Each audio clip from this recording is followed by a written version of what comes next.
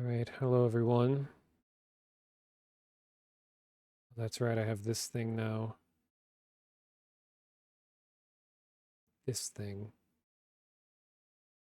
So, hello chat. It's just me again, and gonna do some of what I did last time, which was just look at stuff from my past.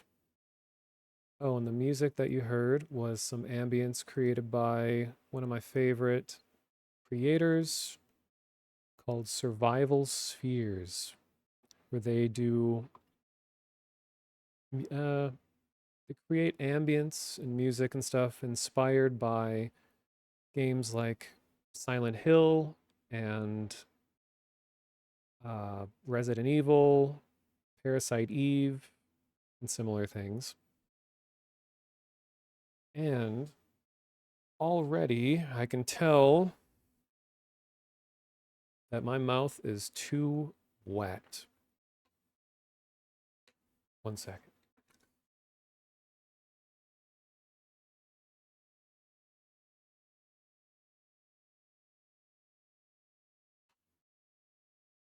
Okay. Anyway, so yeah, welcome to the Inner Evil and Conchita. Welcome to the chat. Bones Wild Ride. Congrats on your first message. Spooky Skellingtons. Thank you, by the way, for the game a while back. And Electric Eel. Oh, and Primary Denizen, welcome as well. I know a whole lot of people just started streaming. Turns out people like the stream at night on the weekend. Very strange.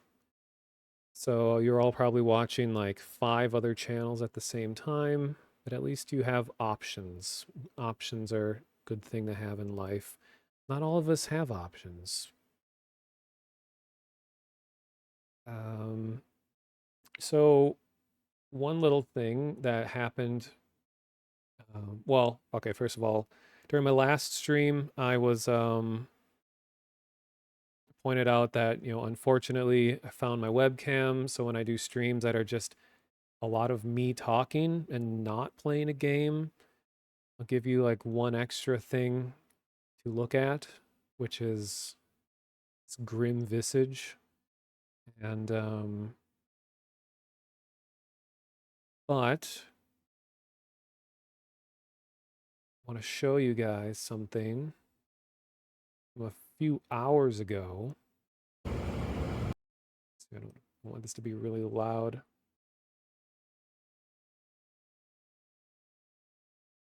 Mm,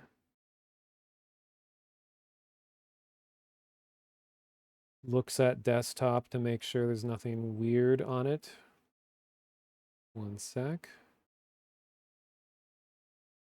Oh, hey there, Hexen. Welcome back. Hope everyone has avoided melting because it was also like 92 degrees here today and it sucked. Even with air conditioning, which I'm so grateful for, it was still bad. And I don't want my air conditioning to be like running in overdrive. So I had turned it down so I'm not just blasting it constantly here.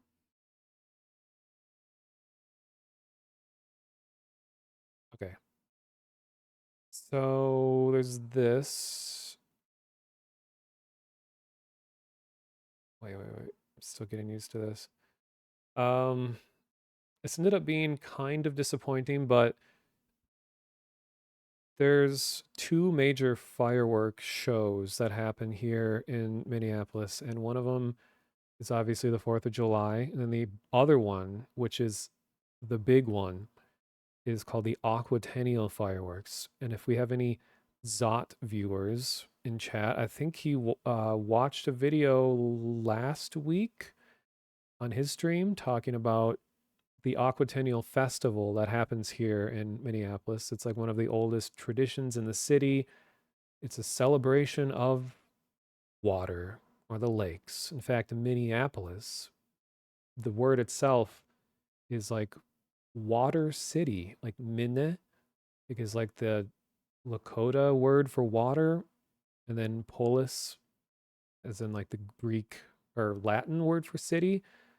So the fact that we are all the fact that the city was built right next to the Mississippi River and have a bunch of lakes and everything by it. A lot of things are named after water here. So anyway, the Aquatennial Festival is sponsored largely by Target, and Target it was based in Minnesota, and they pay for it. And the result is that the show that they put on at the end of the festival is like one of the 10th biggest shows in the country. It's insane. I showed a during my last stream, I showed what one of the bigger shows from many years back was like, and I recorded it from my binaural microphone. Maybe I'll show a little clip of that after this, but this was just from a few hours ago.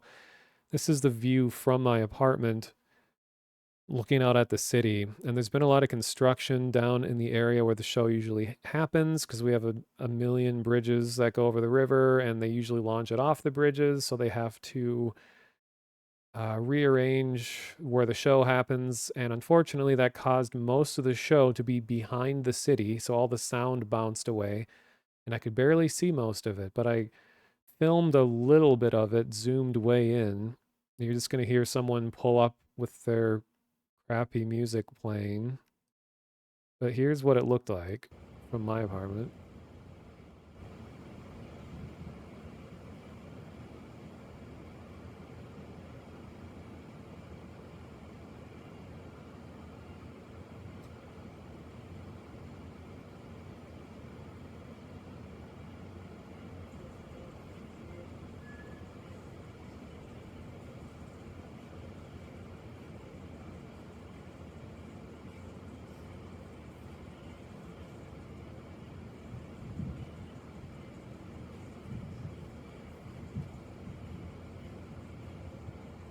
So very quiet, very short.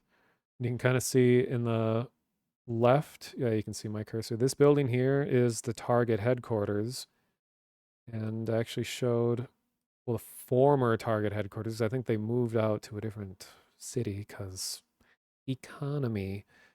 But if you watch this building, you can see that it's a enormous LED displays that stretch across the whole building, and then they can animate it to do all kinds of interesting stuff. And I've actually been up there behind those screens. So let me show you real quick. Show you what it looks like up there. It's going to be recycled content from my last stream.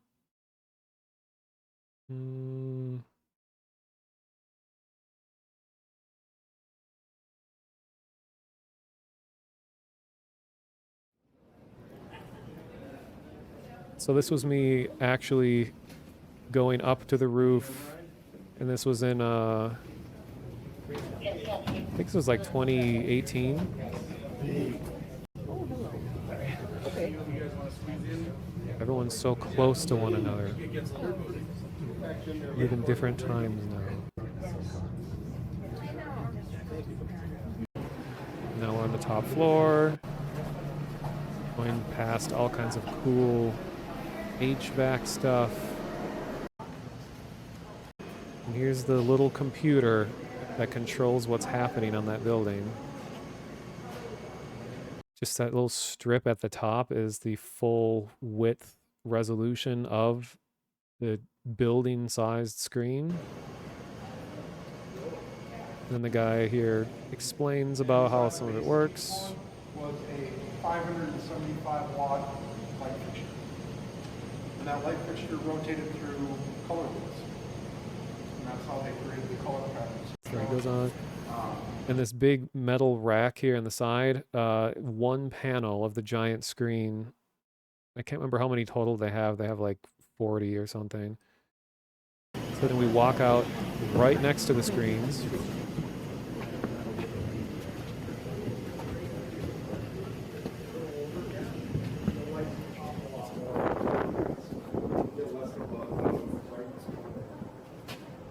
And, you know, it's very strange standing on the roof of a skyscraper when you can see the full width of the building all the way down, uninterrupted by walls and stuff.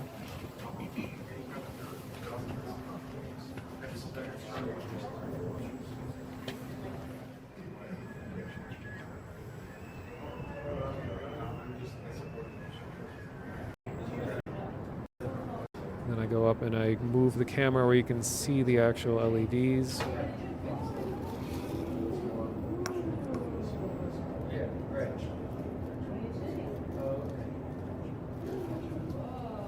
And then here's some video from another channel of what the building looks like from the outside at night. So this is where they can, animate, put whatever they want on there. And there was a festival a few years back where you could play a game on the building with your phone.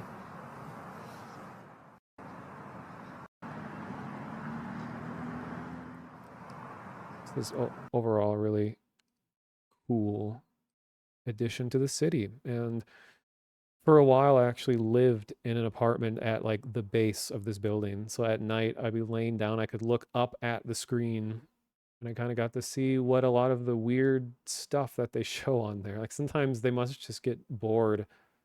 Like, okay, what do we show in the middle of like August?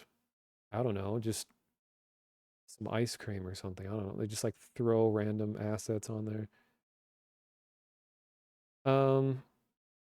And for some reason, when I started the stream, it said that my connection is unstable and that my bit rate is suffering, but everything else leads me to believe that that is not the case. Like I'm watching my own stream. Here, let me go back to this. And I have it in highest quality and audio's going. Everything seems to be working exactly how it should. So I don't know why Twitch is reporting that the stream is suffering for some reason, allegedly. Okay.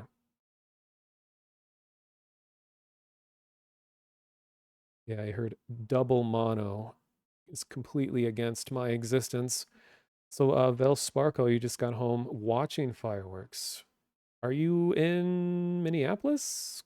Is this a common day for other cities to have fireworks shows too? I thought this was like a really random time for it.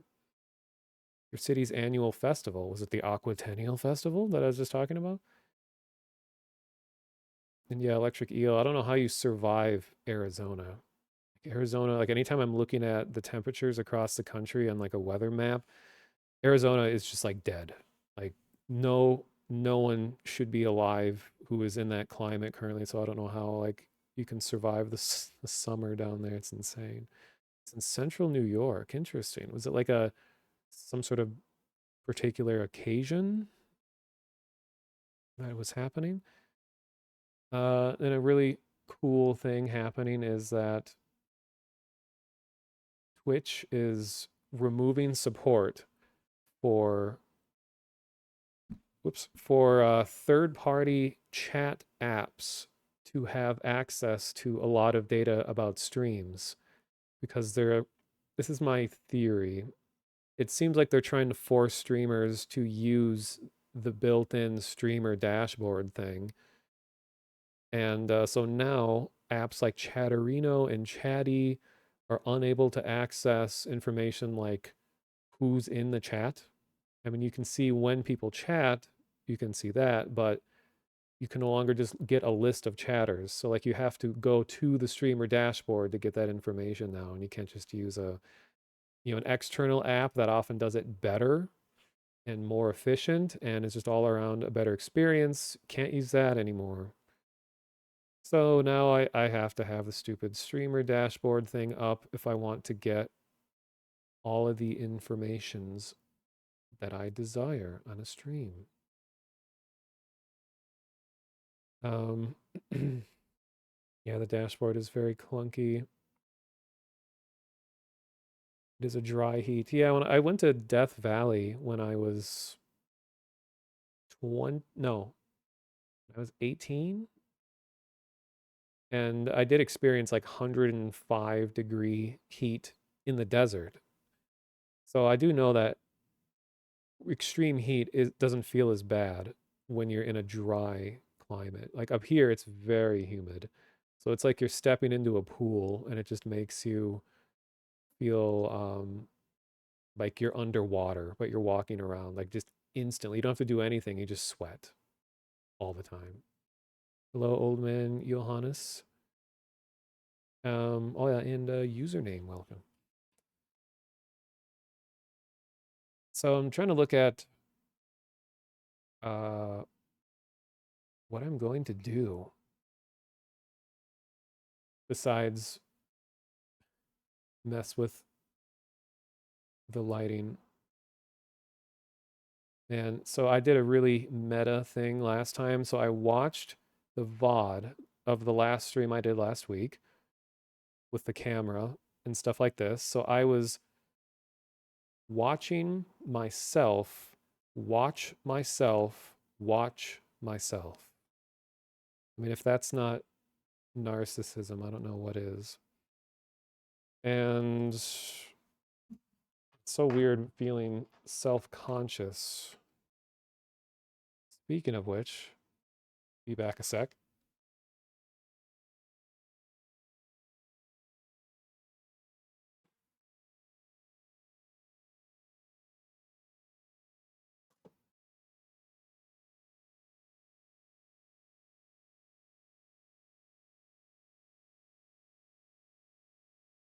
Okay.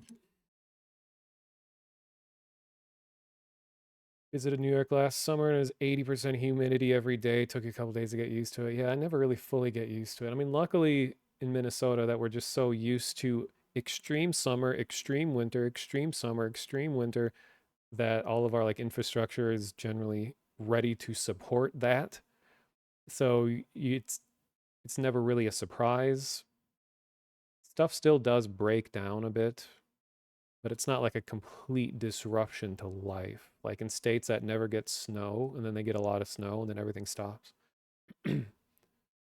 um okay, so yeah, honestly, as I'm sure you're aware, if you watch any of my streams or if you've talked to me at all, especially recently, is that life has been particularly difficult because of job related things as it is for a lot of people and just been feeling just miserable. Just life in general has just felt like a slog, just being feeling useless and just very terrible time. And I've just been trying to find things to make me feel better as I send out like 10 applications a day and all that stuff. And something that makes me feel better is talking. And I often have no one to talk to. So why not just throw my voice out onto the internet as I talk to myself about stuff that I can talk a lot about, which is stuff that I've done before. Because like right now, future is looking very grim. There isn't much of a future for me currently until I obtain income. And so in order to feel better about that, I have to look to the past. Things that have already happened, things that made me feel good about the past. Um, wow, yeah, old man Johannes, you quit your job the other day. Your boss was being an asshole to other people, and it sucks, but good to know that they are screwed without you. Nice. Yeah, it's just I know this is kind of becoming a cliche at this point to just be like, hey, did you know that it's really hard to find a job out there these days? And it kind of people who do have jobs, it must feel even worse to be like, now I really shouldn't leave this job that I already have. Like if you're considering like maybe I should try to move on with my career and go to the next step. Now it's kind of like I might not be able to get back. And that was kind of one of the big steps in my life. Oh geez. That like this was like back in like 2016 17-ish. So this wasn't even pandemic yet, but because I had a stable job and stuff with salary and all that, and then when I was realizing that that I wanted to move on to something that was actually like relevant to what I'm good at, and I didn't know at the time, but I was being paid like way less than I should have been paid for how much work that was asked of me. And let's see. So you'd think that, hey, well, I have skills, I have a degree, I should move on to something bigger and better. And that was kind of the beginning of the end for me. So I foolishly was thinking, maybe I should pursue my dreams and things that I'm good at, which involved getting into a lot of experimental technology with like VR and all that stuff. In my last stream, I talked way more about VR and all the stuff that's been going on there. But so, but even as far back as like 2016, 2017, it was really difficult to find anything stable. I think with any new technology, like I was just looking for anything even related to games or digital art, or and at the time it was like VR or just a pretty broad thing. So I ended up just jumping contract to contract project over and over again, which those did pay, but it was just like barely, barely enough to survive each time. Like never in my life have I experienced financial stability. And even when I had the salary job, I thought it was just normal to be like, oh, yes, I have like $100 after I paid all my bills, and I'm saving like $50 this month. I'm saving $100. And then all of a sudden, tax season, student loans, and like all of this stuff just piles on top of it to the point where it's debilitating and you have no savings and nothing like it's just like your future is just doomed. You're just there to continually pay just barely enough to live. You're barely able to meet the lowest pyramid of human needs. And it's like and shelter is a big thing, like paying rent. The basic human needs of food and shelter. Well, I can pay for food. So now that I'm stuck here with shelter, trying to pay rent. Now it's like you can't even begin to think about um, feeling of purpose, feeling of belonging. You can't even consider love, friendship. Like there's just not, you can't even consider all of these luxuries of life when it's a struggle to just meet the bare minimum of human existence. And there's just like no programs and stuff out there. Like I'm in a point where it's like, oh, I make slightly too much to get any sort of assistance. And, the government just wants you to die if you can't afford all this. Either give up all of your possessions and just, completely just go back, not back, but just go to the streets if you can't get a job. And all my work was contract work, so I don't qualify for unemployment. I mean, it's weird to say this, but luckily the pandemic allowed for me to get unemployment as a contractor for like the first time in US history or something like that. And that's probably the only reason that I actually made it through financially the pandemic was because of the weird exception they made. And I didn't know that that was no longer a thing. So more in recent times when like now I'm trying to get on and find stability, I was like, maybe I could get some kind of unemployment payments. And then I looked into it and they're like, oh yeah, the like I was calling them on the phone because things weren't really working out. Like I was trying to sign up for the thing that I did online to get even just like a tiny bit of assistance of some kind. They're like, oh no, you have to have had this specific type of employment to qualify for unemployment. And maybe it's really obvious to people who understand how government works and money and tax and all that bullshit, but to me it wasn't obvious because apparently an employer needs to be a part of a program to fund its employees' unemployment. Where when I'm doing contract stuff, it's untaxed money.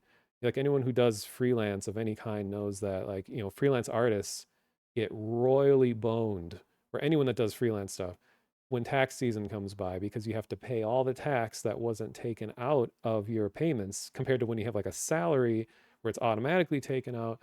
So you have to anticipate that you're going to be getting all of that, but usually you're so like you need every dollar to survive the month, to pay rent, to pay electricity. So having too much taken out, or setting too much aside and all that may literally mean that you can't pay bills. So it just ends up being, so you just have to clench it up when it comes around April and be like, all right, how much do I owe? And oh, there goes half of all my money. So then I have to split everything up into installment payments because I can't afford to pay all the tax at once because it's literally thousands of dollars. So then installment payments are like, okay, you can pay it back in small portions all the way up until next tax season. We can figure out how much more you owe. So now we're adding thousands more and more student loan payments and more of this. Like I've been out of college for what, 14 years now, and I'm not even close to paying off all my loans. I mean, I went to college for graphic design and it was before web design was much of a thing. So if I had started college even a couple years before, I probably could have gotten, or a couple years later, I maybe could have gotten more into web design stuff, which there is still a lot of work out there for print design, but not nearly as much for web design. So I ended up having to be completely self-taught in that field. Um, and I think all of, the education I got with graphic design and all that was an important thing. Like it did help me a lot. Like I already had all the technical skills that I need for that. Like using software and stuff is no problem for me. In fact, I ended up helping my professors use a lot of the design software because it changes so much. But they had all of like the real world experience and things that, and just making connections that way. But even then, I wasn't able to get a job out of college, even though that was apparently like one of the, the hottest industries, like getting like graphic design. It was slightly before like UX design started becoming a big thing, which that pays a lot. And more recently, I tried to get into UX design, but then because a lot of companies are looking for it, it's like a hot button thing. But apparently, just from what I've seen online, that people who were really jumping on that the bandwagon of like, oh, get into UX design, everyone wants it and it pays a lot. Now that is an oversaturated market now too, because so many people are like, oh, this, if you're an artist, you're more of a creative minded person and you're kind of more of a technical person, it's like the perfect field for you is to get into UX. So a lot of those people who are used to not having high paying jobs or being able to, people in the art field, which is really rare to be able to make a living off of making art, for different or design or other uses of it, or suddenly had an option to actually get a lot of money. But now it sounds like that is even way oversaturated with people. And usually companies only have or hire like one or two people to do that kind of work. So good luck. Um, so anyway, yeah. So I remember a moment that was just really, it was my first miniature wake up call about like the reality of what I was getting into with life. Was like I graduated college in like 2010, and the only job I was able to get like a year or two later out of college was Quiznos, the sandwich shop. And I was thinking like, oh, this would just be a job that I get until I find something better, right? Right? So I worked at Quiznos, which honestly it was a pretty good place to work. Like a lot of times people say that when you work at a food place that you'll never want to eat there again after you've worked there because like all the secrets, But I actually have a better, more respect for Quiznos after having worked there, and I still get it occasionally. There's like 2 locations left in the world or something, but my location closed. But anyway, I was working there and I was at the register and I just had some small talk with like a guy who was just there like with his family buying sandwiches. And he said something like,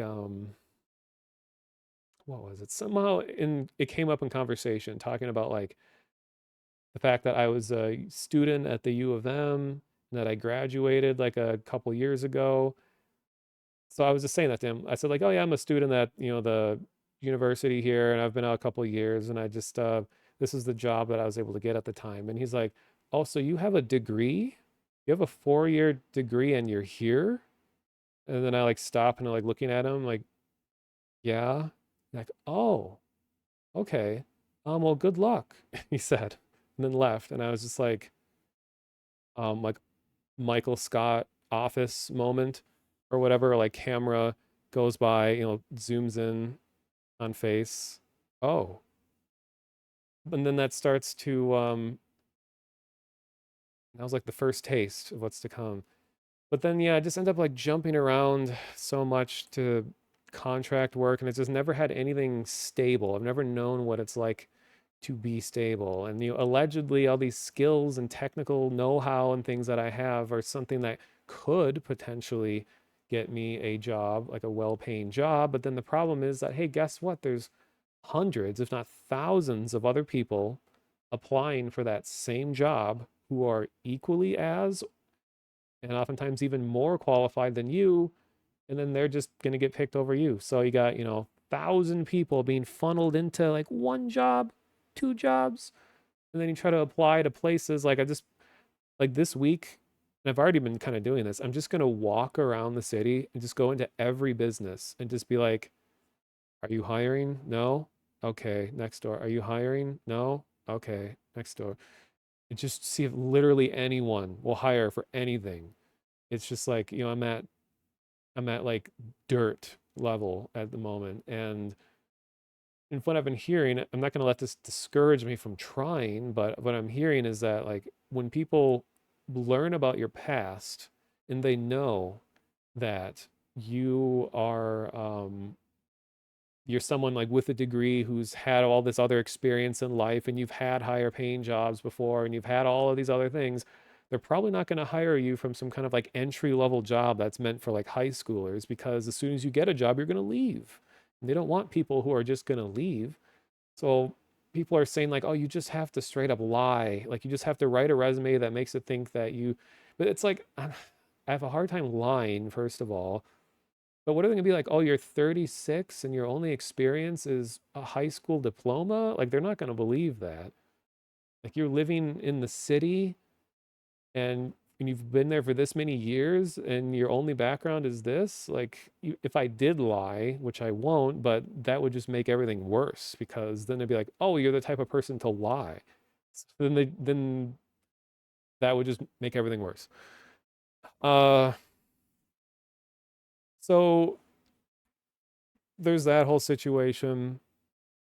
And yeah, it's just, I mean, it's a surprise to no one, but just how absolutely like money is everything in life. Like I always knew that, like, yeah, we live in a society in capitalism, like that whole thing.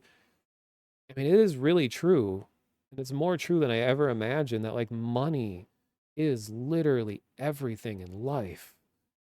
Like I've learned that I can live with no close connections and no security, no feeling of closeness or purpose. I can live with like absolutely nothing.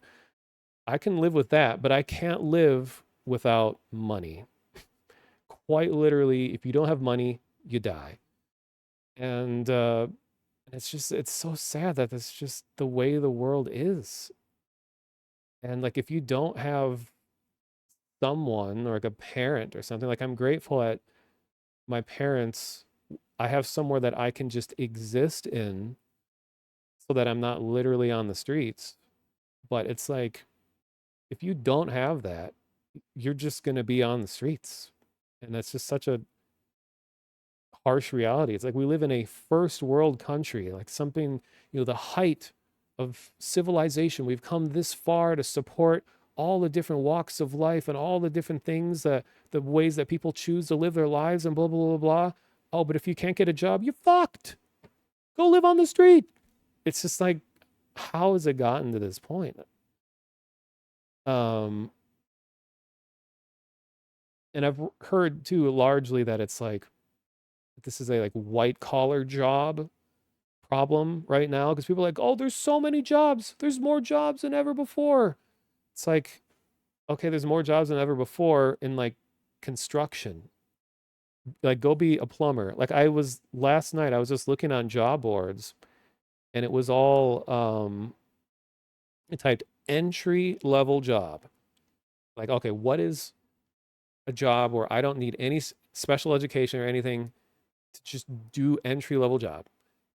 And nearly all of them were like, ah, yes, entry level, I don't remember what the exact wording was, maintenance technician of some kind. I'm like, okay, maybe I could do that kind of work. You need a certificate in this, this, and this, and knowledge in using this and this type of machinery and working with these tools and blah, blah, blah. I'm like, entry level, hello? And then they'll be like, okay, entry level, what was it? It was like financial assistant or something like, okay, that sounds like a miserable job, but I can't be picky right now. Okay, what do I need for this? I need a background in doing this, this, this, and this, and like, blah, blah, blah, blah, blah. It's like clearly these jobs aren't entry level. And there's even one where I'm like, okay, here's a science related thing where I'm supposed to use specialized software at some research lab to help prepare samples for some kind of thing. I'm like, oh, that sounds cool. I mean, that's better than like financial assistant. I go like, okay, what do I need for this? Must have at least a year of past experience processing samples of this, this, and this, and you need to have been able. You need to know how to use this software and a background in like biology and chemistry and blah blah blah. All these things. Like, how is this entry level? It's like literally you just need to like what like what are there? Is there just a farm somewhere where I can go and just pick corn? Like I'll do that. And then yeah, big problem too is that like I haven't needed a car for the majority of my life. And I used to drive a ton way back then, but then when I had like my salary job and all these things back in 20 from like 2010 to 2016ish, I managed to like public transit and bike and do all of that without sorry, without needing a car. So when I moved downtown, I was like, well, I'll donate my car because it's going to be a lot of extra payments that I don't need. And for most of my life, I've never needed that. But then suddenly now, where it's like, oh, okay, it's going to be way harder to get a new job, especially one that actually pays bills. It's going to be way harder than I ever imagined. Now suddenly I need a car and I have no car, but I don't have enough money to get a car because I need to have a job to get money and I can't get a job because I need the car. So you just get the old catch 22. And it's like, well, maybe I could figure out some sort of like carpooling thing or whatever. Or I mean, because I'm comfortable public transit and biking and all of that, but a lot of these jobs are like several cities away. I would be biking for like 4 hours one way to get there. Like I already had a job where I had to take the train, like an hour and a half commute one way on the train to get to the job, and then an hour and a half back, which wasn't too bad, but I can't imagine going any longer than that. It's just, I don't know. It's just an insane situation. It's like, how do people live? Like, it's just you kind of enter this surreal mindset of looking around and be like, like, how are you supposed to experience life? Is this what life is supposed to be? Are you supposed to grow from this? Are you supposed to recover from this? It's like your mind just goes in such weird places when you're this vulnerable and you're this at this point in your life. And it's just like, God damn. And it has been at least a little relieving that um, Reddit has a lot of discussion boards about, people in similar situations, people talk about it. So at least I feel like, okay, well, I'm not the only one. I'm sure some of this has to do with, me specifically in my own life and my own situation, uh but a lot of it is beyond my control, and reading other people's experiences does make me feel a bit better. Like there's a lot of decisions that I could have made in my life that would make my situation so much worse. And, I'm grateful that I don't like, literally I'm at the point of like counting blessings each day. Like, well, at least I don't have like a debilitating illness. At least I don't have like, 5 kids that I have to take care of. At least I'm not stuck, like there's all these things that I'm like, living alone is extremely expensive and has a lot of effects on your life, but at least I don't have to deal with another person while I'm in this situation. Though it would be nice to have another person to, talk to, but sometimes that can lead to a lot of other like, dependency and all kinds of dangerous things where it's like, if you literally can't get away from this person because you need each other financially to even keep going, and that's all that's holding you together. So I guess I can, I can count my blessings each day. At least I'm not this. At least I'm not this. Just like grasping at straws of, reasons to keep going another day.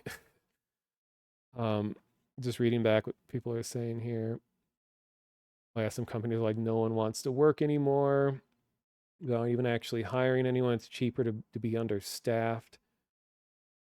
Yeah, there's a lot of videos and stuff about this too. I mean, it's hard to, get like an honest, educated view on a lot of these subjects.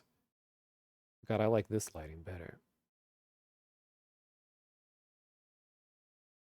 Well, I think there's a lot of truth to it. Like apparently there's things that companies do where they'll actually, um, they're like required to have a minimum amount of jobs posted, but they're not required to actually hire anyone. So they'll just indefinitely leave jobs out there. And I don't know if this is what I'm seeing, but like when I'm looking for some jobs, I notice that some have been up for months and months and months. And I don't know if they just forgot to remove the post or what, but like I've applied to this one job like once a month for 3 months now because it seems like a good one, but never heard anything. Oh, I had a really cool situation recently where there was a company where I got like the closest I've ever gotten to actually getting a job in the last like couple months, or no, couple year and a half. And I felt like I got really close. Like I fully qualified. It's a place that I can physically get to really easily. It's like an in-person thing. And I went to the place and I was able to meet one of the managers there, and they took me on a tour of their building, and we got along well. We're both kind of laughing, like, oh, and I'm saying like, I would love to do, this kind of stuff. I have a background in all of these things. I'm very comfortable working out that. I'm like, this seems like a really great place, and people who were working there, they're all cool. And then he was like, hey, do you have a card? And I'm like, oh yeah, I have a card with like my email and phone number and stuff on it. And I was like, wow, this is going spectacularly well. And then I got home and I had already applied and everything. And then I waited like a week and then I called back and I was like, has anyone been selected for this job yet? And then they're like, oh no, the guy that's gonna hire is out doing something. He'll be back in a bit. So I waited another week and then called back again. They're like, oh yeah, he's gonna be in tomorrow night. So you should probably hear back in the next few days. Like, okay, waited a few days, and then I just get an email that anyone who's in this situation knows, unfortunately, comma, they just like moved ahead with a different applicant. And then it said like that you that like I do appreciate that they left an additional note. This wasn't sorry, didn't get it. See ya. It was that they said we received an unprecedented amount of applicants to this job, to this opening, and took us longer than usual. We apologize for how long it's taken to select someone. So like apparently they got hundreds of people, and this is an in-person place. This wasn't a remote job where you're competing with the world. This was very local, small time company that you have to physically go to in person that got hundreds of applicants for one job. Like if that's happening for a tiny local job, like what? It's like you pretty much have to know someone that works somewhere, period, to get a job. When I think back at like all my previous projects, like, oh yeah, I knew a person. That's why I got this. Oh yeah, that dream job that I had that the pandemic killed. I got that job because someone who already worked there referred me. The big salary job I had, the only reason I got that job was because a relative worked there. I'm like, oh, nearly every single paid thing I've had in my life was because I knew someone. So I guess that's just another truth of life is that, like, to be able to sustain yourself, you need to have a lot of friends. You need to not be a loner, not be an introvert. You need to not be all these things that are like core to the personality of a lot of people, including me. And you need to have all these connections so that they can get you the job. It doesn't matter how much work you put in, doesn't matter how good your portfolio is or all these things. You just have to know someone. But by some divine intervention that they got the job without a reference, that they have like this godly resume, I guess, they get the job and then they bestow the ability to sustain oneself upon their friends and family. They allow them to move on in life and move forward. Maybe that's just a product of that there's just that many people in this world now. There's just that much competition. White collar jobs, like computer stuff and office stuff and all that are just more competitive than ever before. It's like what a time to be alive. As much as I love modern technology and all the advancements, like I've always wanted to live my life in a way where like my life couldn't have been lived like 10 plus years ago. That's why I like working with VR and all these technologies that are so unique and so defining of the time. Like I always like the future and thinking about all of the big changes that happen and stuff. As much as I like all that, boy, has all of that complicated the world a lot too. It's not like, oh, VR causes, no, but it's just the the progress uh, of humanity, I guess. Thinking back, like, sometimes people will be so out of touch that they're like, oh, well, to get a job, you just got to walk in, ask to speak to the manager, shake their hand, and, hand the card over. There you go. I'm like, uh, ugh, just rambling and stuff. It's a little crushing realizing that my work and passions are going to have to be separate for the rest of my life. Yeah, it is tricky. I mean, I've always been able, not always, but I mean, now, no, but for a lot of my life, I was able to weave things that I'm passionate for into what I do for money. And of course, it's just like I've been saying about how, um, like, oh shoot, I forgot what I was going to say.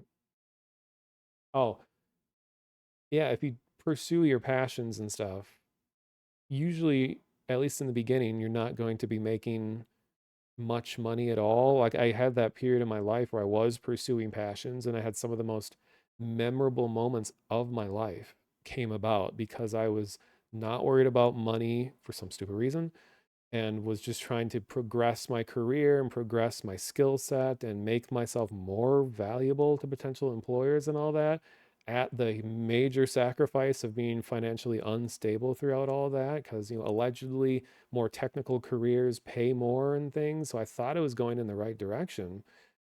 But I don't know, stuff changed, I guess. um I know we talked about a lot of this already because I'm kind of behind reading back at people are saying where it's like charge more for 1099 work because you pay your own taxes. Yeah, and I know people that do freelance work when you have to pay that.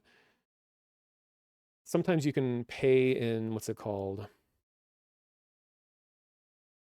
Where you can every quarterly payments. Like people who are hardcore into freelancing, like they have it all set up where they automatically have money that they pay their taxes 4 times a year instead of the one massive thing that a lot of people do. But usually you don't do that unless like you have made that your whole way of life. And that's a tricky thing too. It's like I've been feeling around and trying to figure out where to go with my life for so long that I don't want to dive too hard in one direction because it could just mean like a colossal failure. Like I'm trying to play it safe here. I don't want to go too hard into one direction. Be like, okay, I'm just going to do like all this, to put all my resources, all my time, all my money into this, and then just die. Or, but then you also kind of die just slower if you are careful and you're like, okay, I'll try going in this way. If like an analogy I like to think of is like when you're trying to grow your professional life, that you're just going out into the woods and you're like, oh, here's a little path. Like, once you, I don't know, reach 18 or whatever, you're an adult magically. And that's when you're shown where the forest is. And then, like, okay, I'll enter the forest of adulthood. And you're kind of following a really shallow path. You're moving around. You're looking for a little bit of guidance. Okay, maybe I'll go this way. Okay, maybe I'll go this way. But then a lot of people, including myself, like we just kind of arrived at a clearing where it's like, okay, here's a big empty area in the middle of the woods. There's really nothing here. Okay. Looking around. Oh, even the path where I came from is gone. There's no direction. There's nothing even, there's no instinct about like, oh, maybe I should go this way. There's no trailheads. You're just, okay, now I'm in the middle of the woods, nowhere to go, no direction. Now what? Hello, life. You gonna give me a hint? Like maybe a noise that will like make, oh, maybe I should go that way. Something, anything? And then you just hear crickets until you starve and die. Uh, definitely having similar experience in a job market, so it's not just me. Yeah. Yeah, entry level these days seems to mean you're beginning beginning of a certain field. Not literally you have nothing, start something. It's like assuming that you already have experience in this particular field and this is the first job that you would get to begin that field. So, was that. Like I've been looking for a lot of just quality assurance for web design, video game, uh, anything even vaguely related to digital art, if possible, and then anything related to like graphic design, even though I'm behind in a lot of that because I haven't had a graphic design job since 2012. Web design, even though that has progressed a lot since then and changed a lot. Maybe UX design, just anything even vaguely related to stuff I can do. Like even like Chipotle uh is getting thousands of applicants and they just have to turn most of them down. Um for what it's worth, Mono, you've brought a lot of peace to my life through your streams. I'm glad you're able to do this while other aspects may be discouraging. Well, thank you, Strudel. It really does mean a lot. And that's a big part of why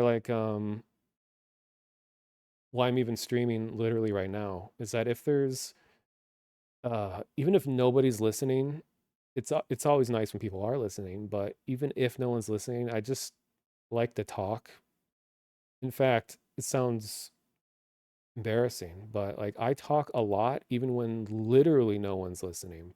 When I'm by myself, because like there's no one here, as far as I'm aware. If there was someone here, hey, we should hang out. Like if you're hiding in my closet or something, we should just like hang out. Be cool to be haunted by a ghost. So I'm trying to find ways of attracting ghosts so I have someone to like talk to and hang out with.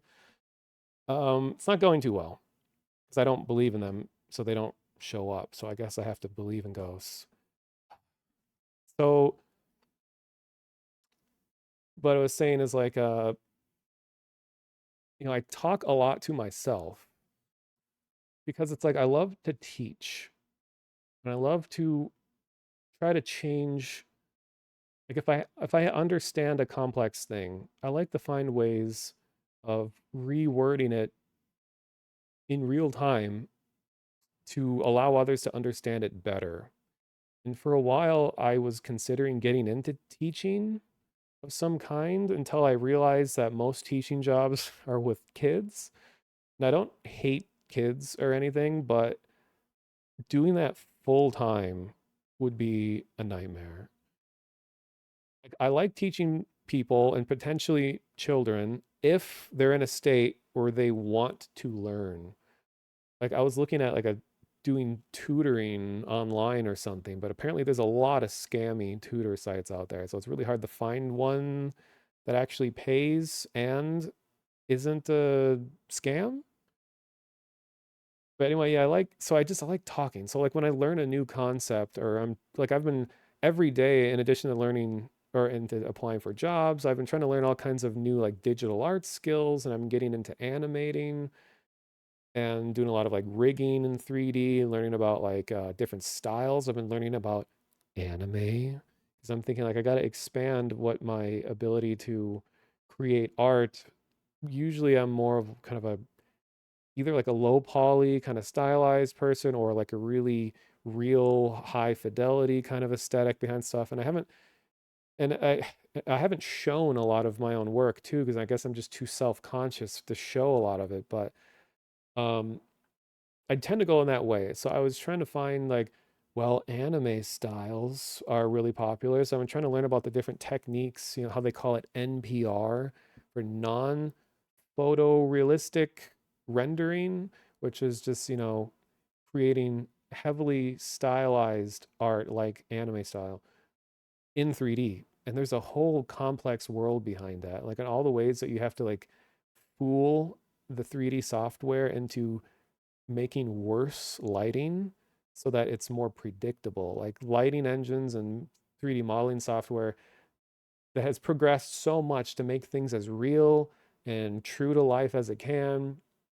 And then you're suddenly like, oh, yeah, I actually don't want you to have reflected light. I don't want you to realistically have um, shadows, blend between different areas. Like you have to like remove all of these things, and there's things called normals, which are like in 3D spaces. A single polygon has a normal, which is the way that light sees the polygon. It's like if a normal is facing this way, light will be like, oh, I'll go here and they'll bounce off this way. But if you want things to be more stylized and you have like a really sharply defined shadow, you have to like even out the normals to remove the detail. Okay, you're removing detail uh, only from the direction that light sees it and not actually changing the mesh itself. Kind of hard to explain, where it's like you could have a square, a plane that's really noisy, like a lot of ridges, like I don't know, like a mountainscape or something.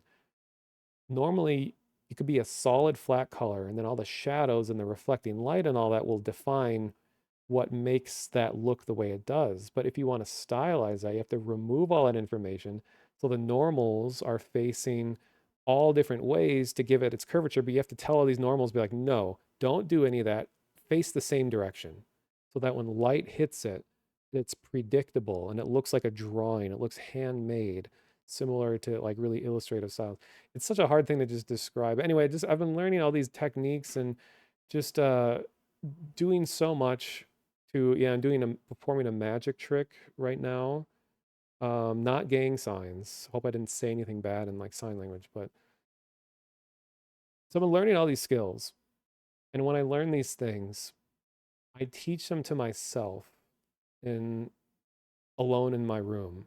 So I'm like walking around as if someone's sitting there and they asked a question.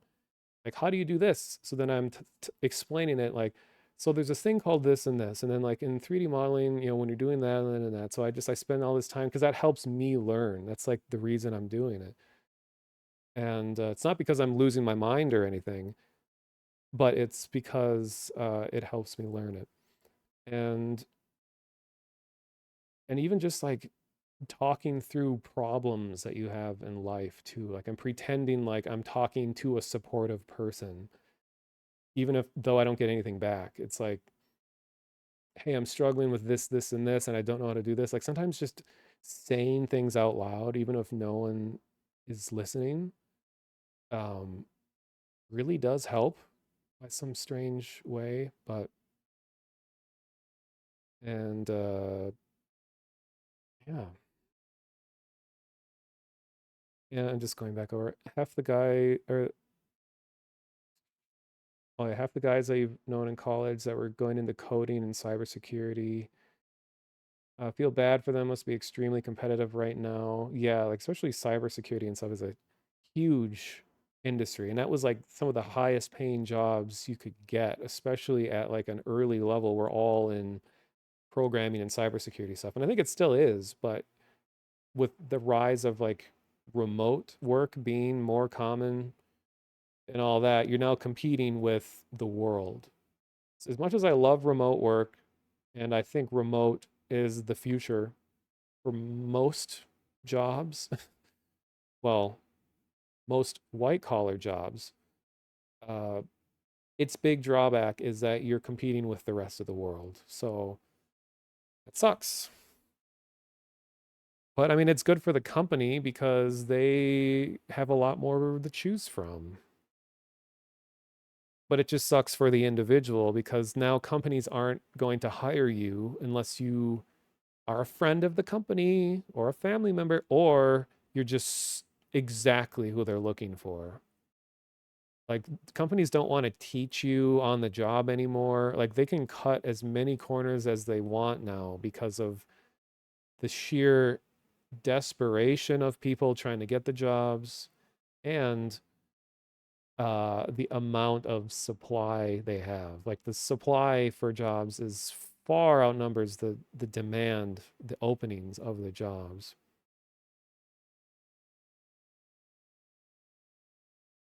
Um,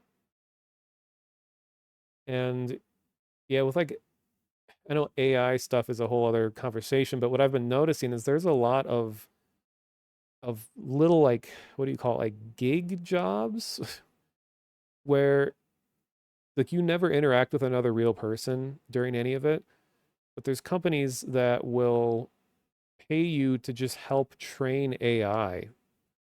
And for a lot of people, like morally, you'd feel very opposed to doing that. And I have done a couple jobs that just pay like $100, couple $100, which, these aren't going to pay my bills, but it'll allow me to eat for another week. Um, these jobs are just like a lot of it is under NDA. So I can't really say specifically, but you're just helping teach AI to understand things. And it feels surreal and it's cool in the sense that this is such a weird thing to be doing, but then it's also massively depressing thinking that, hey, I'm helping create the thing that is preventing me from getting future jobs. I know there isn't like a direct correlation. It's not like literally this technology will stop my specific line of work, but it's just like, hey, I need money to live. And if surrendering some of my humanity, yeah, in my soul, and setting some of my morals aside is what I have to do to be able to eat another week, to pay rent another month, you just have to do it or die. That's always the option. A friend of mine was able to uh, dip their toes in the water regarding teaching by becoming a substitute teacher and has really enjoyed it. Yeah, I don't know. I guess that's why I probably would, if I had a choice, would more want to get into tutoring.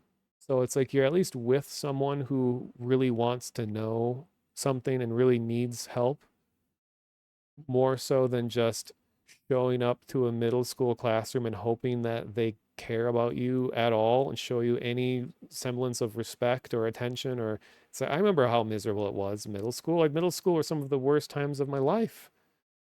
And but watching how people treated the teachers, like I can't imagine what it's like now with like phones and people just being deplorable, and then their parents come in and defend their kids for being deplorable, and then the teachers are always the one that's wrong. I don't know. I just, oof, I could not deal with all that. Uh, you're the exact way for a brief period you lived alone, would spend a lot of time narrating what you're doing as part of what made me consider streaming and content creation. Yeah. Like honestly, streaming and stuff, as as simple as it seems to be, uh, like it can really help you just learn to talk better. It can help fight your fears in a kind of a safe environment, more comfortable like public speaking. Like even if there's literally no one watching, just knowing that there could be oftentimes is enough to kind of jog your brain and to train yourself to just feel more comfortable talking. And plus, you can learn a lot of technical skills with like learning about how to set up audio equipment and recording video and capturing all that stuff. Like, I haven't seen, there's some places that are hiring like video editing positions and things. And I mean, I have done that before, but just a matter of like, I don't know. I mean, I applied, but my portfolio is not oriented to video editing at all. And there's people that are way better at that that will definitely get chosen for it. You forget that little twerps have phones now. Yeah. And I'm not always, phone equal bad. Like I like technology and everything. It's just more that, you know, holding someone's attention, period, is one of the hardest things you can do in life. Like there's some really difficult things. Like there's making someone care about you or something, whatever, is one of the most difficult things. And usually the only way to make someone or to convince someone to care is through getting their attention. Then that's the second hardest thing, is to get someone's attention. And then we live in a time where there are so many other things that are on everyone's mind all the time that are pulling your attention away. Like I remember when I was in school, the most that I would ever think about while I'm at school is what I want to do when I get home. And I had no way, like I didn't have a phone. I didn't get a phone until really college, but all I was thinking is like, oh, when I get home, I want to do this.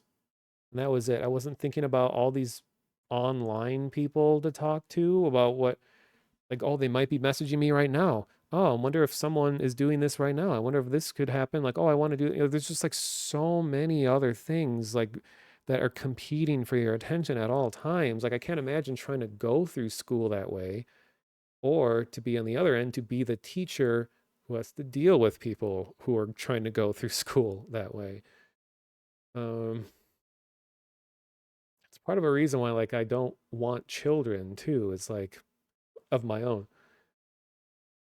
And like, I don't think the world is all doom and gloom. There's certainly so many more negative things than ever before, but there's also more positive things too. But just largely, it's like I'm already 36 and I barely know what I'm doing with my own life. I can't imagine trying to raise someone else. It's like if I can't help myself, how am I going to help another person who is 100% reliant on me? Like, ooh, I can imagine. So, I think a lot of just, well, for me personally, a lot of the reason why I am the way I am is just because of uh, I haven't had access to stable enough income to even start making long-term decisions, because it's always been like I'm just barely afloat my entire life.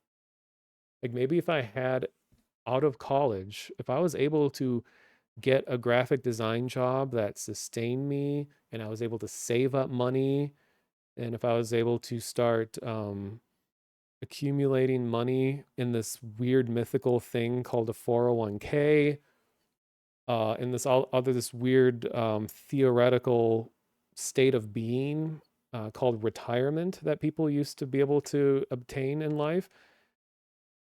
If I had been able to get all this money and save up, out of college, maybe I would have think differently about having a family. Maybe I would, because like maybe I would have gotten married in my 20s. Maybe I would have like my so many big decisions in life would have gone differently had I had reliable income.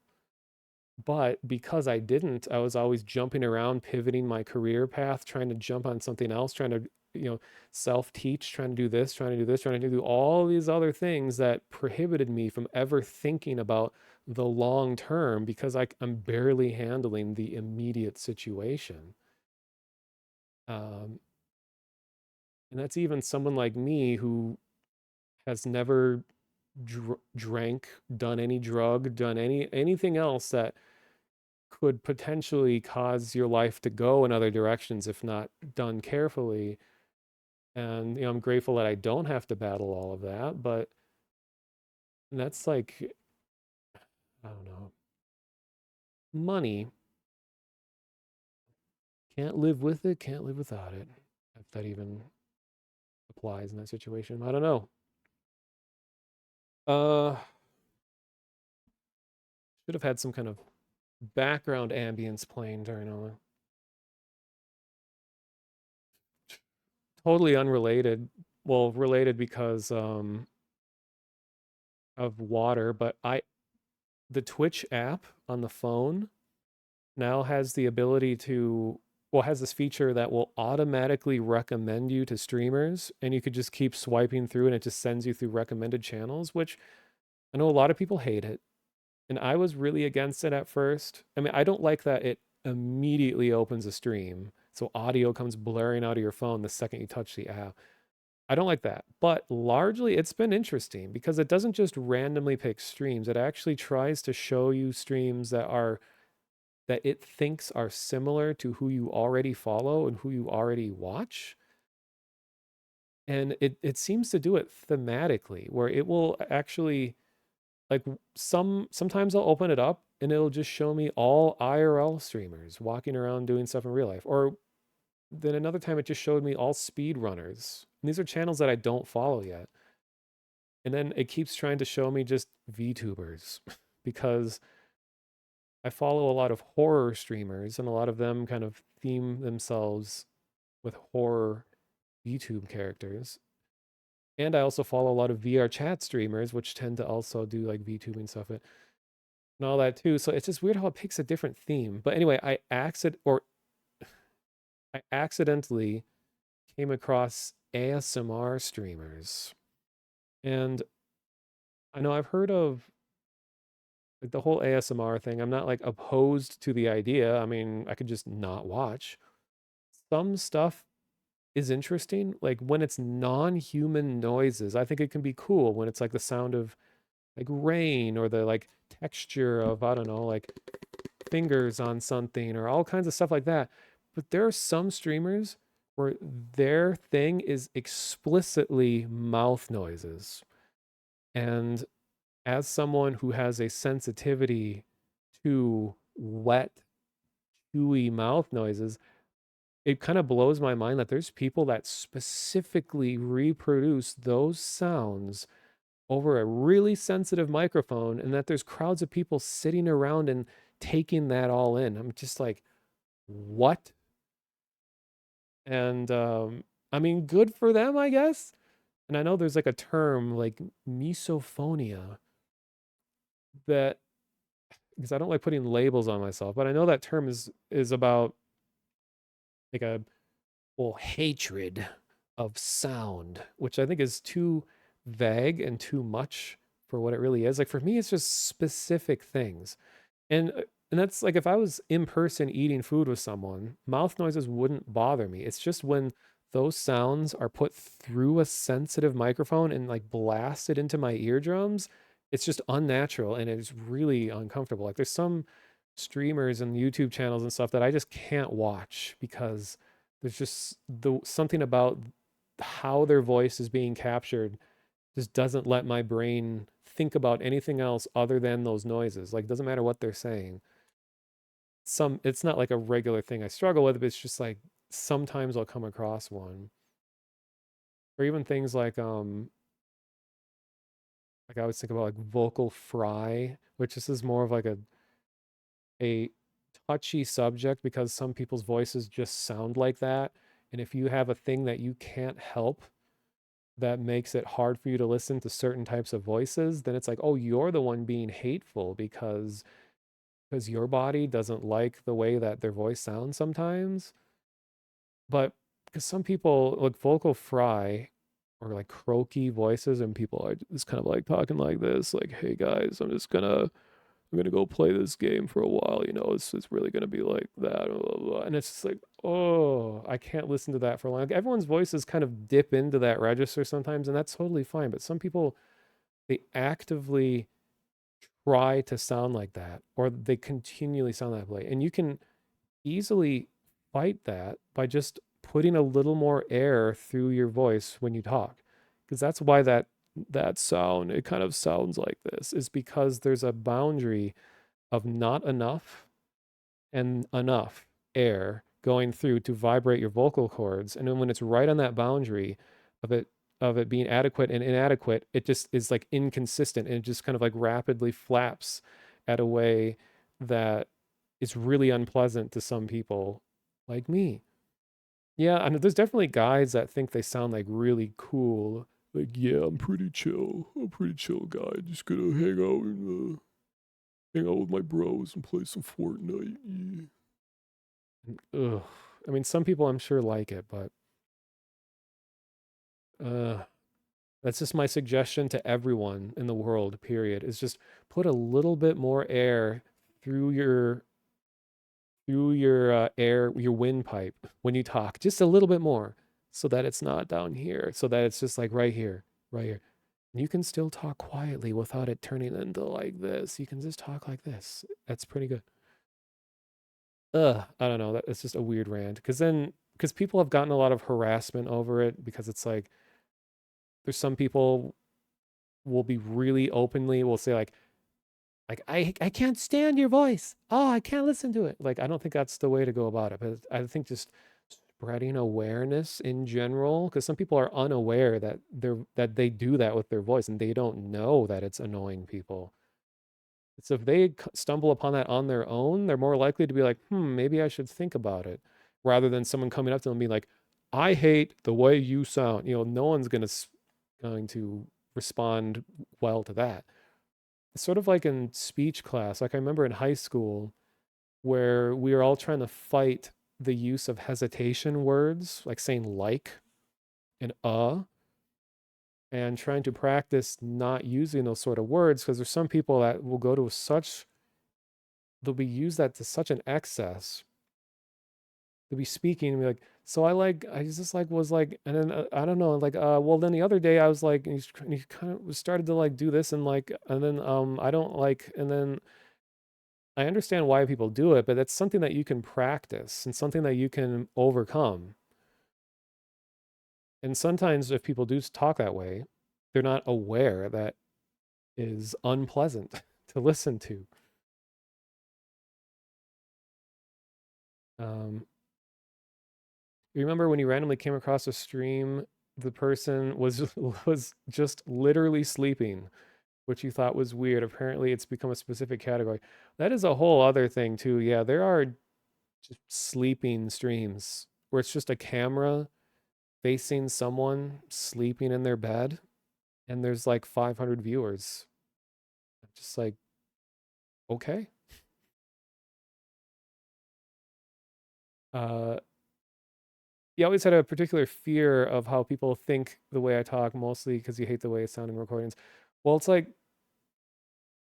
I think that sort of fear, because it's very rare that anyone likes the way they sound. Like, I think it's always in the back of someone's mind that, like, oh, like when I listen back to myself speaking, I'm just like, oh, ooh, ooh. I mean, it's like that way for a lot of people listening to their own voice, because it's like you hear your own voice reverberating through your skull, and it sounds a certain way. You're more comfortable with that. So when you hear it from an outside source, like a recording, and you listen back to it, it's just like, this doesn't sound like my mental image of what I should sound like. And it's just, so I think that just kind of becomes a thing that you practice. Not really practice, but you just kind of get used to, I guess. And I think in general, people don't sound as bad as they think they sound. I mean, it's all a matter of opinion. I don't think anyone can be like, "Oh, you objectively sound bad" or anything. I think a lot of it is just a more a way of presentation. Like you can have any okay, when we're talking about like video recording, you're recording yourself talking. You're on a stream. You're presenting yourself. I think that's kind of the frame that I'm thinking of about voices. I'm not talking about like, oh, if I'm just in casual conversation with someone and they sound a certain way, I'm not going to be like, oh, I hate your voice, because I'm just thinking like, okay, when you're recording yourself, you're presenting yourself to the world, and that recording is going to continue to exist long after you're gone. In that case, I think it's a lot about presentation and knowing how to balance your voice out with other things. I don't know. I'm not an expert on this. Like, well, obviously with streams and stuff, trying to make sure you're not too loud, but you're not too quiet, and then that your voice relative to any other audio isn't too loud or too quiet. Like you never want your own audio levels to be hitting the maximum point because you can have a quiet microphone. No, you can be quiet, but your voice can be peaking, which will almost always be perceived as bad for most people, unless you're trying to sound bad or something. Because, like, that way, you're abruptly cutting off a whole range of frequencies of your voice. And there's also a thing, too, with like if your voice is of different registers, if like a higher pitched or lower pitched voices, you can adjust how the audio of those different frequencies are either reduced or increased. Like some people, they'll just be absolutely in love with the fact that they have a low pitched voice. So then they'll go in and they'll boost the bass to such an extreme that their voice is just the bassiest, hard to listen to thing ever. It's just and it's just like people try to do like the radio voice thing, and that's hard for me to listen to. Like I'll come across someone in VR chat, like a setting where people are generally more casual, like you treat it more like just a regular conversation.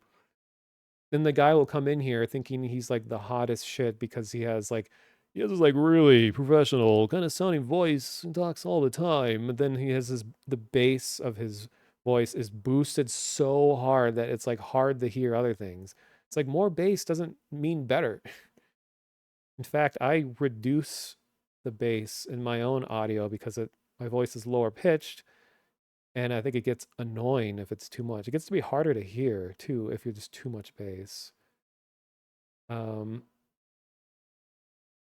oh yeah, when you meet someone in person versus like how their mic sounds online, like yeah, like some people way overcompensate. Like you want to be truthful too. Like I don't like when people play so much with their voice. I mean, this it's just a matter of personal opinion, but like you on the internet, it's so easy to make yourself sound so different than how you really do, even to go to extremes of like voice changers and things like that. I mean, I think people appreciate authenticity, that you're not spending so much time trying to be someone you're not.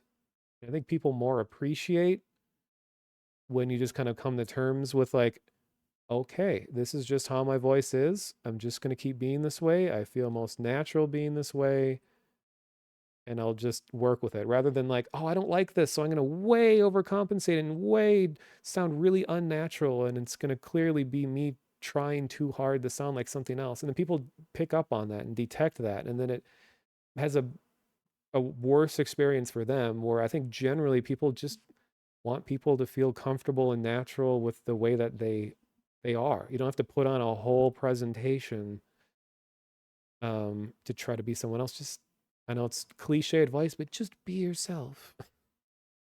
You can touch things up a little bit here and there, but don't do too much. Let's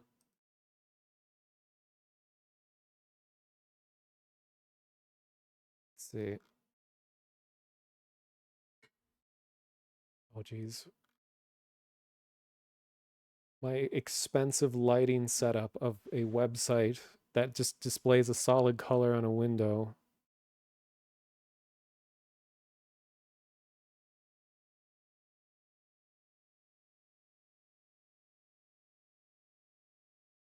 Oh, there we go.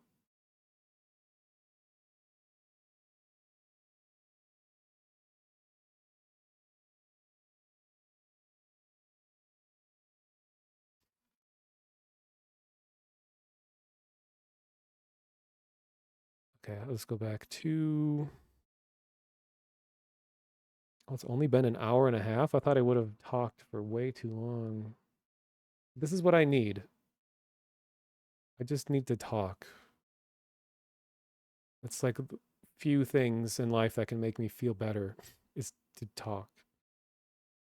Um, learning audio is such an easily frustrating trial and error process. You were amazed with and you realized how much hearing your own breathing bothered you. Yeah, like when I do IRL streams and I watch them back, I'll realize like, oh man, I was breathing so heavy that whole time. Like a lot of times you don't realize how much is getting picked up over microphones.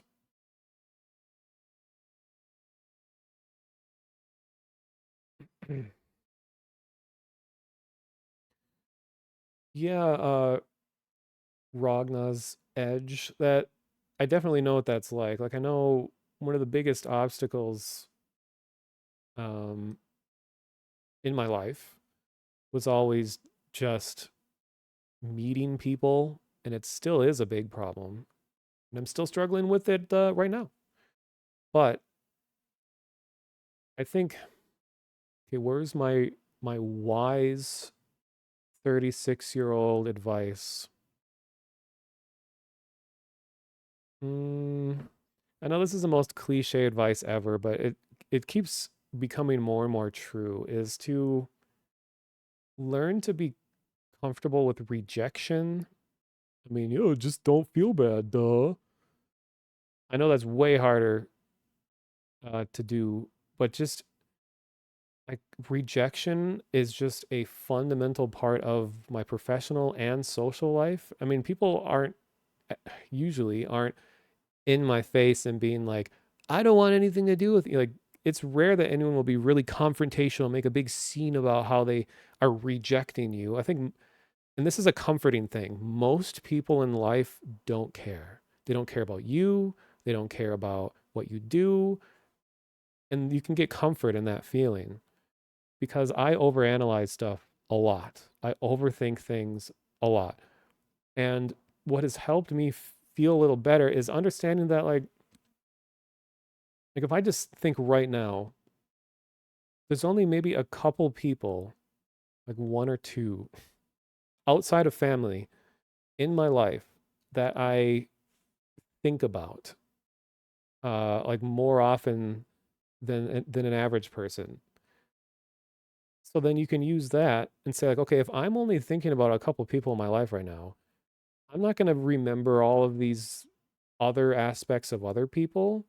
So if you're going out and talking to someone and maybe you have a bad experience or a bad first impression and nothing really gels with them well, and then you're trying to not, you don't want to get that rejection from them and all of that. Um, sure, at the time it'll feel a little bad, but like literally minutes afterwards, they just don't care anymore. Like most people just don't care. So if you kind of get into the pattern of just taking risks and being like, just trying to start a conversation with someone, whether it's online, whether it's in person, or even in like a social online thing, or all these different settings, just be okay being awkward and knowing that this probably won't work out. And then just think about how much worse you would feel if you didn't give that situation a shot. Like I remember throughout high school and college, that was the biggest like plague of my life when I would have these opportunities to potentially meet someone who I think is really cool and interesting. Then I had a chance to do it And in my brain, I'm like, come on, just do it. Just do it. Come on. Oh, no, no.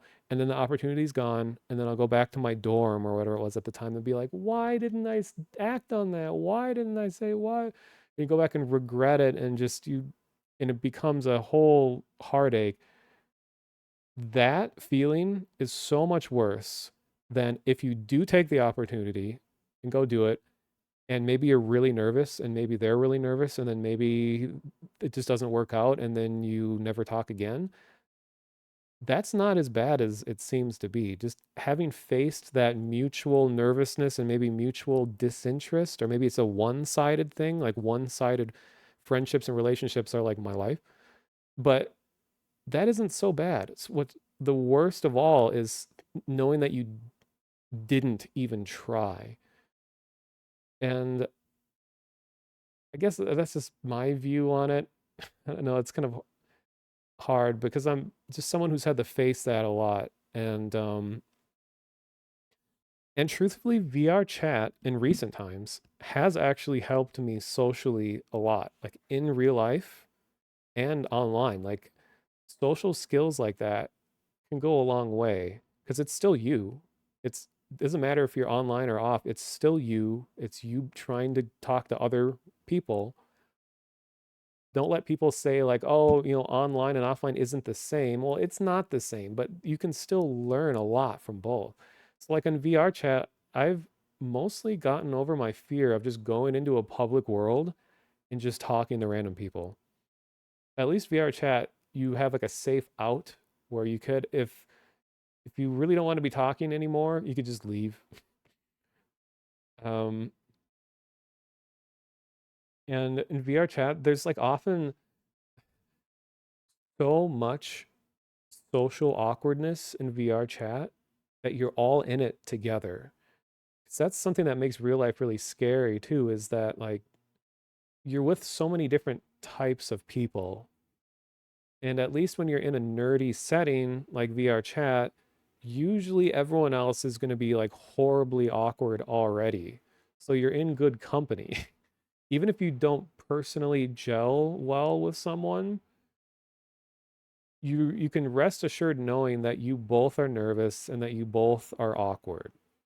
And that's going to it should anyway, like help feel better about it. And that's helped me in real life too, where uh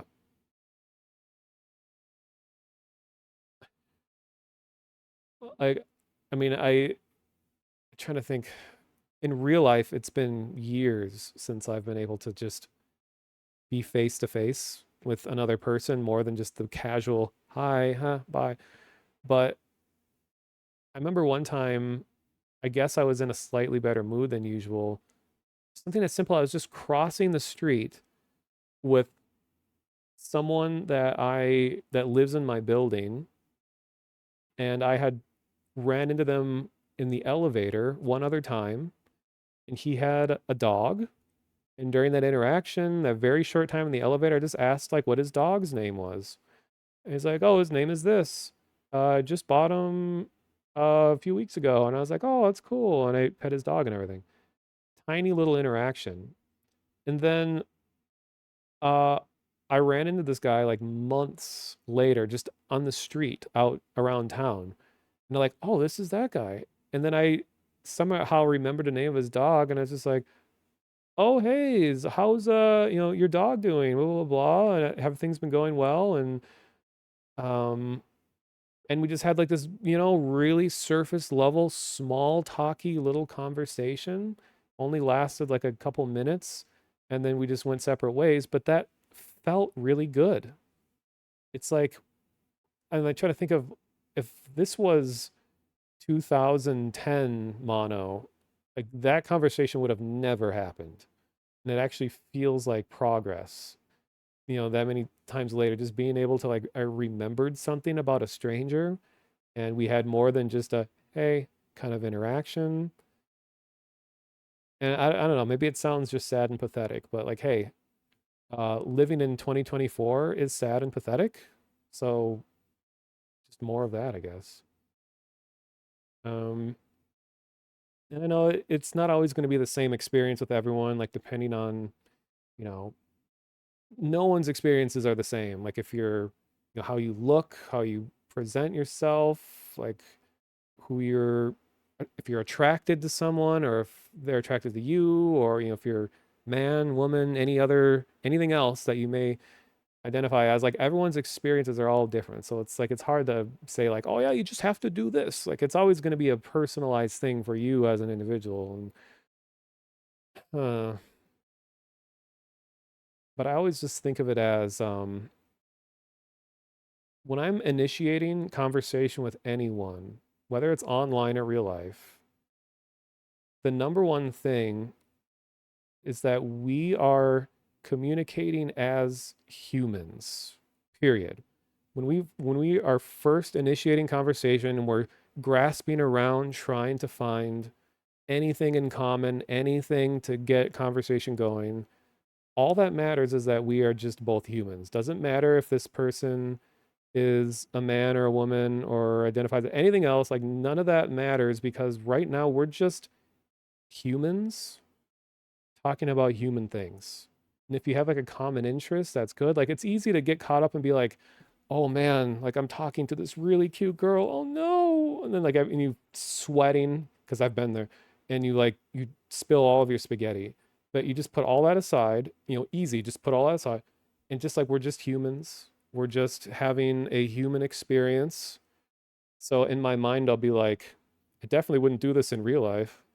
Be like, all right, fellow human, did you have a similar experience last night where the internet was cutting out over and over again? Because we are both humans that live in this apartment building and the internet was being weird. And now I'm asking, did you also have this problem? Like, it doesn't matter who this person is. Like, I don't even know what point I'm trying to get at here. It's just, this is just what goes through my mind when trying to talk to people. And I'm not like not trying to say that I'm good at this either. It's just, hey, the point of this stream is for me to just talk, and that's what I'm doing.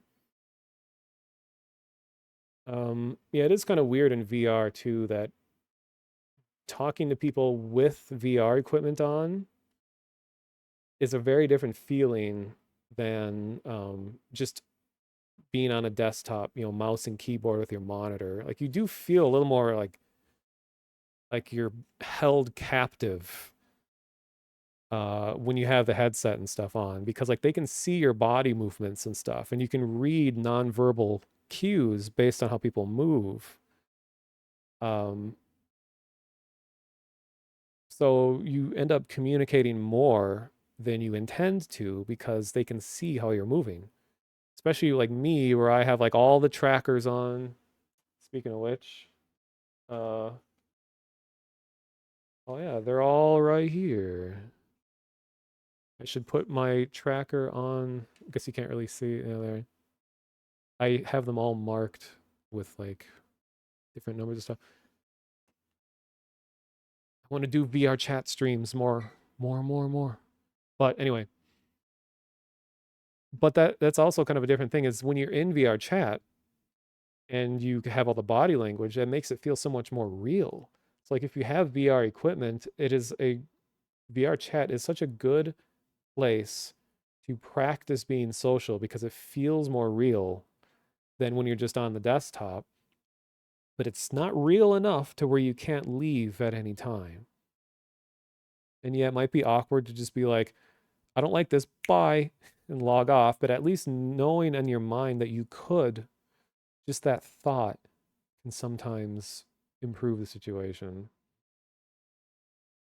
Um, you love going to conventions and talking with people, but you're super introverted and shy in any other scenario. It feels incredible to just chat with a stranger, though, if the situation allows it. Yeah, I completely agree. Your closest friendships right now started as a random conversation in a coffee shop. You wonder constantly what it would be like if I got nervous and hadn't said anything. Yeah, like in my past, there's some like friendships slash relationships that started out of just a weird coincidence. And I'm always thinking about like, if something was slightly different, would this have never happened? If one of us said something slightly, if one of us was seconds late arriving at something, would this have ever happened? Or maybe, and then thinking about on the other end, imagine all the things that didn't happen that I'm not experiencing now. All those people that I couldn't get the nerve to talk to. What if it did turn into something? I don't know. It's weird to think about. Um,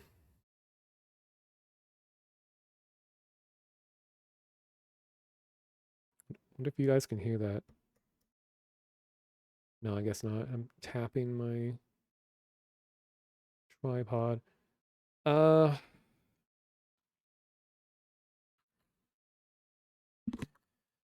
don't look at me. Eh.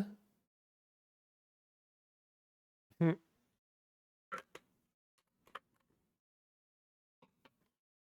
I have a lot of extra face, as an ex once said.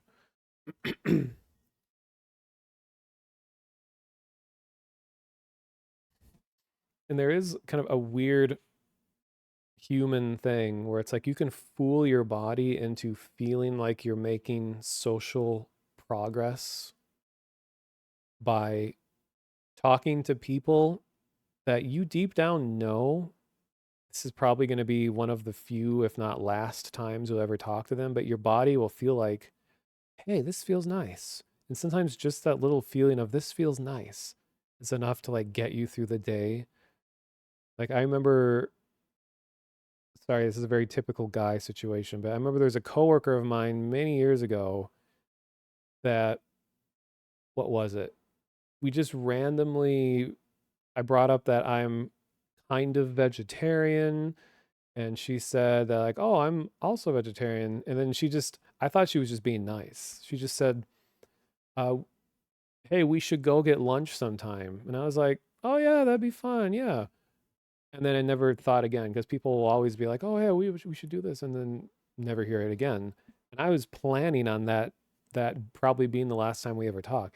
And then like a week later, she's like, hey, do you want to go out and get lunch? Or do you want to go out and try? Because you remember she brought up a specific food truck at the time. And I was like, whoa, what? And then we actually did go out and eat at this food truck. And it's just like, I know that she's already like in a relationship and that she already has all of this stuff and she's just being nice. It's just like I understood I wasn't going to misconstrue the situation. It was just completely just one person being nice to another person. And it was a good time.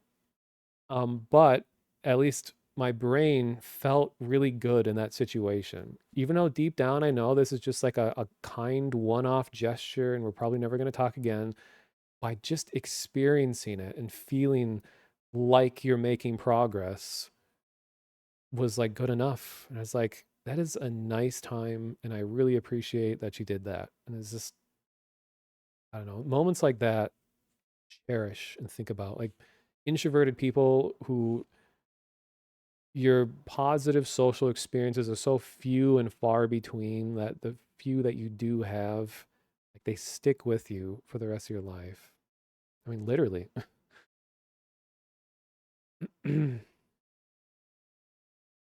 Mm, yeah, VR feels like a rich kid hobby. Being a desktop Andy in VR chat feels lame, even though I do is explore maps. It's like, I mean, it is unfortunate that it is pretty expensive and all that. It is getting way more affordable. Like there's headsets out there for just like $200 that you can do a lot with, like the Quest 2, because the 3 is out, so some of the 2s are cheaper. Um, it is expensive and everything, but I feel like VR chat is just a cool enough experience that yeah, VR does make it a little better, but I don't feel like that it's a completely different game when you have the headset on or anything. Like what you're seeing is like what you're going to see. It's just going to feel more real. You can be more expressive and everything. Like sometimes people, their hype over playing VR chat in VR is a little too high.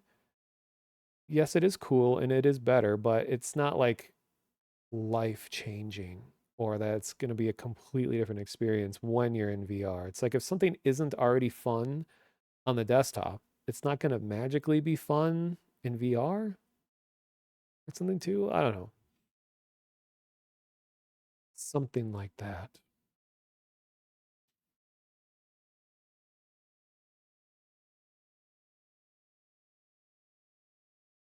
For you is a completely different experience. Yeah, I mean, depends on the person, I suppose.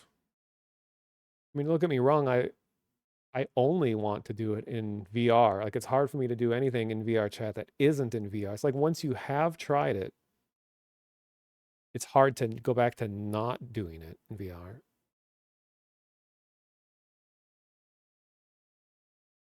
I don't know, maybe I'm just so used to it that I don't think of it as a completely different experience.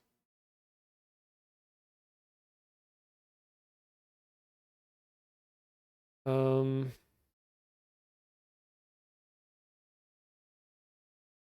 looking at my videos, gonna resume what doing last time. Do you have any issues with glasses in a VR headset? I actually don't need to use my glasses in VR. Like really, I'm wearing them right now just so I have a little easier time reading chat because I have you guys right above the camera so that I can be looking at you while I'm reading you and talking to you. That when I never have my glasses on in VR, but a lot of headsets are big enough that they can go over your glasses and there's special adjustments on them to move it in and out to accommodate your glasses. I mean, you're not going to get as wide of a field of view because that, the headset has to be a little further away to fit your glasses. But if you're a nearsighted person, like if you can see things, like you can see things this far away from your face without glasses, you probably don't need to wear glasses in VR because ultimately you're just focusing on a thing that is very close to your face. And for me, I'm nearsighted, so that meaning that I can see things in this range fine. I just need glasses to read things that are like, for driving or for many, I don't know, 5+ feet away. So you might not even need to wear them. Like I always tell the story of there's a legally blind person showed up at an art installation that I was helping run where he had a lot of VR stuff set up. And when he tried the headset, he said he was able to see better in a headset than he could see anywhere in real life. So the illusion of VR and all the things that it does with lenses on your face and using all the well, there's pancake lenses they have now, but there's also what's it called? Fresnel lenses that have special ridges on it to give you like a wider field of view. There's like all kinds of tricks that are done with headsets to feel like real life, but ultimately you're just looking at a screen that's like an inch or two away from your face. But I know for some people their vision is just that bad that they need glasses even in VR. So it's gonna be on a case by case basis.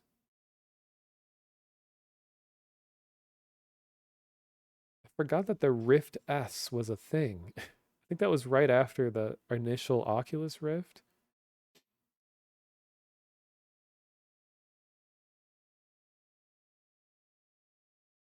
Is that really how it works? You thought VR is supposed to emulate around a 10-foot space? Well, it's like the lenses that are in front of your eyes that are between the screen and your face are just taking. I'm not a scientist, by the way. I could be wrong about this, but from what I understand, it's when you have like a astigmatism or something in your eye that causes um, inconsistency when light goes into your pupils, which causes some vision impairment. Whatever that impairment may be, is all relative to a close distance to your face.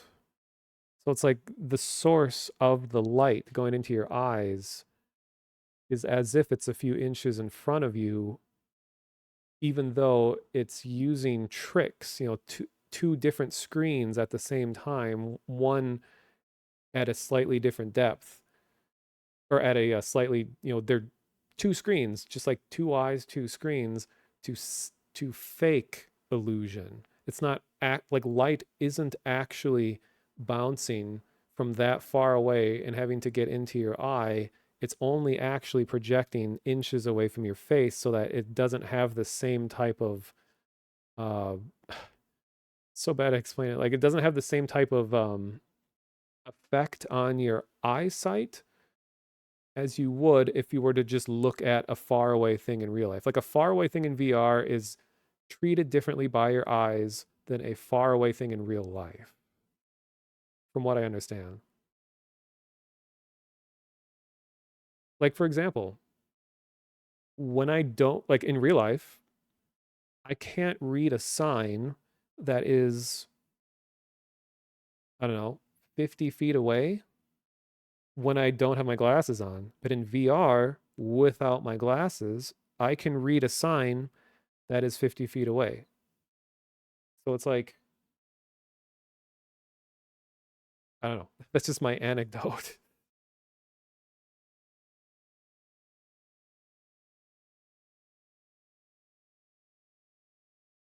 A weird realization you had is when you took off your glasses to look through binoculars and everything you were seeing was still blurry, even through the binoculars. Huh. Wonder how that works. I mean, binoculars do have like a focus thing because they have to focus at certain depths. Like there's two lenses in binoculars and they go a certain distance apart, which allows them to focus on things. Did you try adjusting that? Mm,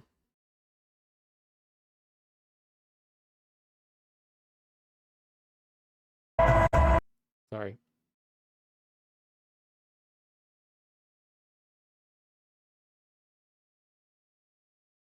Okay, so believe it or not, I am going to show some things on stream.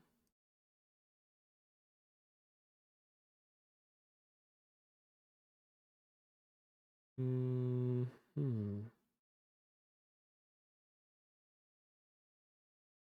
You still had to put on your glasses to look through the binoculars to see the thing.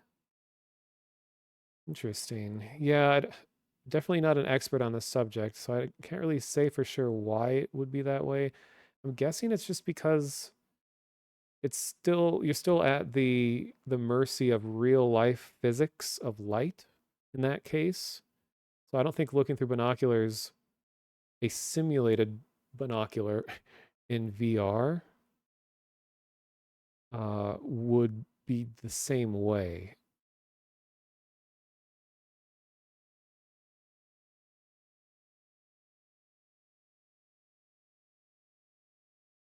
Okay, there's me.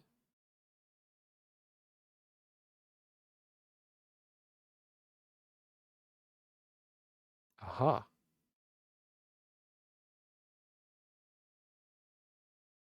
Wait, one other thing. Yeah, Twitch still says my stream is unstable, even though I don't think anything's been going wrong since besides my life looks at camera. This whole stream.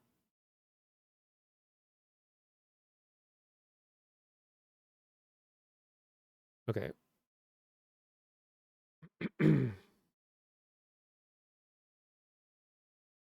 So this looks spooky. Wait, how can I mute? There. Oh, and I didn't even notice this earlier. Thank you for the follow, Bones Wild Ride. Oh, wow, that was 2 hours ago. Sorry, I missed that. And also, I ended up getting followed by Hail the Monolith because I raided a fellow mono after my last stream, and he's like a diehard stalker game player, and his like VTuber character is like a fully like hazmat suited up guy in a gas mask and everything. It's really cool.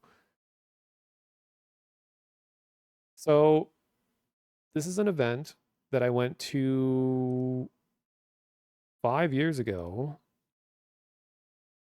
That was a drone show, not the type of drone you may be thinking of, but drone as in the music drone.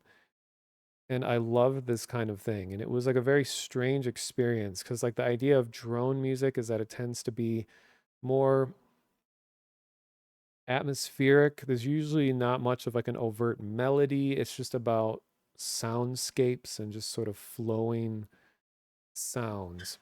So different artists came in and were doing different visual things to go along with it and all kinds of cool projections and all that.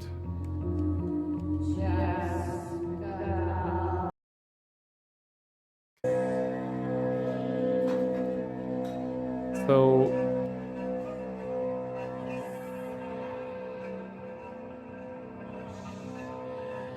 yeah, the audio that you're hearing, the guy is like mixing all this in real time with like a guitar and all that in the corner, and then she's just doing whatever here in providing vocals.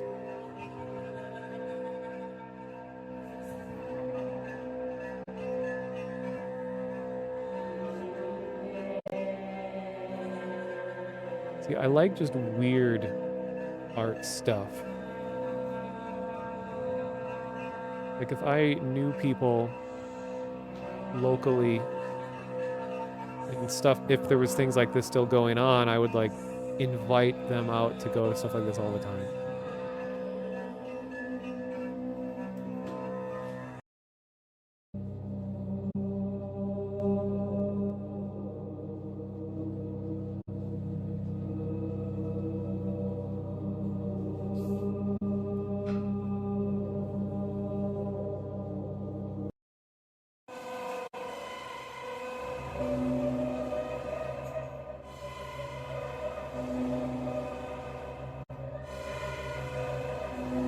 Stuff makes you disassociate.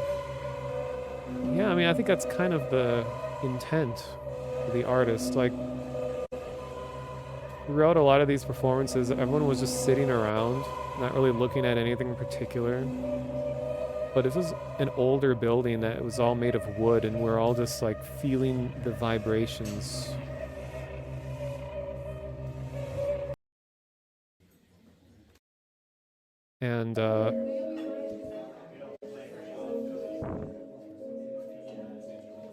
And I think this is when I go and I talk to a guy that was doing the visuals. He does it all mostly analog, with cameras facing screens and layers of stuff processing. Excuse me. Oh wait, I talked to him after in a different show. So into the basement.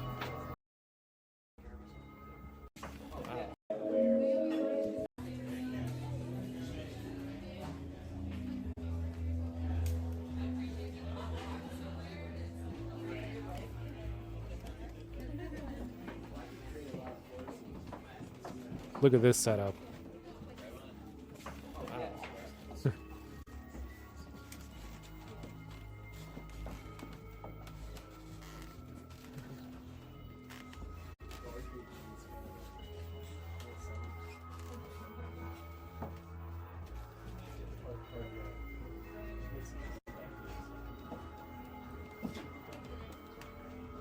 A lot of modular synth kinds of things. Show something else. Catch any of it? Yeah, cool. A lot of these videos are going to make me sad because it was these events where I started to feel like I was gaining like a real life circle of friends. And then the pandemic, I lost all of them because they all either moved away or there weren't any events for long enough, and we just didn't really stay in contact. Like events like this were the reason that we kept seeing one another and all of that.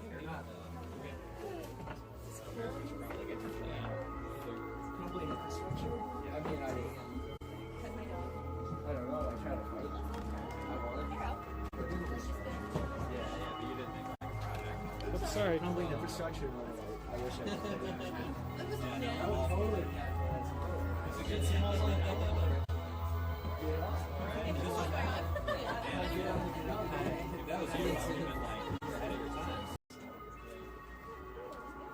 This is before the show started. Oh yeah, Meow Wolf. It is my dream to be able to go to a Meow Wolf thing sometime. Just don't have the money, believe it or not, to be able to go to any of them. But I would love to see one. Whether it's like Omega Mart or any of them. They have like a dozen of them now. Send you into a surreal frame of mind. See, I love that kind of thing. Like surreal experiences are just like what I live for. I love moments where I can just disconnect from reality, and when I say stuff like that, people are like, oh dude, you would love, you know, LSD, you would love, you know, doing all the whatever drug out there. But it's like, so I'm the weird one where I like surreal experiences, but I don't do the drug. So I seek out stuff like this so that I can feel a like sober and grounded feeling of surrealness, not a like chemically induced one. Yeah, the sober version of drugs. And then people are like, oh, why not both? Why don't you do it all? You're like, no.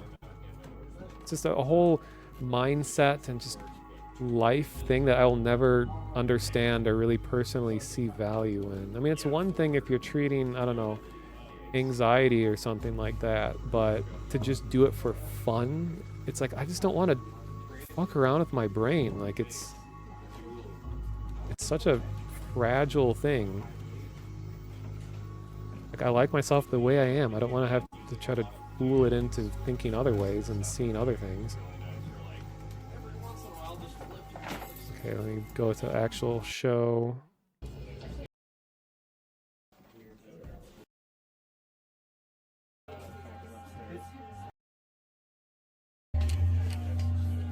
Oh yeah, and then it turns out the show was happening upstairs.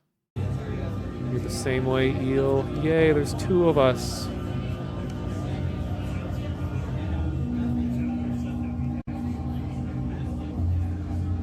Eel, you should just fly up here real quick and we'll go to like weird shows like this and not do drug and enjoy like abstract stuff. Let's get a few $1,000 in airline tickets and all that.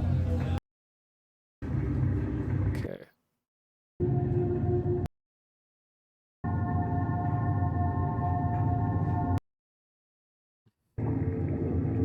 Yeah, what if it was ironically awesome? Like you go into it expecting the lowest, least interesting thing, and then it becomes ironically awesome because you were expecting it to be bad. It's way too optimistic of a thought to exist on my stream. So here's how he's doing this. He has like one of these, I don't know what these are called. It's not quite an overhead projector, but it's a camera looking down. And he has some images that are rotating, and then that image is put through like a TriCaster or like some other analog processing thing, and then it goes out into a projector. It's producing what you see on here. There's a bar in your city that has this kind of vibe going with TVs and white noise and stuff. It's funny how just a TV with analog noise has become like a nostalgic thing, or it's become an aesthetic. Because a funny thing that you might not know is that there's no reason for modern TVs, digital TVs, to have white noise. Like that doesn't naturally happen. So when you see white noise on a screen, it's being reconstructed because that's what people expect it to look like. It's not a real phenomena. It's like a recreation of an analog signal. Because a digital signal not processing right is just blank. Or maybe a couple layers of color not aligning correctly or something. It would never look like static.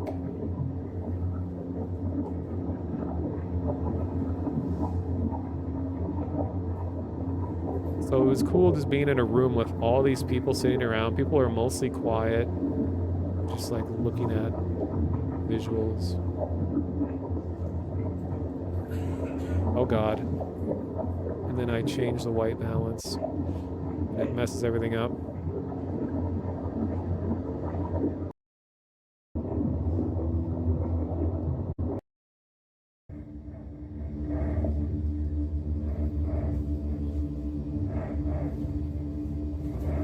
Hey, Eel, even better is that we would rollerblade to the event. Then I'd realize that rollerblading out on like really rough city streets is way harder than it looks, and I would fall and probably die.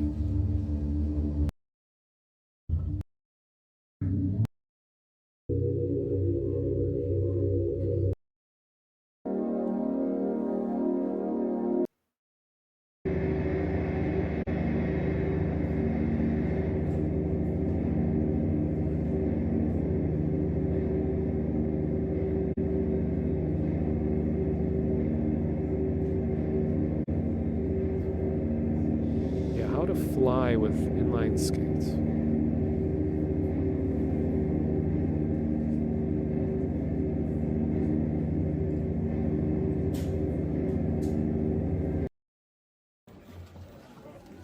Okay, and then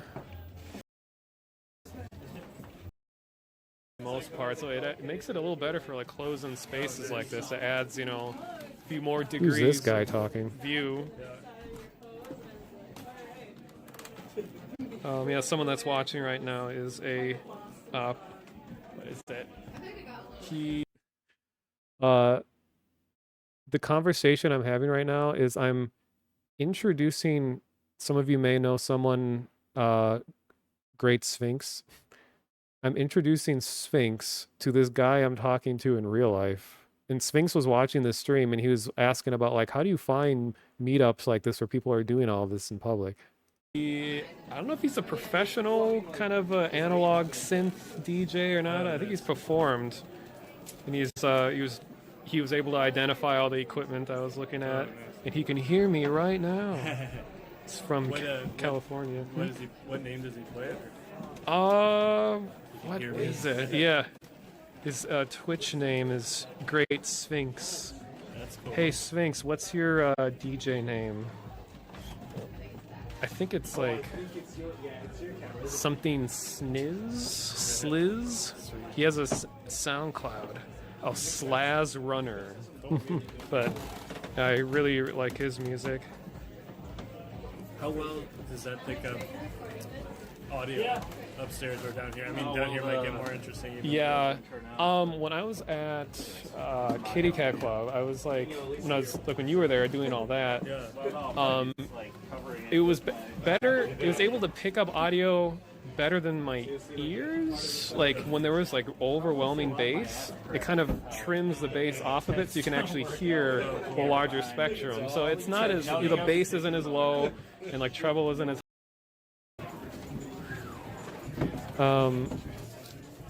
not gonna lie, your first assumption is that most people are tending to be under influence of some kind. I think with this club, because this building is a like art gallery that is like owned by an institution of some kind. This wasn't just some dude's house. They don't allow drug use in the building, but I'm sure some people might have shown up already high. I mean, you really can't get away from it, even if you're someone that wants nothing to do with the drug and you like experiences like this. Like, you're always going to be around people who are just go all the way and do as much as they can.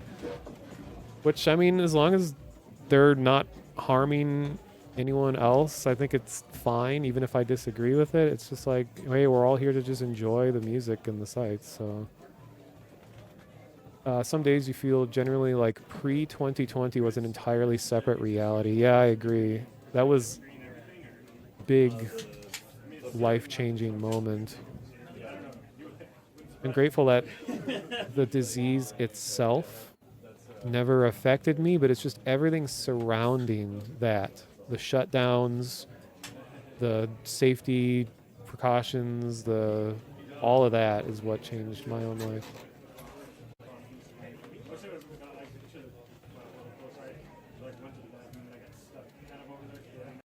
So there's a lot of downtime.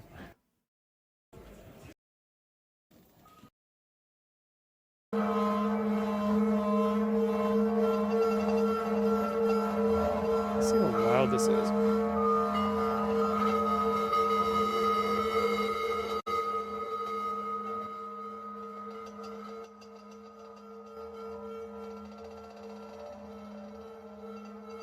So I'm listening through speakers because it's like headphones overheat me so much and I'm just like sweating here. I'm trying to watch my audio levels to gauge how loud it is for you guys. I assume most of you are probably on headphones. Yeah, and like I've never really had anyone push drugs on me. Because I mean honestly they're like really expensive from what I know, so usually people aren't going to just be offering it around. I guess for me, it's like when you're in a place and if overwhelmingly like, all the people you know are all doing the drug and you're the one not doing it, it's sort of like everyone's all enjoying a roller coaster ride together and then you're just sitting on a park bench watching them enjoy the thing from far away.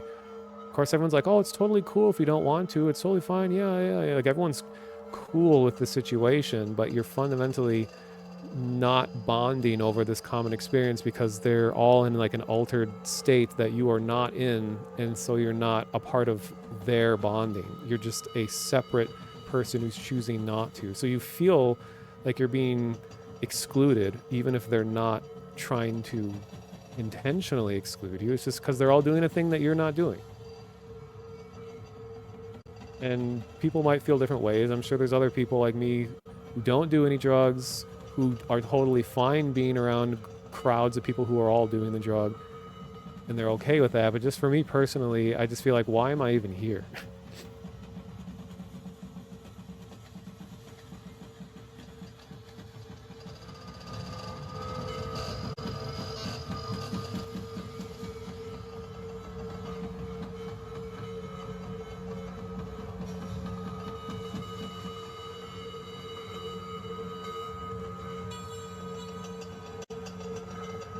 I love this visual.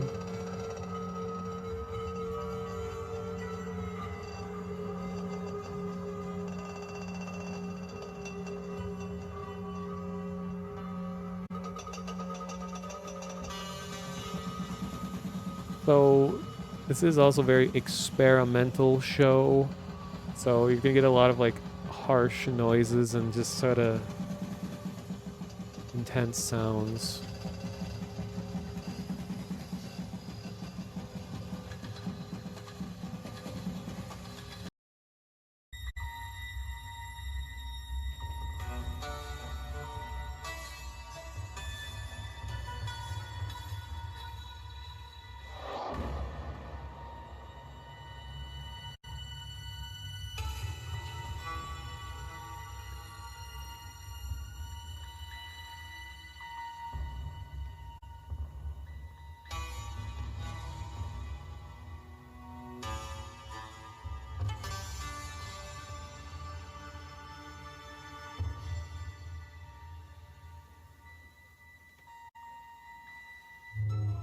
Yeah, Cookie, I can see that where, you know, people will remember experiences through different means, and being able to Like, yeah, I like taking videos and pictures of things. I don't feel like it takes away from my experience if I choose to be like trying to get photos rather than a lot of people are like, oh, you got to put your phone away and just take it in. Which I understand that mentality, but a big part of me enjoying stuff is trying to figure out like how can I best capture this moment. And it's not going to be the same for every situation, but see, I wouldn't be able to look back at this event here had I not spent the time to record it. There's a lot of details that I forgot because it was so my brain was elsewhere when I was recording this.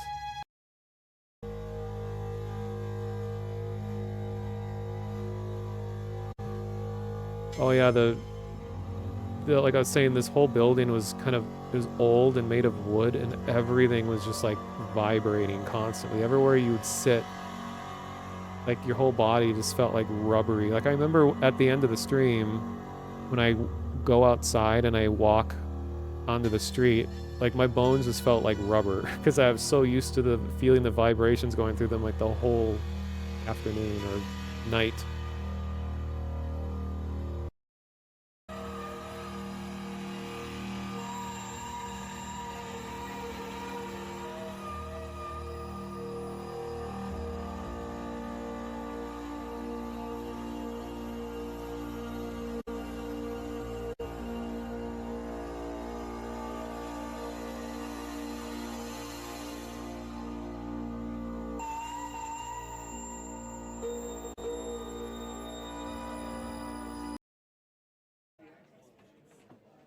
Oh, we're suddenly back.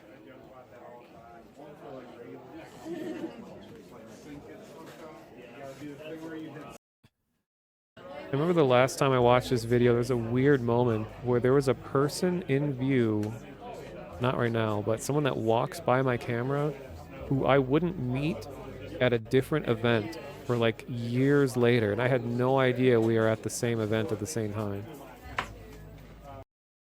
No, I love the photography here. I think this show there's going to be like an opening for it pretty soon, I think. I don't know, something that's posted on the event page about it.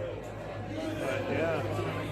God, yeah, every time, like if I'm talking in a loud room, I always naturally, my voice gets a lot higher pitched, and I hate the sound of it because I'm like, because low pitched voices don't travel well in loud rooms, so I end up being like, hey guys, can you hear me?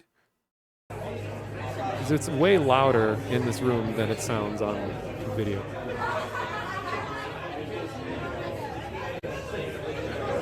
Been to a concert for a group called Purity Ring, and it had that effect on me. Yeah, like sea legs.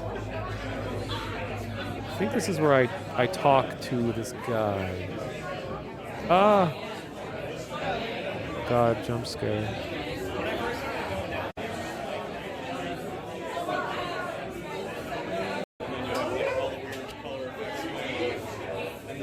Oh, it's gonna be hard to hear him.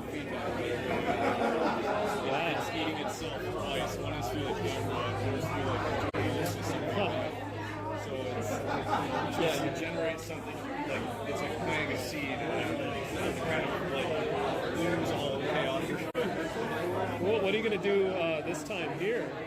This is probably done for me. Oh, okay. I saw you had like the eyeballs rotating on it.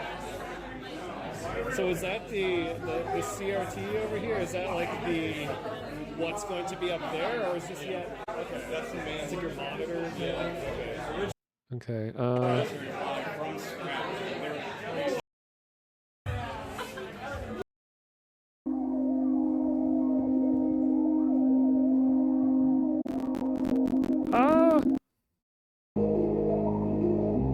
Ooh. Yeah, this was my favorite set of the night. Oh yes, Strudel, thank you for watching. I'm glad you enjoyed it. It means a lot to me. I was gonna ask, are you the same person as Snoodle? SNUDL? I've seen a lot of people change their names. Maybe you're different, Strudel.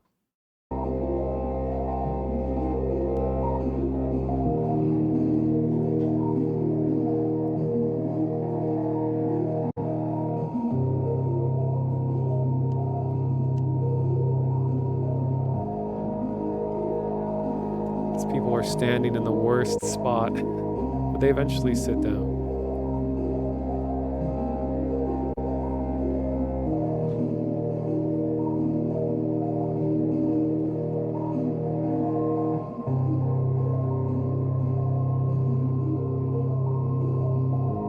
You've had someone else ask that before. Yeah, well, I don't really know Snoodle, but that's just a name that I've seen in like the Vinesauce community. It's been around for a long time. I don't know if they ever actually watch my stream, but it's just a name I recognize. Well, anyway, yeah, you can be your own individual person. Yeah, you'll honor their legacy.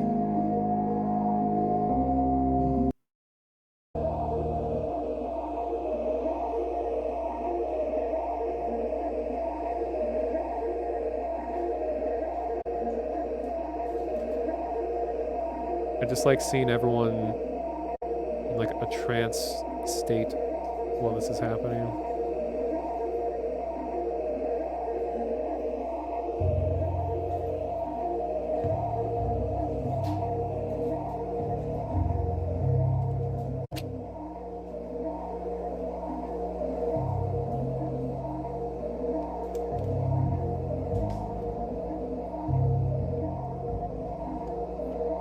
Yeah, it was surreal. It was just kind of like the the reverberation of like we were saying before, like the bass, just you could feel it in your body the whole time. Funny thing that I have a second recording of this guy, and of this artist, and I didn't realize it was the same guy until after the fact. And I think I told the story on stream already, but there was a move that I made in life where I moved to a part of town that had a lot of little venues like this because I wanted to. There's a lot of reasons, but a big reason was so that I could more conveniently attend shows like this, because I normally had to bike or bus way far to a different part of town to get here. So I'm like, oh, what if I just moved to this part of town? Then I could just casually go to these shows all the time. And then pandemic. And then none of these venues had shows, and like 2 of them shut down. So I didn't ever get to take advantage of being close to them. But there have been a couple new shows or new venues start up that I may try to get to in the future.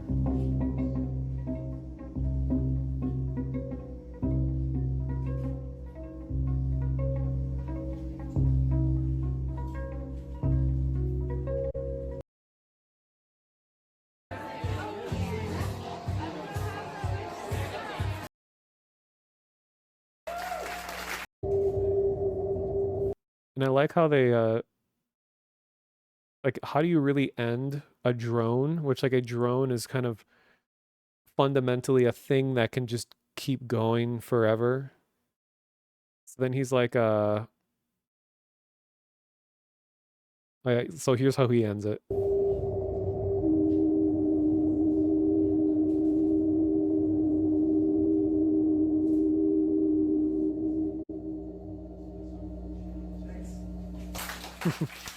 Like, all right, thanks.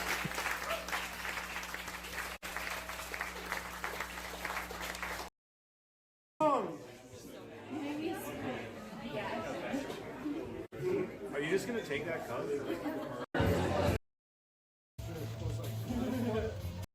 Okay, then there's just the last show.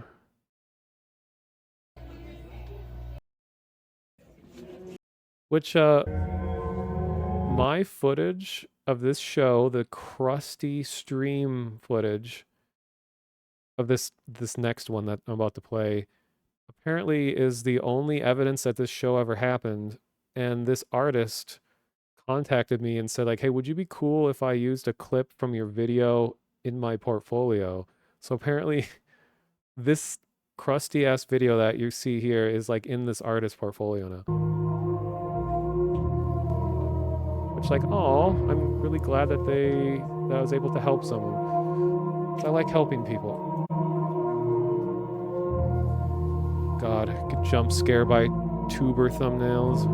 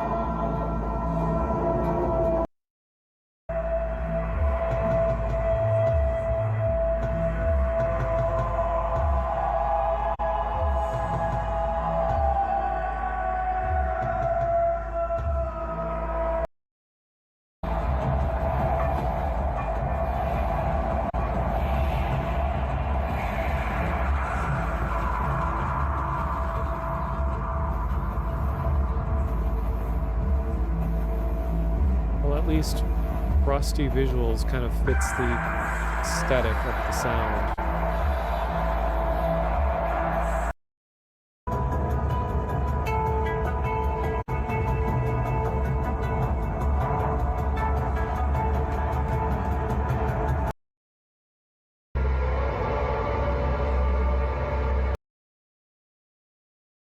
Might go see if I can get some shots of his gear before I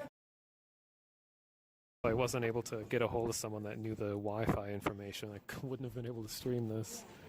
But I would have just recorded it, you know, and not streamed it, so I wouldn't have missed out. But it's a lot of fun having people here in real time. True.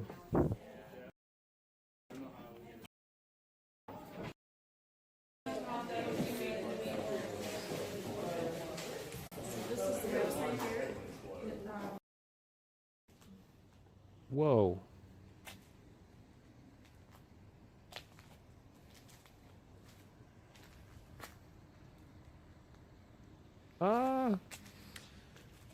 Alright, I'm gonna sign off now, so, thank you all for stopping by. Yeah. Let me go to... Okay, so there was that. And my previous stream, I went through a lot of these other videos. Fast mono, yeah. Hopefully people recover from acquiring mono.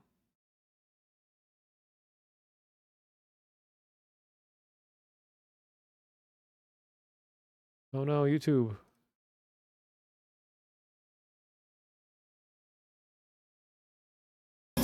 Ah! It's another weird show. Sorry,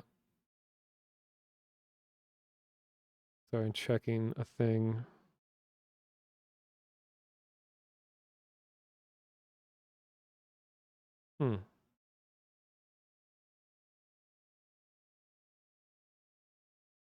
Looking at crime reports. Apparently a fight outside? I don't see it. Must not be true. Oh, this was... Oh, it's a mile away. Never mind. All you can think about are the VR chat experiences that are a lot like this. Yeah, well, VR chat is inspired by real life. They're actually kind of influencing each other now, too.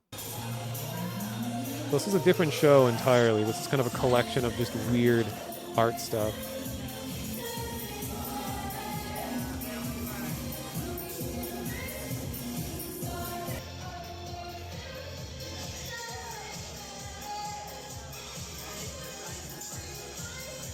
My audio got a little messed up, so I think it's all in one speaker because my hand was over the other microphone.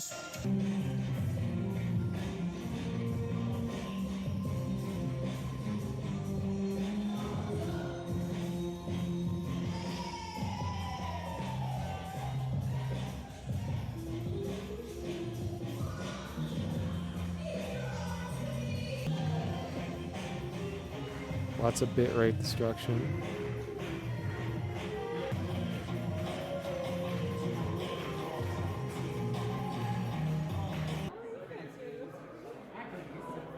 And some really cool art is on display. Love this. This, you know, like I was saying, one of my goals in life is to own a hematite skull. And this isn't quite that, but like I don't know, it might be a little unwieldy to have like a full-size hematite skull. I got this plastic one, but I want just a big, heavy, shiny, bluish gray skull. And this whole thing is this guy actually got like national attention, not for this particular thing, but this guy, he's by trade is like a computer repair person. Like he's owned his own private shop for repairing computers for like 20 plus years. And he talks a lot about like how things have changed and how like the stricter regulations that Apple puts on like the right to repair, like they make it so that people who do their own private repairs for computers make it harder and harder for them to do their jobs and all that. So this guy takes computers that are broken that people have discarded and he kind of Frankensteins them and revives them into making weird art out of them. And so this is some like glitch art that he does. And this is working with like the polar lenses that it's always hard to understand, but like when a screen is polarized, how like the way that it's shaped is that everything is going all the microscopic particles that make up a polarized transparent thing are all facing a certain direction. So when you view it in a slightly different direction, certain elements will be visible and not visible. Like it's how IMAX theater does 3D, is that you have 3D glasses. One of them is clear and the other one is polarized in a way so that only specific light goes through it. So it's like VR where you have a different screen for your left and right, except in the IMAX theater or a 3D movie in general, the screen is a special type and it's being projected twice on top of one another. And one of the projections light goes through one eye and the other of the projector's light goes through your other eye. So anyway, it's kind of playing with that concept here. So here's me putting the polarized film over it. So here's what it looks like normally.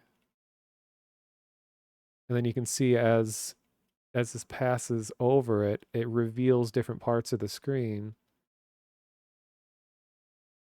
And then you can rotate it and it will fade between the two. It has some other effects.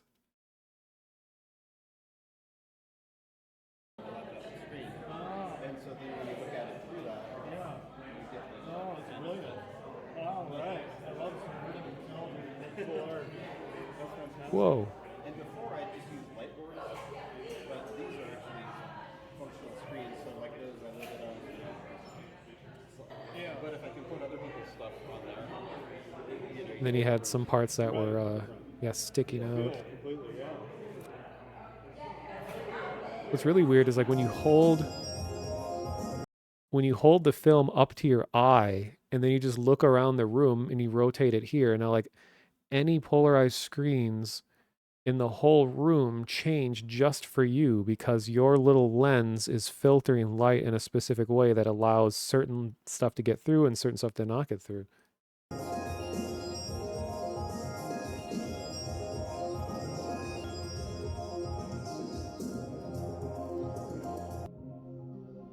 Hey, I have a magnet on my refrigerator that has this exact image that says you're being watched. That's on my fridge. Because I got it from this event.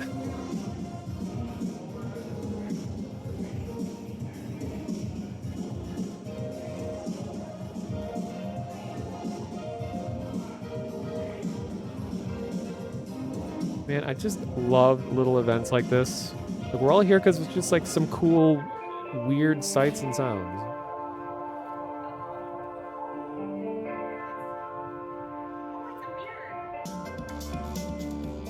Oh, I love this guy's music.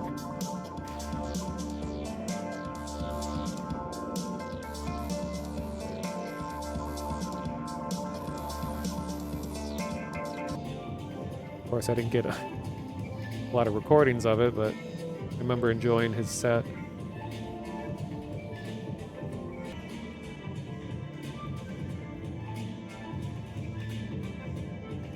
Alright, Ragna, thank you for watching. Every viewer is appreciated.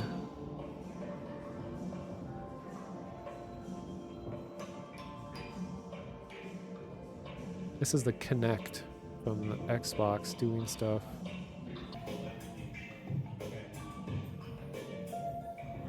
And hey, this was AI. I know that's a bad word these days. This is 2019 AI art stuff. When it was all, you know, abstract, weird, dreamlike shapes. We could just enjoy it for that. This was like way ahead of its time, even for 2019.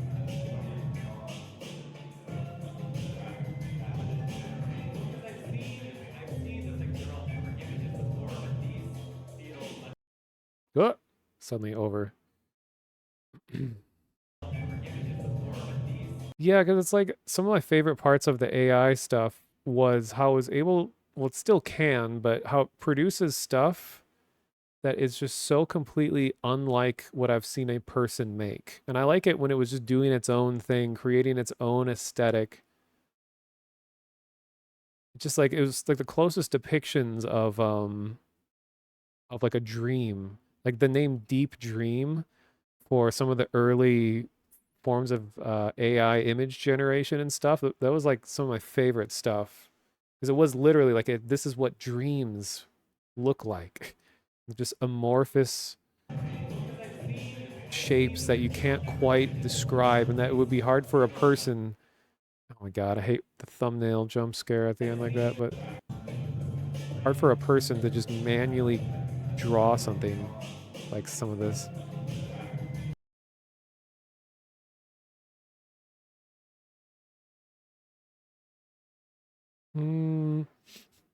I think I showed enough of like all the bare bones stuff in my last stream. It's all really cool stuff, but then I showed some of the really big electronic shows that were just over the top insane.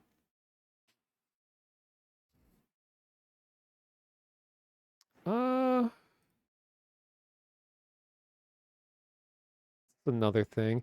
Man, a lot of stuff happened in 2019. I was like, for me anyway, I was at like the peak of my career and socially about to have a lot of changes in my life.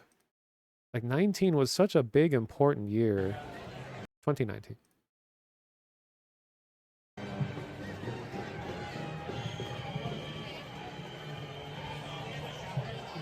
Yeah, it was popping off, as the youths say.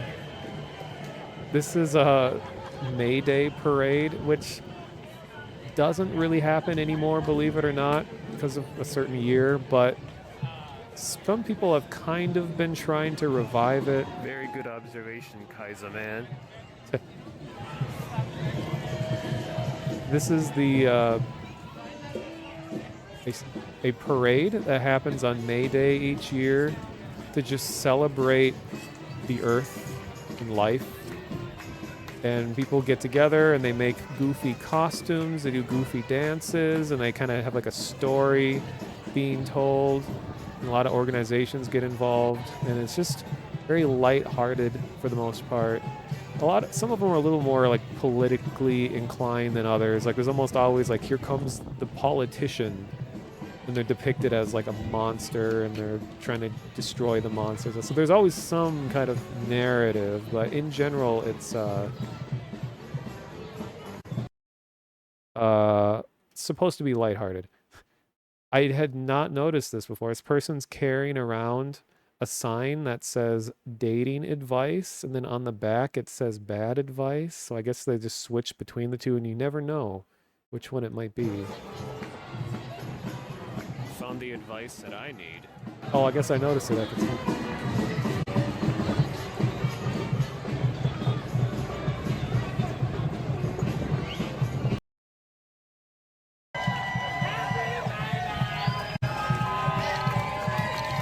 Just a little politically charged.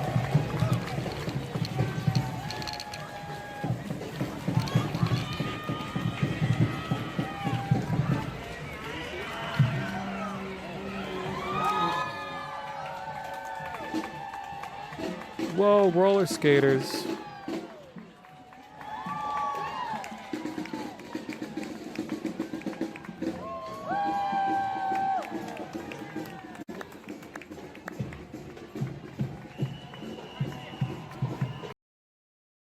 Random fact, this guy right here, I went to his birthday party roast because he's kind of a known comedian locally that constantly does stuff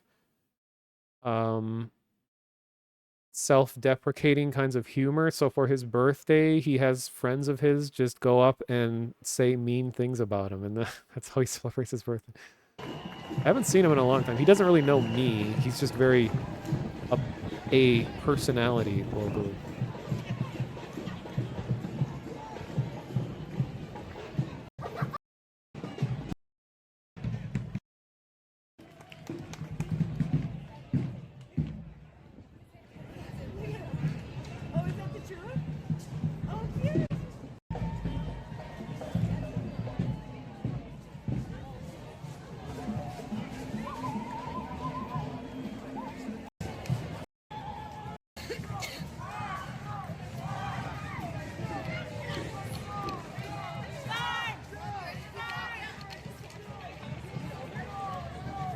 Reminds me, there's a really big hydroponic farm that it's opening kind of near me. And I was going to see if they're hiring, but I think there's a lot of people that want to work there. That'd be a fun place to work. Now you Hydroponics? like frog car, now you got frog bike. Huh. Ifs.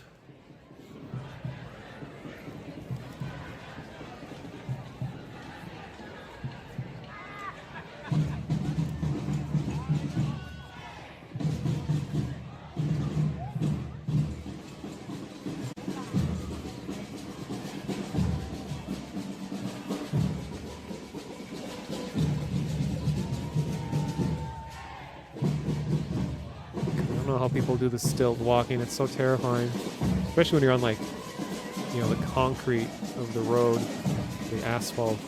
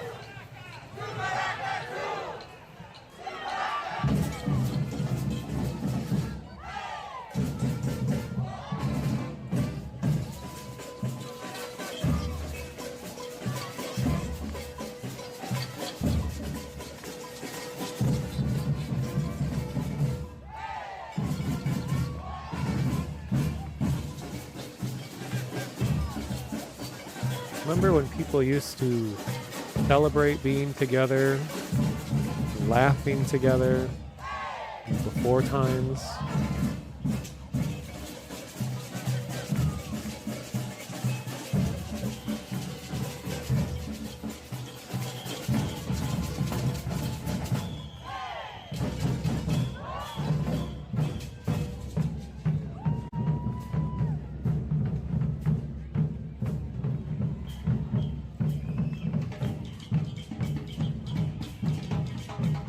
I used to do stuff like this in percussion ensemble in like high school.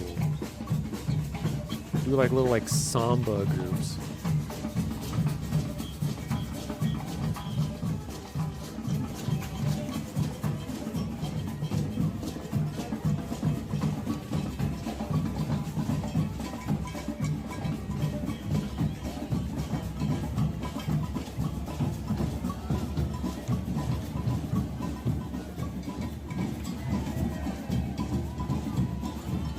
Whoa, rollerblades.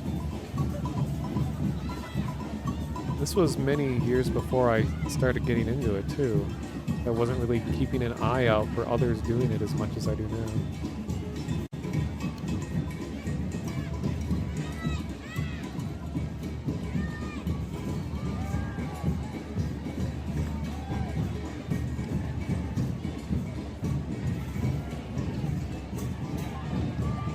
I was focused on the squirrel person.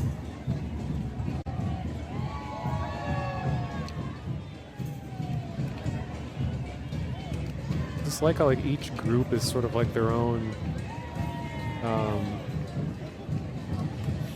faction. We had the blood heart people earlier. Now we're getting into like the swamp people with like the mushrooms and the frogs.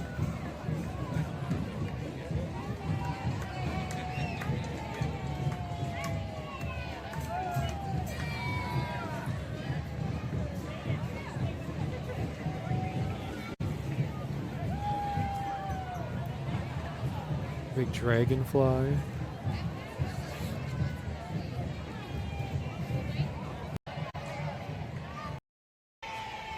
All these guys are cool.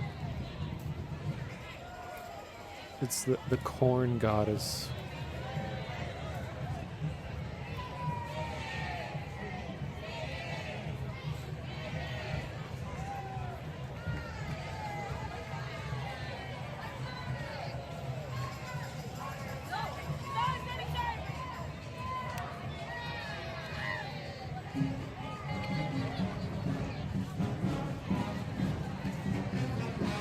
Oh shit, here comes the band.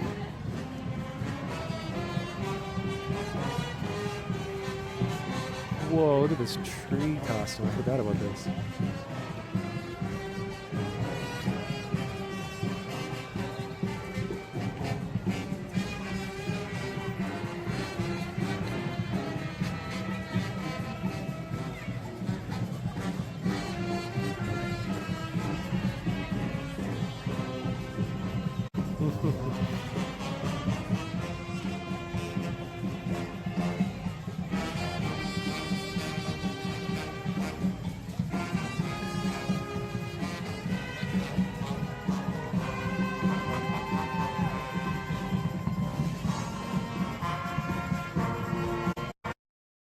Oh no, internet, no!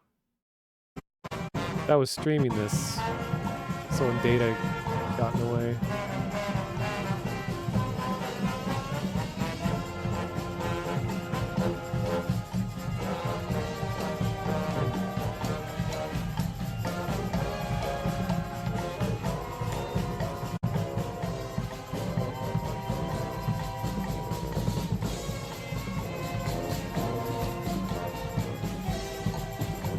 I know the monarch butterfly people are a whole faction on their own. Like, they end up finding their way into just about every weird art event in different forms. Then here comes the sudden melancholy thing where they always have a funeral for the tree of life. Here comes the dramatic part.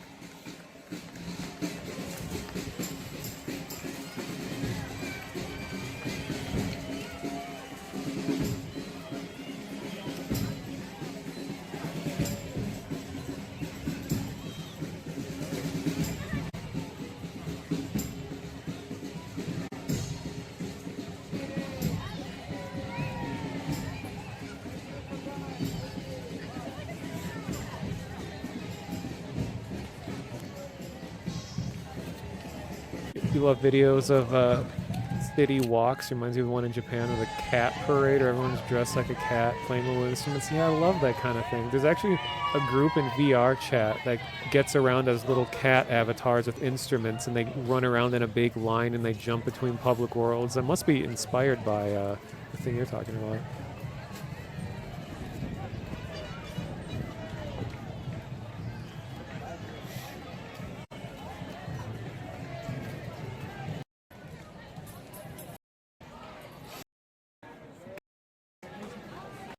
Huge, like monolith thing. It's hard to explain, but you'll see it in a minute. Ah, yes. Now here comes the battle tank. Oh no, the... What were they called? Battle buses? Battle train. I don't know. It's a whole group that does this whole gritty, like Mad Max style of thing that will make sense in a sec. Well, I think it's the battle trains.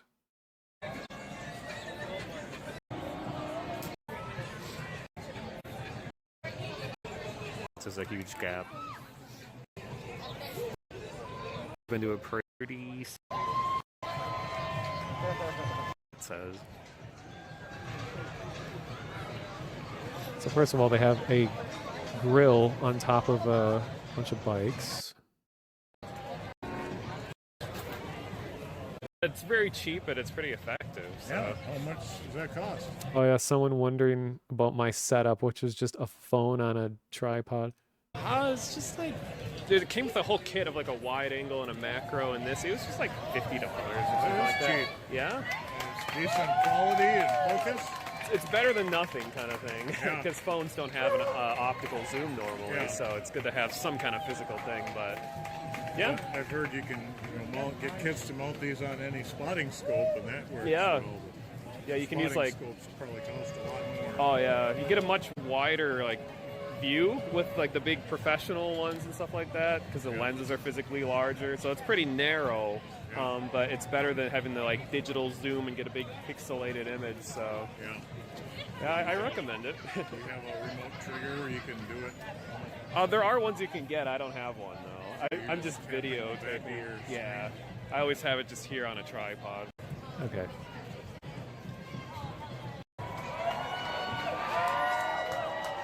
Okay, the grill dozer.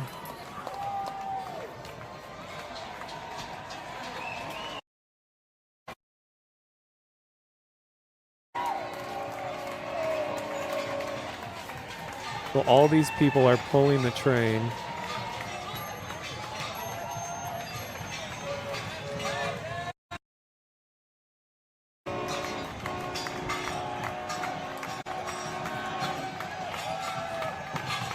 Anime character just walked by.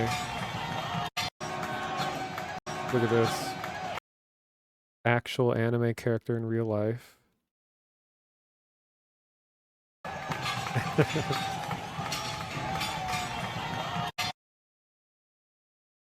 Yeah, My Hero Academia.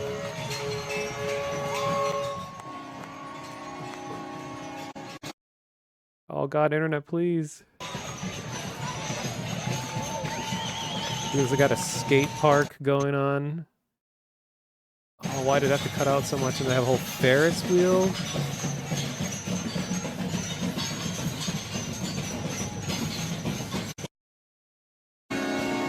And a whole band has flames around it.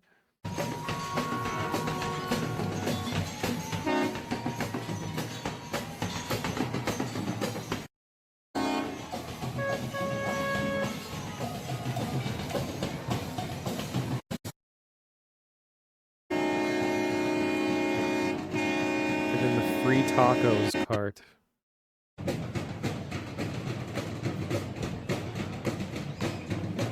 Most important one.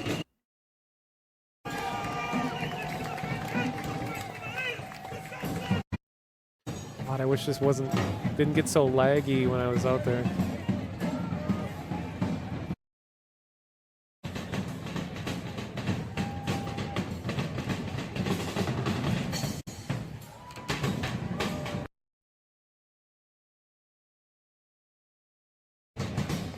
this group still does stuff at events too, even though that this main May Day parade doesn't really happen anymore. The battle trains group that we see here still does stuff, so there's a chance I might be able to catch them doing stuff again. Oh, come on.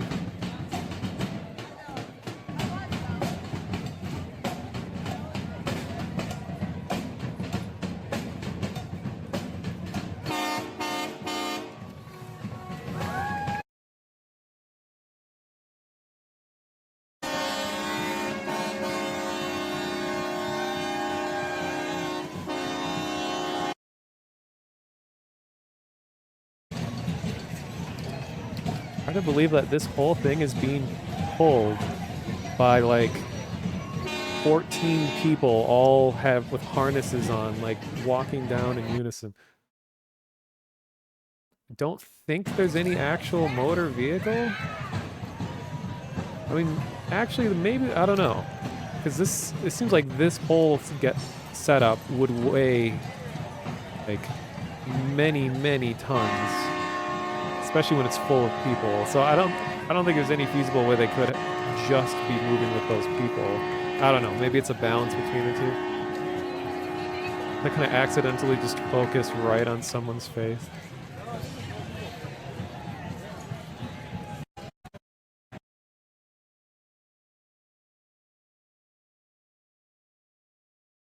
Then I get up closer to this towards the end of this stream.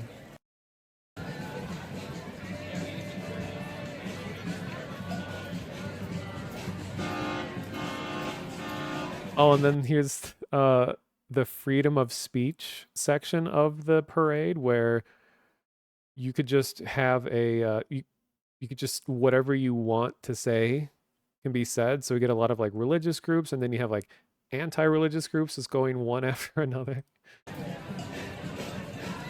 You are God's masterpiece, allegedly.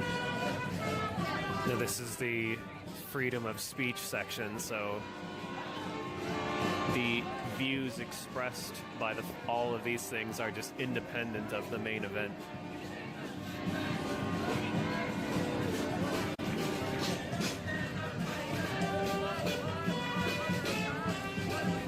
Yeah, Eel, I know what you mean. Even me looking back at this, I'm like, did we really used to gather in big groups like this? Like, I haven't been at an event that's been nearly this populated since this time.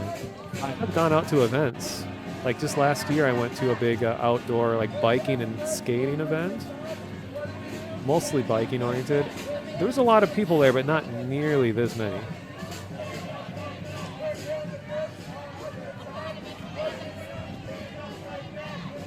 And then there's always the legalized weed group. Let's see, I think they're coming up here.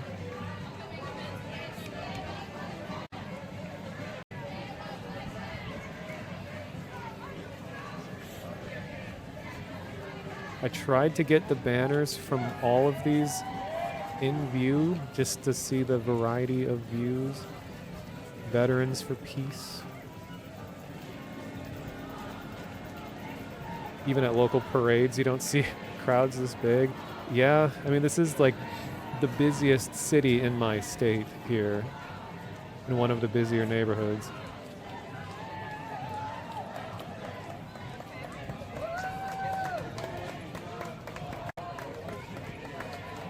This is the legalization. I think this is the... Oh, no, this is Abolish ICE. Oh, here's the weed group. Which it has since been legalized here, I think. At least in certain quantities.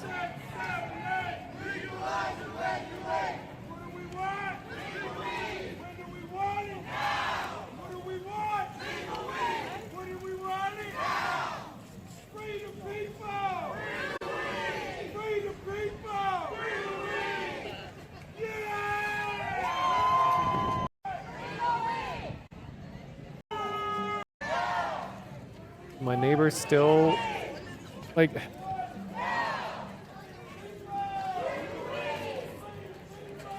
So the thing that kind of happens with it being legal, I guess, here now is that when I go to public events, there is just so many clouds of weed around that it becomes kind of sickening. It's like, okay, I'm glad people can go and in their own time smoke whatever they want or whatever, but now when I go to public events, I'm just walking through clouds of weed and just like having to not breathe, and it's really uncomfortable and gross. Like I wish people wouldn't just think that, oh, I could just go out in public and just smoke it all the time because everyone's okay with it. Now it's just like choking and all my clothes smell like it. It's just, please do it somewhere not in the middle of huge crowds of people. It's so obnoxious.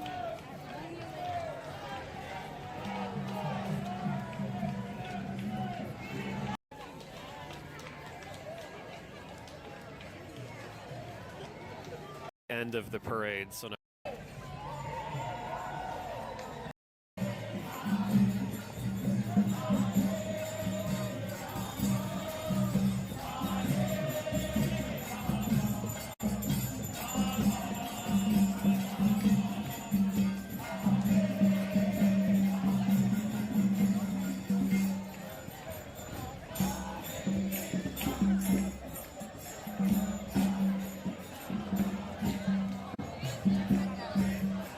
apparently, like, I don't know a whole lot about this particular group, the Hare Krishna, Hare Rama Krishna, but they are usually at nearly every event, and it's always kind of like, oh, yep, here they are. Like they're always here. I don't really know what it's about, if it's like a movement or a person or what, but ever since I was a kid, they've always been a part of some, like the state fair and all kinds of groups, and they for all kinds of events. But I don't know what they're about.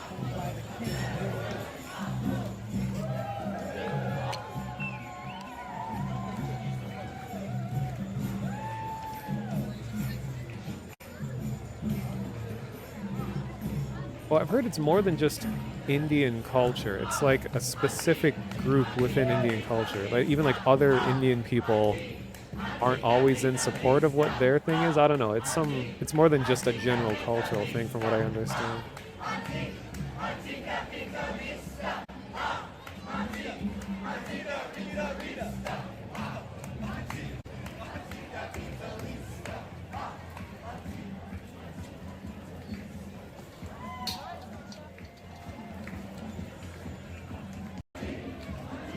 And then we got hula hoops.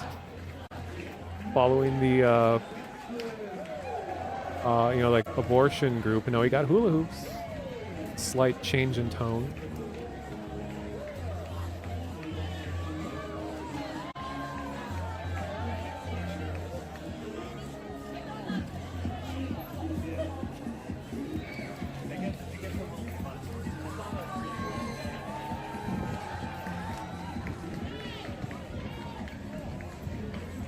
Oh yes, and here's the Minnesota Atheist group. But right before that, here's this crazy person. Wait. Mono, go back. There's someone where you saw it for a second, where their whole body is inside a big hoop and they're just rolling around like at the complete mercy to this hoop.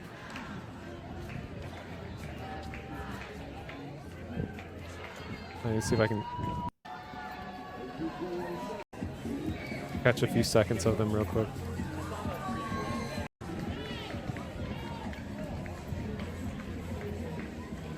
Oh, there they are. Look at this person right in the middle. Why didn't I get a view of that? I think I was too focused on the atheist group coming up.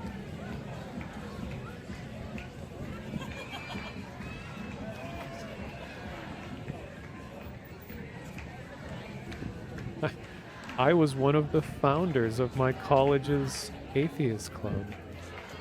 Smile, there is no hell. I had nothing to do with this group, but it was like... It was mostly because... First of all, I was in college.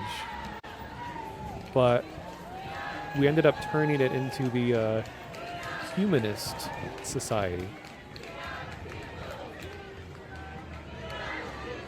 So we would like go to events, like charity events, and do stuff for people.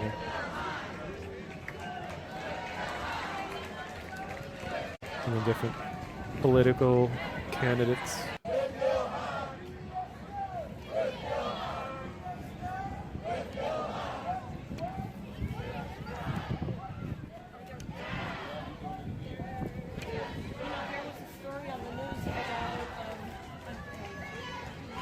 Save the animals.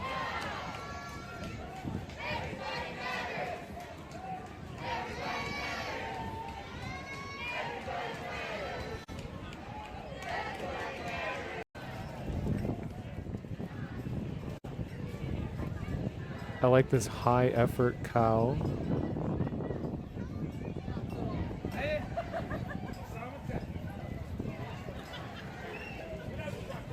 Yes, save the frames or save the animal. Which I showed it last time, but I have a video of the animals being saved while I was at SGDQ.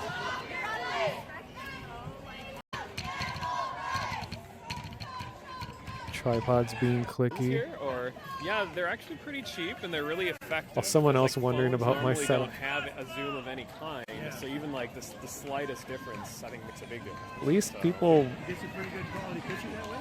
at least Yeah, people it's want also, to it's talk a to me Galaxy sometimes. S8 phone, so just newer phones have better cameras and they have built-in stabilization and all kinds of extra stuff like that. So yeah, I recommend it. It's a lot cheaper than high-end equipment and it's compact. So This group was insane. So hello, Lugnato. Good morning / night. yeah, this is also it's a Galaxy S8 Let's see. phone. Is this like a Nikolai Tesla conspiracy group? So The unacknowledged, the CE5. just newer phones have better The cameras. quality isn't going to be good enough to read it. Built Nikola Tesla, N. Stubblefield, T. Townsend, Brown.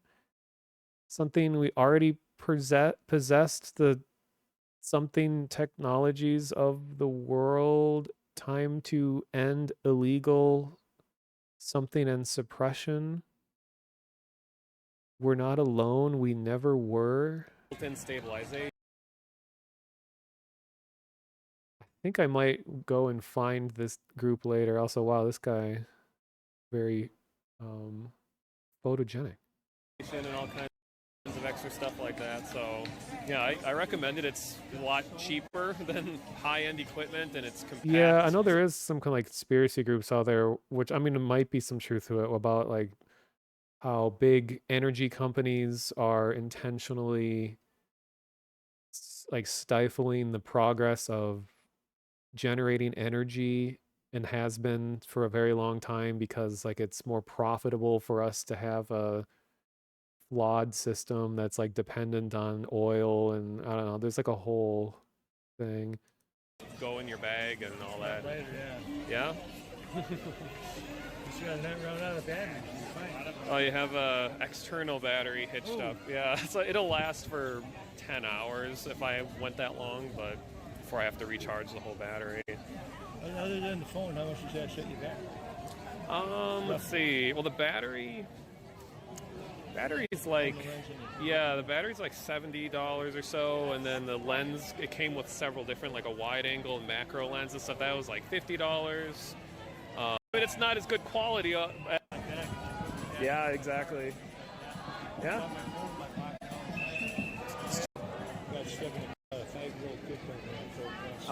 And I talked to this guy for a while. Good source of quality. No, I Oh, like here's the humanists. Secular by nature, ethical in purpose. We believe in good. All those sides to their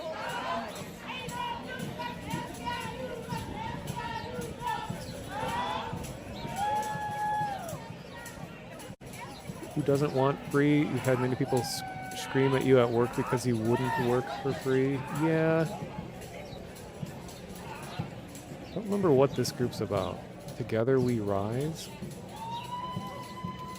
For something, against something? I don't remember. Communities united against Yeah, this is police what the brutality. outdoors looks like these days. Boy, police against or people against police brutality. This was like a couple 1 year, 2 years before the big thing that happened in my city, not too far away from the site of where this parade happened. Actually, just like a few blocks away.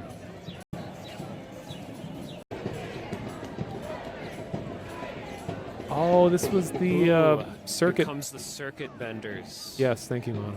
I was hoping I'd see them here. It's going to be hard to hear them, but they have a bunch of like handcrafted electronic circuit bent instruments that just make crazy sounds.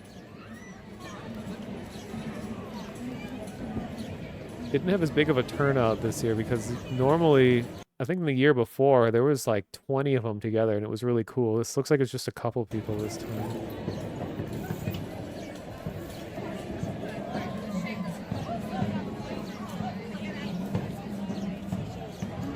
People are usually very confused. They're like, what is this? Because they're not really making pleasant Ooh, they're noises. starting up again. See if we can hear them.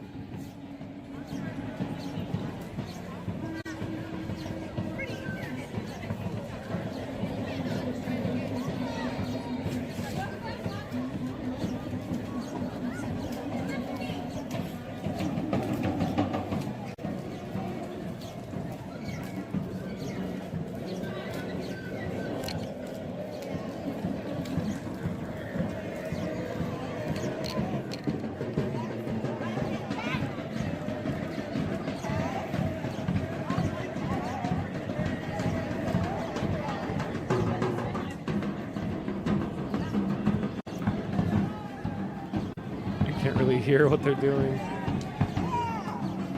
I can't. I don't think they're doing anything. I can't even hear them. Yeah. Shoot.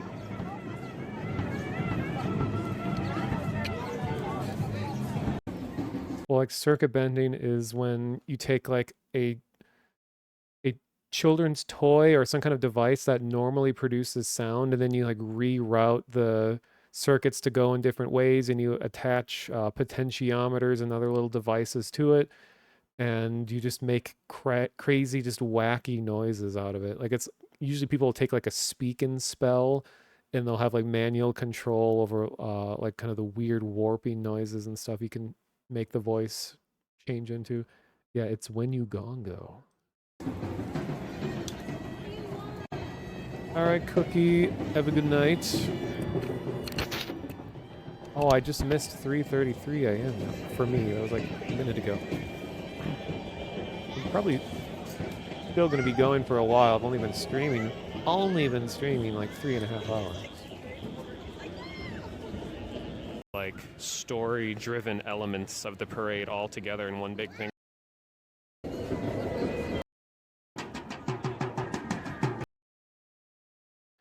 Oh, and then you have stuff like this. Happy May Day. Frey flips. Frey is the name of the mayor at the time. Flips cocktail parties for eco facade. Seesobs. Greeting from your friendly South Side realtor and property management concern. Quirky traditions. Delight. Comfortable professionals. Studio apportment. Sturt at 12,000 a month. Frey feels prey. It's like a big ramble. Maybe it's really strategic because sometimes there's a form of cipher where you put intentionally incorrect letters and then you piece all those together. Traditions delight because it's just the G and the H. Comfortable prof. Okay, then there's missing letters too. Diet cops or gluten-free. Oh, socialist internative homeowners caucus expresses concerns against alienating allies battle trains. We just saw that. Ads, target, spion, sword, float, new directions, and progressive style. Don't bulldoze neighborhoods. We stole. Wow.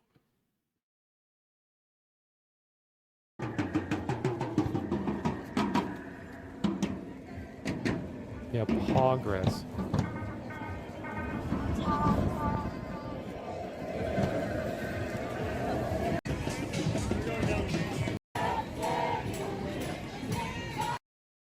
Oh, here.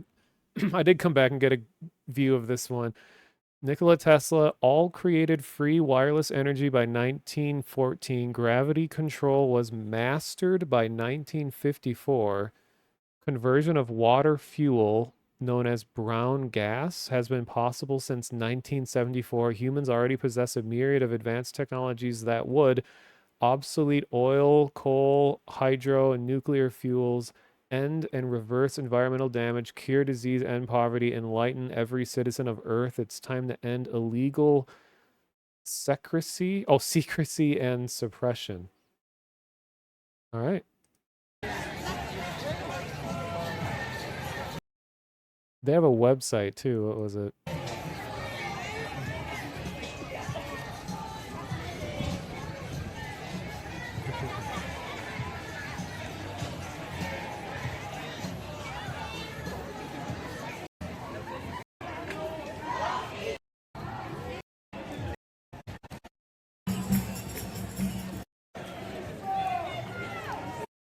Whoa, I've never seen that before.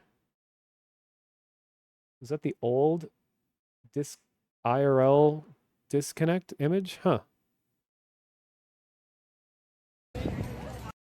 But I have like previous recordings of this event where I have a lot better footage because it changes every year. Like people do completely different costumes and all kinds of stuff like that. So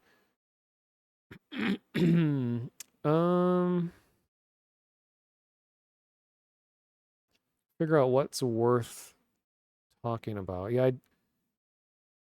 some of these things are like games that I streamed long before they became famous. Oh, that's what I was going to do down here.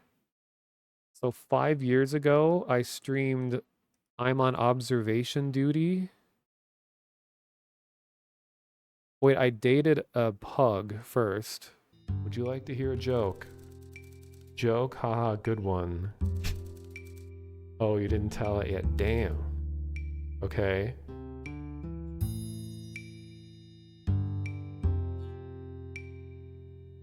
Why did the orange stop running? I don't know. Still, Mono, please tell me. Oh, at last, saved by the bell. Okay, that was a minimal soldier. Standard unchanged code. It is the duty of only designated officers to understand which codes are encrypted and how to decrypt. I remember during this stream, I found a problem with the puzzle that the dev didn't notice was a problem, and then he like commented on my videos like, "Oh, thanks for noticing. I had no idea that was even possible." And I was like, "Uh-huh." Said, "Okay, some of that time. Many self in the alarm, but I can tell there's one that so this is I'm on observation duty 1, and these games exploded in popularity after this. And this dev actually thanked me for playing his game in my comments because like barely anyone was playing. See coming extinguisher for some reason. And this is just a sink. I know when Jeff was doing this, he said it was a bidet, but it's actually just a sink. I forgot.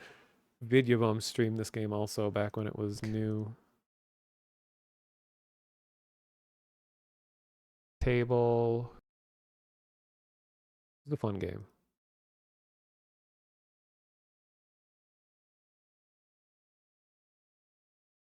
Wondering if I should get to talking about Blackout Club because that's a big subject.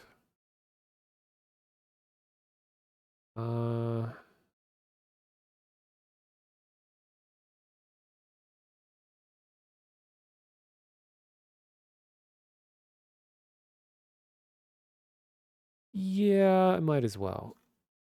So,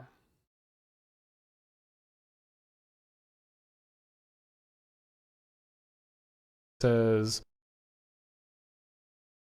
paintings. Okay. I'm supposed to be watching TV like a good child. So this game uh, was one of the most memorable experiences that I've had like in games, which sounds profound, and I think it is worth the title. So the game as a whole, see if I can find something that exemplifies what it is better. But I thought the things when I closed my eyes were helpful. A text was the end of the movie. Wait, unless this is locked. It's locked. But you can like kick open doors, I think, like you did earlier. So Blackout Club is a cooperative horror game, I guess, where you play as these kids and you try to save your town from the big threat. And the town exists in this place called the like there's a name for it, but it exists in real life. It's like the radio quiet zone. It's a designated part of America where they restrict any kind of like cell phone use or radio signals. It's supposed to be like the quietest place in America, not just sound, but for any kind of man-made radio signals. So there's like no antennas, there's no like transmitting, receiving things. And they do that so that they can have a place to study really subtle parts of like extraterrestrial signals coming to Earth and to do other studies that require no interference from like man-made radiation. So the game takes place there.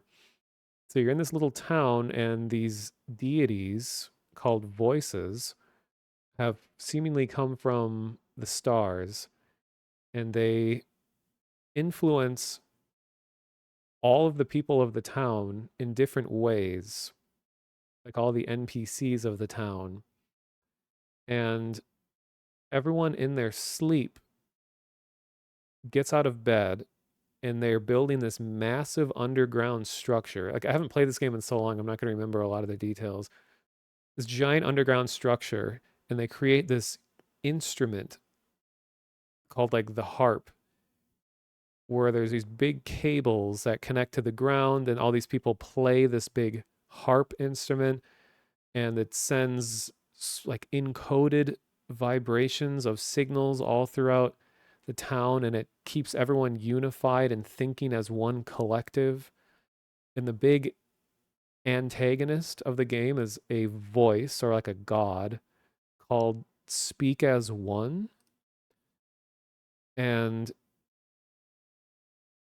their goal was to bring everyone together as one big collective mind to take over this entire town, then perhaps move in town to town to town, and just gradually cause all of humanity to think as one singular brain.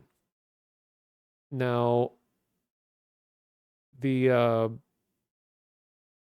for some reason, there are children in this town that are not affected by the mind control of Speak as One, because the siblings of Speak as One, like Speak as One is the old one, the old bad one that has been around for a very long time, and all of the siblings are different deities with different names, and they have different motivations, but they're all weaker.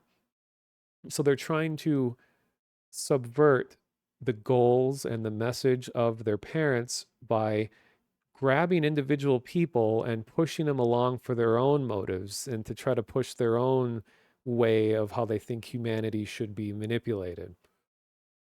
And there's like one that's called Laughs Last, who's like the funny one. And there's one that's like Die for You, who's a sacrificial one that's supposed to be more about love, where it's like we sacrifice ourselves for one another or something. And then there's the Measure Cuts, who is the intelligent one who thinks that everyone is entitled to their own independence and is more like scientifically driven. So anyway, all these deities are all fighting over what to do with humans. and Speak as One has the overwhelming power right now. So what you do in the game is you invade people's homes and you try to save people from the underground bunker that they're being forced to construct. Like you collect resources and then you go underground and you pick people up and you break them out of the spell and you try to free them and help them break away from Speak as One's power. And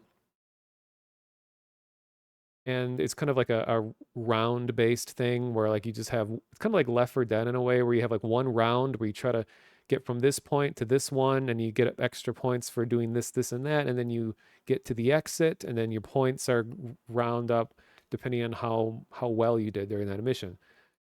That's the base game. But where everything changes, and let me get a drink just to leave on that note real quick.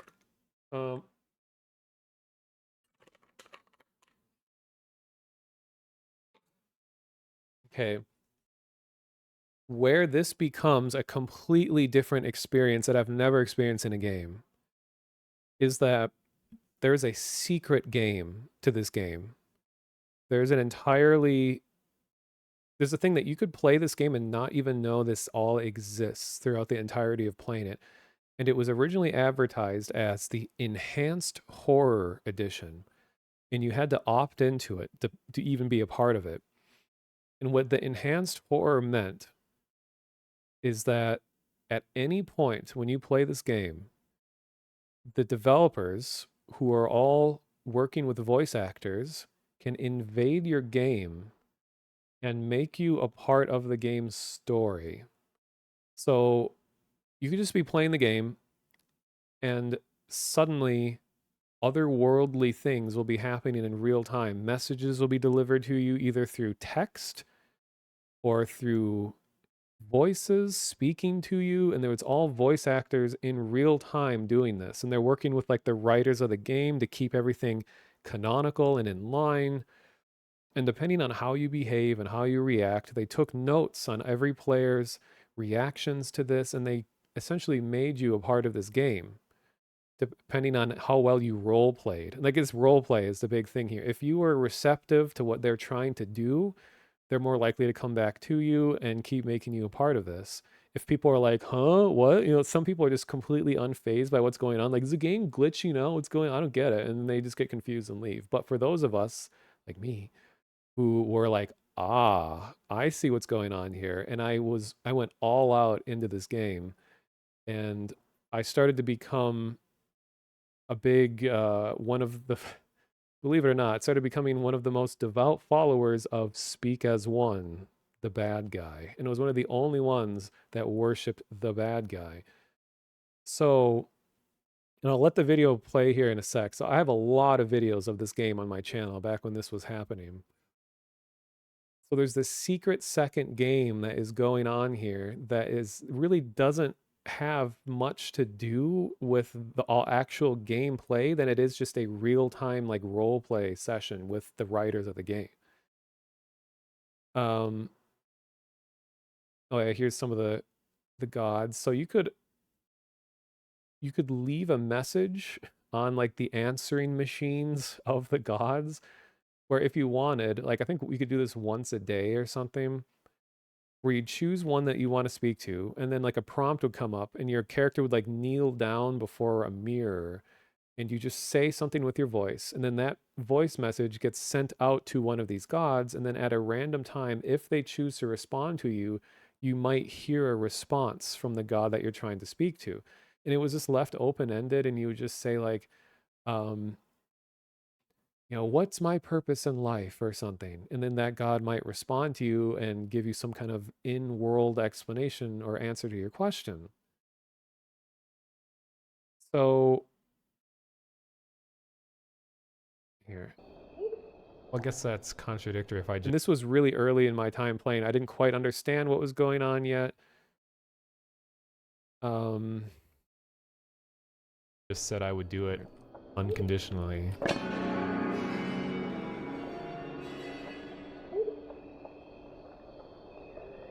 Well, that's right. It said that we got some sort of chest at the end of the last one, but I think maybe we lost that since we just like sacrificed ourselves.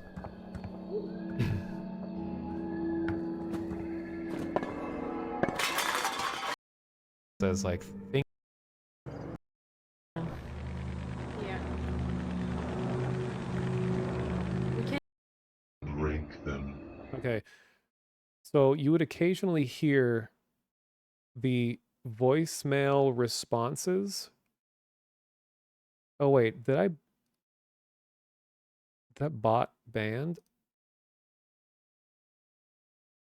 Oh weird. Okay, never mind. I thought I banned them, but it looked like it didn't. Anyway, between rounds, there's a chance that you might hear a response that someone else got to their god. So here is someone else getting a response, like another player getting a response from a dev. All you have to do is keep praying. Wonderful boy. Says like things to Break them. says like things to and to not do, and one of them is like never kill. The person here I trust least of all is that monotonous guy. What a weirdo. Okay, so here is the player with their question, and then they get the response. You are correct. Okay, I'm gonna record another one of these.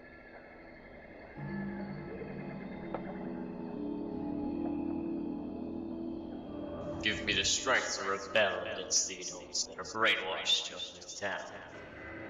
My sweet, wonderful boy. You assume that you can't already do anything you want. These boundaries are self-imposed. But I can show you how to break them. All you have to do is keep praying.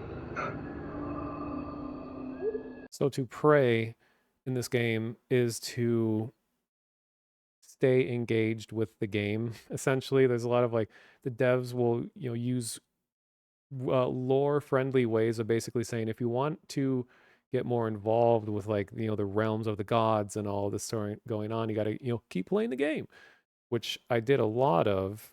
And then eventually here I started getting the attention of the bad guy, which I didn't know at the time, but is a relatively rare thing. Let's see. Sounds Just a smidge. Not. on it. Yeah, she could be saying anything to the spirit right now, and I wouldn't know. I'm not into it. It's this VOD is 8 hours long, so it's hard for me to find the exact moments stuff happened. You're enjoying those sacrifices. Oh, okay. This symbol has become, even now, and I haven't played this game in so long, seeing this eye symbol in the middle of the screen still just makes my heart jump, because this means that a spirit is trying to speak to you right now, or a voice. And this game has a gameplay mechanic where you hold down a button to close your eyes. And when you close your eyes, there's like a certain entity in the game world that can only be visible when your eyes are closed. But they used that eye closed mechanic to send you messages as well. And this eye prompt is saying, message from the gods. So those sacrifices. No turning back now. Now it says no turning back now. Oh, hey, but Charity, welcome. You get something similar? You both bear our mark.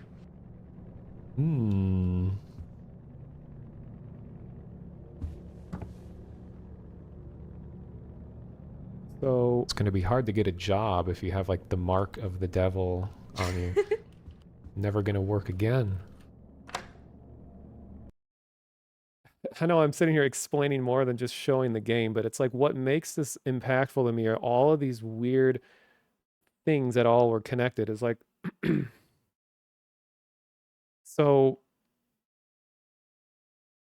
early on, like when you say the name of a god, when you say speak as one, that is the name of the god, and to say its name is to give it power. And we were going, like, I was playing with another member of my Discord at the time here. We were both saying, speak as one, hey, like we're all excited because this is so early on that we didn't really know that there was a whole underlying story and a plot, connecting all this together and certain things that you should do and not do and all of this. We started getting messages and we were like, huh, this is interesting. And I was just like, I like this one. I'll just keep talking to this one. And it turns out it was like the main antagonist that was talking to me here. So we're both working with this guy, excited just to be talking to someone.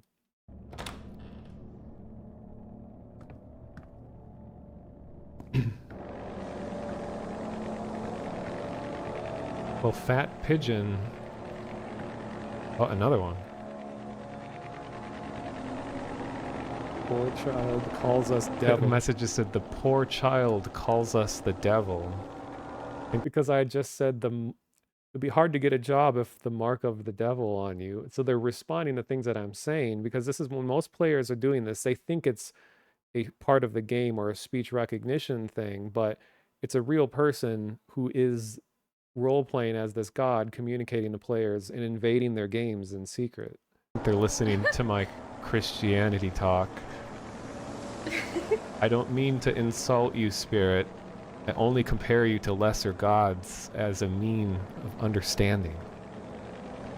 It says for me, we live inside your mind, child. Okay.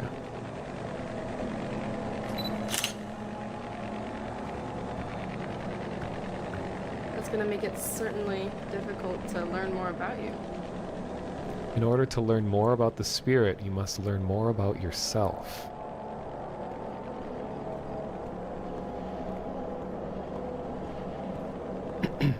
So a lot of times what ends up happening is that you sit, when you're being engaged and talked to by a god, you end up like neglecting the rest of the gameplay of the game. Revanova, hello. What's this stream? It's me looking back at some of my older streams and just kind of telling stories about them. Like, this is about the Blackout Club, which is a game that I really liked and I played back 5 years ago. And this is just the beginning. Like, this is a whole complex subject, and it's gonna be watching my plight as I become more and more corrupt and get involved with this game. Am I going to be doing any Bryce stuff this stream? Probably not. If I were to do digital art kinds of things, I would probably just do that on the stream. I have a lot of just videos that I'm going to show, so probably not. Fat Pigeon and Roy, so yeah. Finding most of the evidence outside, by the way. I am finding some on porches on homes. There's like a pile of boxes. It's kind of a mix between in and out, but generally near the houses. It's going to say that, yeah, so when I close my eyes, like, oh shoot, this, that's a way of like looking into this other spirit realm kind of thing. We do not yet trust your patience, it says. I think we got to work towards trust. Yeah, look, Nato, I just said that if I'm going to do like Bryce and things like that, I'd probably do a stream that is just that stuff, but I still have a lot of videos that I want to show for this stream. So no, I won't be doing Bryce tonight. We do not yet trust you, period, patience. Hard to read with all the 11 effects. Well, sorry. I'm anything but patient. I can attest to your tremendous amount of patience.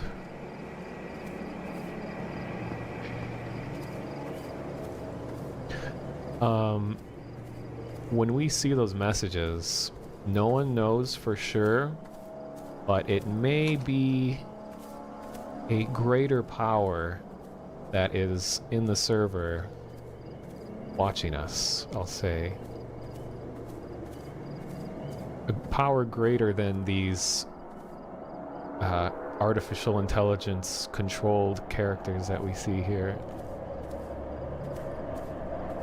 The funny thing is, like, as you start to observe the plight of becoming engrossed in the secret aspect of the game, that you start less acknowledging the game as a game, and you start using like alternative words to everything just to stay immersed in it.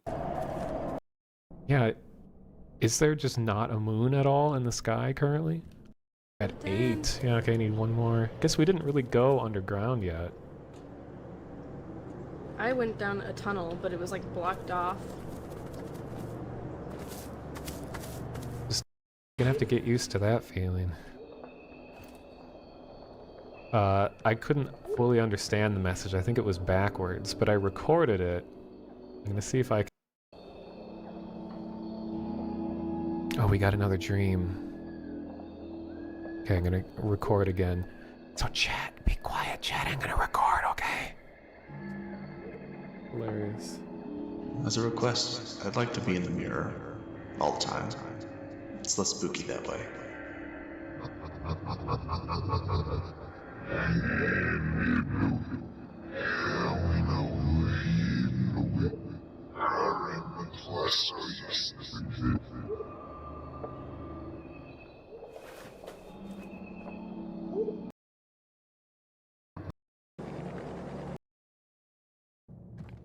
Okay, things will get a little more exciting in a bit here. This is very early. Oh, shoot. Well, the shape is coming after me. I'm just gonna run back up to the surface.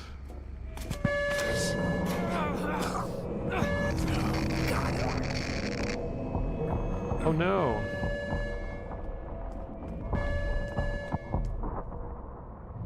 Did it get you?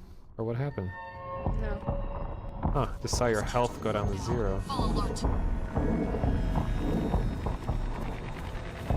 Oh god.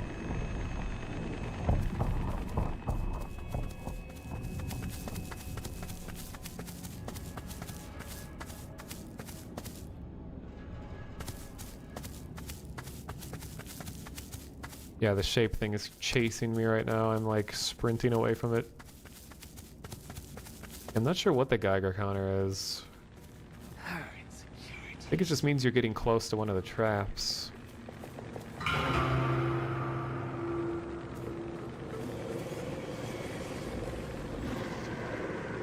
A sacrifice and we say something that it will use that clip for the game. But yeah, it sounds like I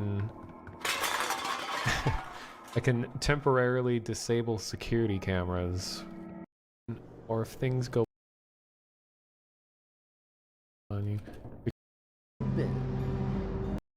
Okay. Don't think for the rest of this stream it didn't really have much activity. Trying to get into the story. They're sleepwalkers if they're performing a peculiar action. Oh really? No, I never read that. I'll take a look.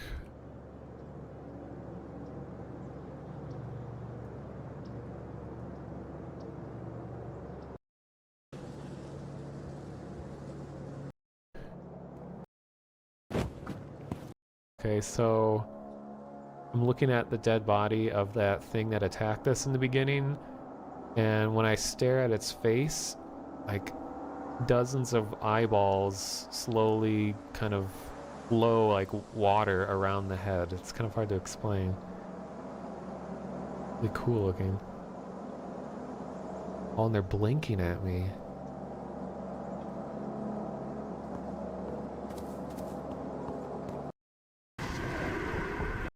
Goes underground and finds this cult. And then just as she's trying to find the rest of her club, the Blackout Club people, she gets kidnapped. So now the Blackout Club, from what I understand, is trying to save this neighborhood from whatever cult stuff is happening underneath it. And it's like this cult has all kinds of strange effects on the neighbors. Like they have this giant instrument underground, which I think is probably one of my favorite aspects of this game is this like giant like organ-like instrument that plucks all these metal cables that we saw going through the caves, and it makes these like eerie sounds that are having like subversive or subliminal effects on the town.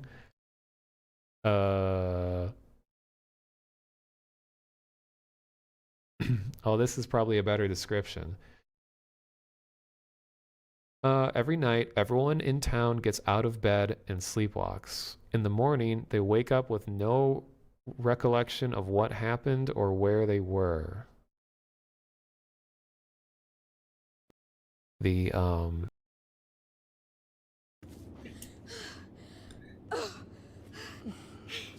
on. Hang on, hang on. What? Let's see. What's up with... Are you on it, Shen? Thank... So I was looking at clips from other people playing the game. You are among my great host, Nate. You are among my great host. But you are among my great host, Nate. Aw, thank you. Is that dance for us? Is that my grill dance for us? So in the beginning, it kind of started like this. Everyone just had surface level interactions. A lot of people really enjoyed, well, Dance for Us, which is one that kind of more lighthearted, but I was going for Speak as One, the evil one. And as you can see with all these other uploads, it started getting more and more involved. So what I'm going to be playing throughout the night is a continuation of the Blackout Club. Last night, I had a really good time playing the game for the first time, and I showed the trailer and did a whole introduction and everything like that. So if you want to see my first experience with the game, I have the VOD, not only on this Twitch channel, but you can also go to YouTube, my YouTube account that's linked below, or just YouTube search The Monotonous and you'll find my channel there. You can see everything that happened. But the most summarized version of what this game is it's a I'm gonna, because it's a requirement of any Monotonous stream to run it at like 1.25, so we're gonna go a little faster. Cooperative multiplayer horror game that has lots and lots of mysterious elements to it, which is some of my favorite things in life, which are things that I don't understand. So, and the game has an element where at any time, higher powers can intervene in your gameplay and affect your experience, and you can be a part of the game's story. Because it keeps track of everything that you say into your microphone and can be eavesdropped by other parties. Okay. And there is a clip online of it. And okay, where's that ladder? Get down.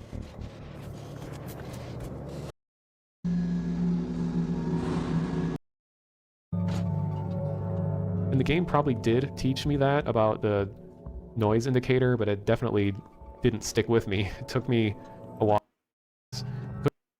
Abilities is to disable. Oh god, he's so close. I'm good to go with it.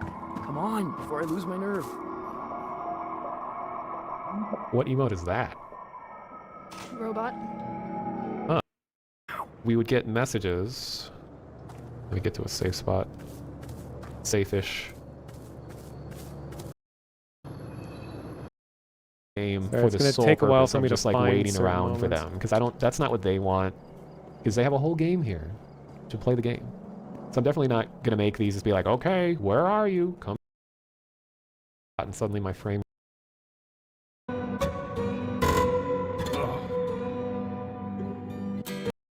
Stalker. Really? I wonder if we just didn't see it. Okay, now there's another element to this. Where I ended up being one of the first people, like in the game's history, one of, not the, but to catch a character that's called the Stalker. which for a long time we really didn't know what was going on with this stalker character. We didn't know if it was a person or if it was computer controlled. And the only way that you know that the stalker is present in your game is that your in-game cell phone would have a picture sent to you, usually of you. Like you would see a picture from a window far away of you and like your team walking around, and you would just get that and you'd be like, okay, we're being watched. The person is really sneaky and really fast and moved around, and I had several encounters like that. And people in the community, I remember when it started happening to us, were like, oh my God, he's having stalker encounters and stuff. So people were like trying to get me to get more video of it and try to see if we can find them and investigate it more. They didn't send us any photos. Yeah, I think that's the only way that you know for sure. Huh. And also, I just got a dream that was confirmation of last laugh. Like the gamer voice said, it's creepy knowing that someone is listening. And then the voice said like I am listening, I am last laugh, or something like that. And it was sort of it was like an androgynous voice. Like I couldn't really tell if it was male or female. Yeah.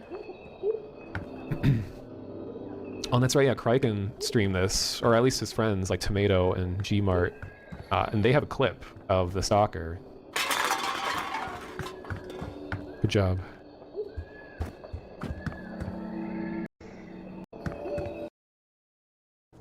Playing as Scooby-Doo characters, investigating really shitty horror Gmod maps.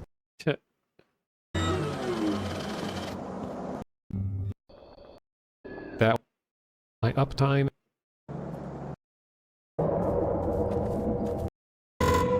Before I lose my nerve. I think it should. They I think it speaks to the collect. aware of this. It dance. Okay. Area. Hurting myself. Actually, what might be in this easier world. is that a lot of these moments were clipped in my Twitch channel. Some of my like highest viewed clips were from this game. Maybe I should just watch And those instead of having to like scrub it's talking through the about- VODs like this. And that is We Speak as One. Yes. I would totally buy a Sleep as One t-shirt, you know? Do you have... Do you have... Well...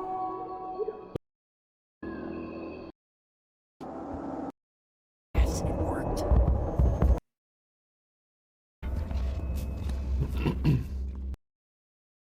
See that? Oh. Gotta get a good look of this this thing, projector. With your phone. Weird. Okay. This is cool. Creepy enough? Yes. Getting this?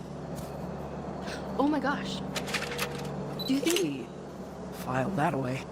it looks like the this? things in the pseudo cave? Sort of. At least Okay, it looked like to what's me next? like a person tied up with their hands above their head. Pseudo cave? The cave with the weird texture that was in that one video that we didn't see it. Other people saw it. In this game? Yeah, in this game there was a Twitch clip that you were showing the stream of people who were outside of the cave entrance, but the cave entrance was covered up with grass texture that was Oh, right. and there was a glowing thing in there. That Cheese strat. Know what to say. Know what...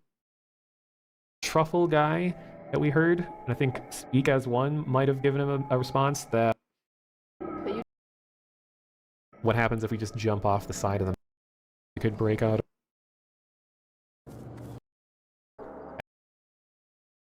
Are these catwalk 7 brainwashed by the song of... So yeah, it'll be easier to find those moments. Let me just bring up my Twitch clips, because when these moments happen, it's usually for a short period of time, so it's hard to organically find them through going to the VOD. Let's see, what do we have here? Oops.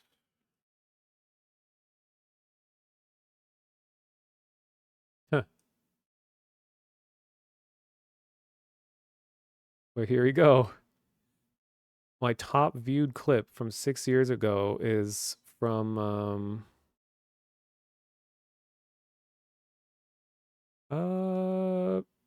from Takatomi, who I was with.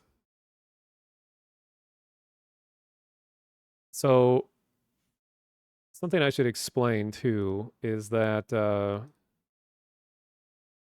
the person that I'm playing with here is someone that used to be in our Discord all the time, and she is the Hitomi Fujiko from Vinny's whole thing that keeps coming back in. Like when you see videos about like, are you lost, stranger or traveler or whatever, and that whole thing with I think it was Active Worlds and all that. She is the person that was Hitomi Fujiko, like the other person that made that moment happen. And she was in our Discord for a while, and she's a really great contributor, and we played a lot of mysterious games together, especially this game. She and I ended up being on stream a lot, and what always kind of like brings a little tear to my eye is that we played this Blackout Club together so often, and we were both trying to pursue like the evil god. We are known within the Blackout Club community for a little while as being like the evil duo, because Speak as One would only have surface level conversations with people in an attempt to kind of bring them in, and most people were really put away by the things that he would say, because he kind of is like confrontational and is trying to get on your nerves and trying to make fun of you and get you to strike fear within you. But Hitomi and I, we were embracing it. We were like, yes, we want more of this, and we were saying, talking about ways that we can help manipulate other players and bringing them closer to the song, which is like the collective trance state that all of the people in the town are put into. And it was becoming a kind of a whole thing, and it was so fun playing the game with her. And she hasn't really been around in the community in a long time, for many years now, so I doubt she'll ever see this video or anything, but we really do miss you. It'd be cool to know what's been going on in your life these days, but I'm forever grateful for all of the really fun moments that she and I had together playing these games. So I hope everything's going well for her. But so anyway, this clip was when Speak as One was catching on to the fact that we're kind of working together on this. So he was apparently saying things to her to kind of pit her against me, and saying things to me to pit me against her. So here's some instances of this happening. Uh-oh, I got a message. What did it say? She peddles false secrets to us, because I couldn't hear what she was saying. I think they're trying to pit me against you. What did it say? Because I what did it say? Tell me, please. I don't know. Maybe I can't trust just you. talking to it. Oh no! Oh no! What, are you trying to get me in trouble, or? No, I didn't think it would actually work. I don't know. I don't know who to trust anymore.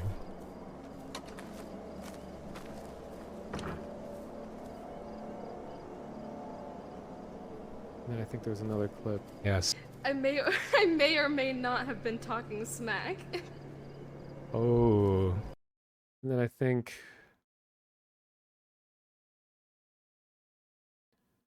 Can I sort by game? Oh man, cause I'm like one of the least clippable streamers. The very few clips that I do have, like I forgot I did a Petscop stream where we watched that together when that was new.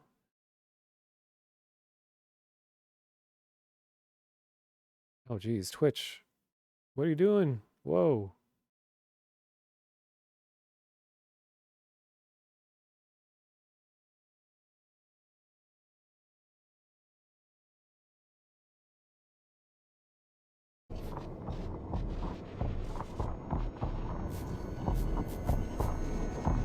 Yeah. Guess I'll just die. Shrug. I'm heading in the correct direction. It's good. Sits on truck. Alright, I think he went in. Okay, now to get to you, well, there's 2 Lucids in that area. Oh, that's what they were called. I forgot about that. Oh my god, Twitch, what are you doing? Just flickering.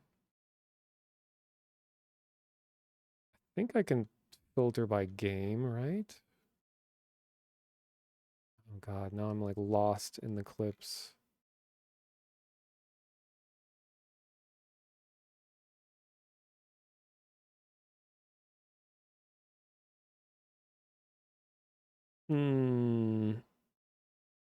Wait, I don't know what this is going to bring up. Let me see.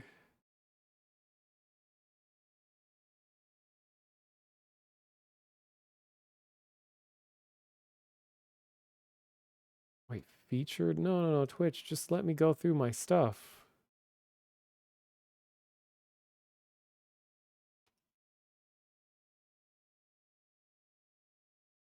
Oh, here. All right, just Blackout Clubs clips.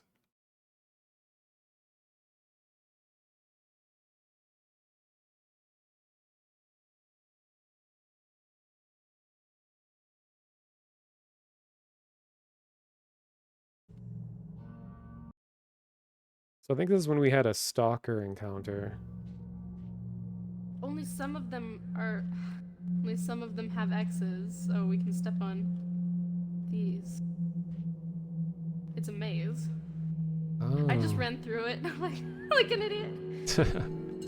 Oh, that guy's excited. Wonder where he's headed. Okay, no, that was just a small thing. Okay, stalker first sighting. Yeah. Take a heal. Ouch.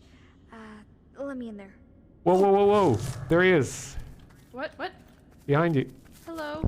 Come back here. Wait, where's the whole rest of the... Can I view the VOD?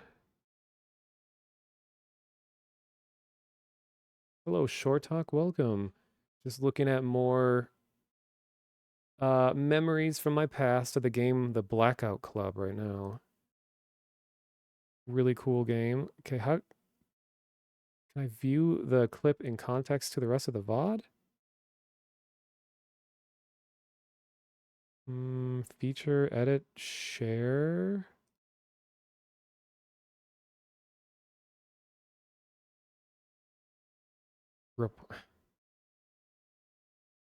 Man, sometimes these features are so annoying. What if I do this? Yeah. Take a heal. Sorry, this is so slow to do all this in real time. Not very engaging.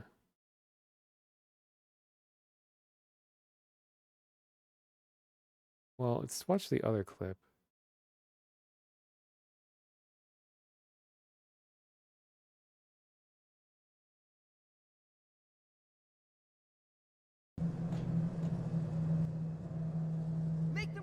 Wait, the stalker? Yeah, he's right there. What? I'm gonna catch it after I... Good. Thank you.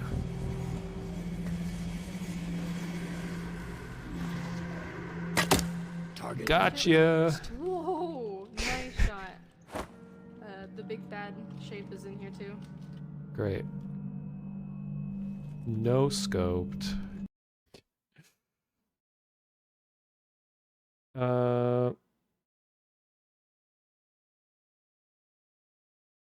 Oh god. Sorry, jump scare in my face. Let's go back to... Okay, so if I go back here...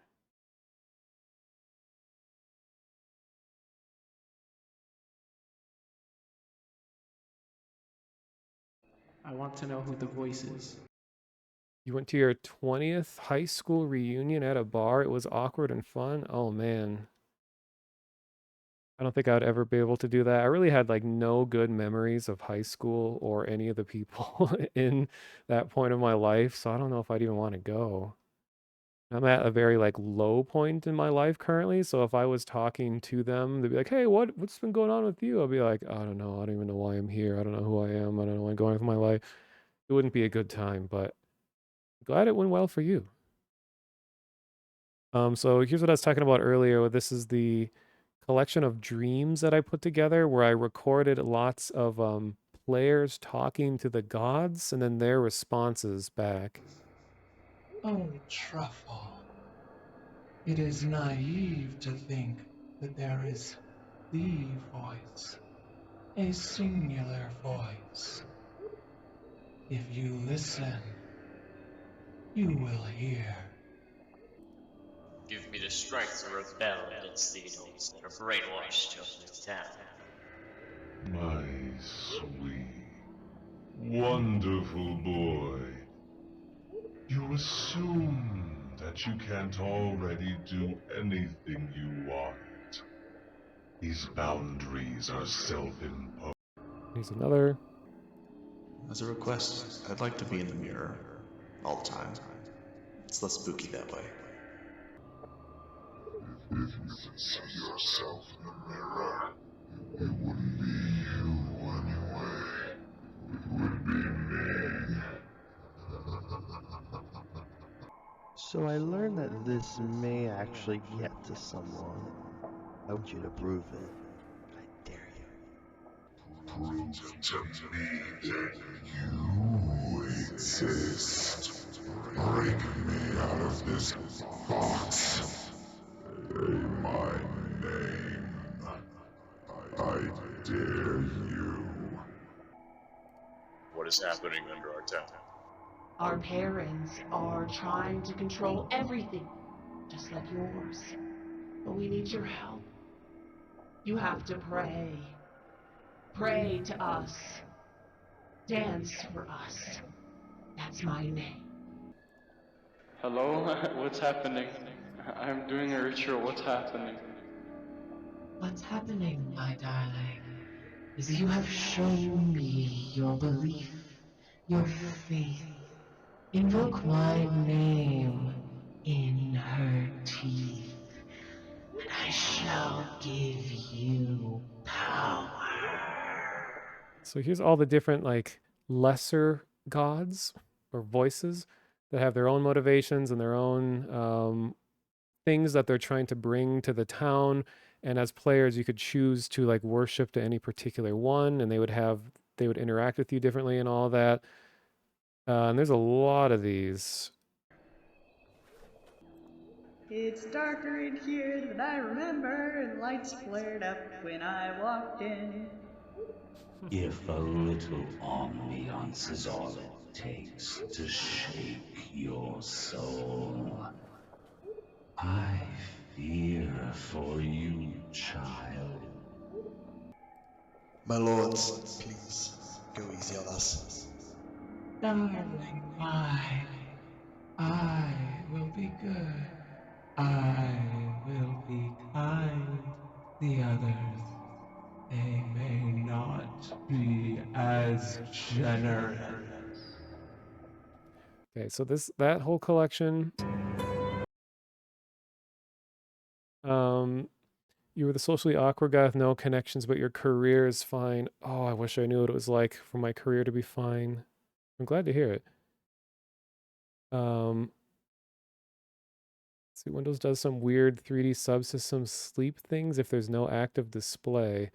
I've had weird issues where it's like DisplayPort, when it loses power, the computer just doesn't see it at all. So like when a computer goes to sleep and I have stuff on a DisplayPort monitor, it just forces everything over to another monitor, and I hate that so much. Makes me want to just use HDMI.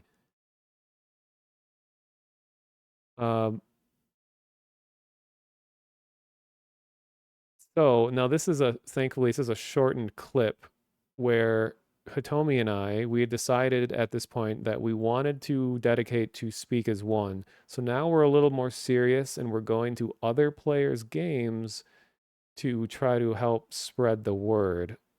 And so this is the descent into madness. They said you prayed to us, child. Wait, here. Yeah, dear.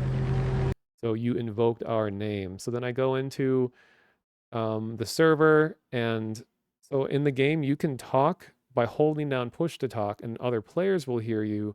But even when push to talk is off, your microphone is always hot. And when you're just talking to yourself, you'll the gods can potentially hear you.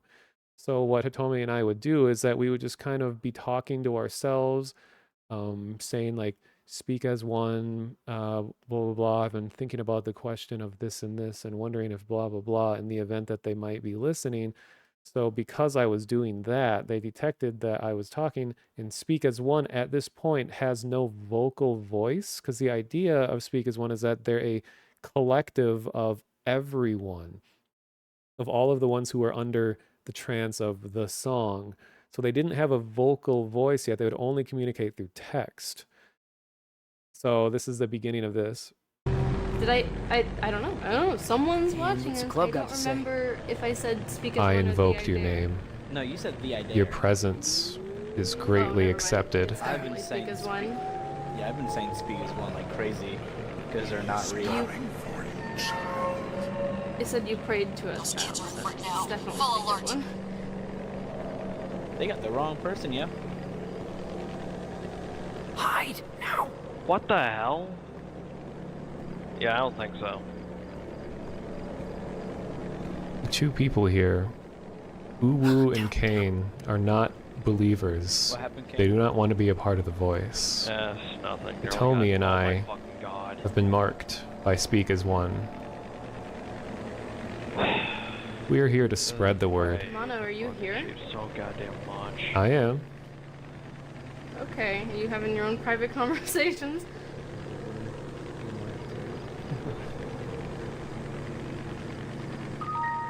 Perhaps. Those are really drawn out, perhaps. Hide now. That's not fun. I thought I would have. Drawn. Oh my God, go away. Come on. I love when we're just upstairs and Kane's doing all the work. Someone's I got to would do be it. doing the work if this little angel fuckboy wasn't actually trying to rape me in the ass right now. Whoa. No, he's just doing what he's told to do. He's doing his job. I highly recommend you guys should probably pray or sacrifice to Speak as One. It's really an enlightening experience. Oh, you gotta actually like sacrifice to speak to them? You don't have to, but I recommend it. Try to It's a sacrifice good way to it get in their Not do favor. a thing. Oh, fuck me. But you Why could would I also pray. sacrifice to somebody who's not real? Hey, can you put the ladder down? This Red Acre already belongs to all of us. We might as well just join the rest of us. Wait, what? Me being cringy in public. Yeah, you might as well join us.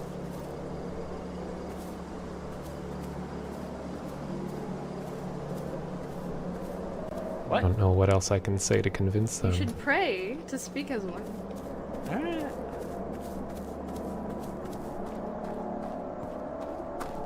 It's always. Oh, what the fuck?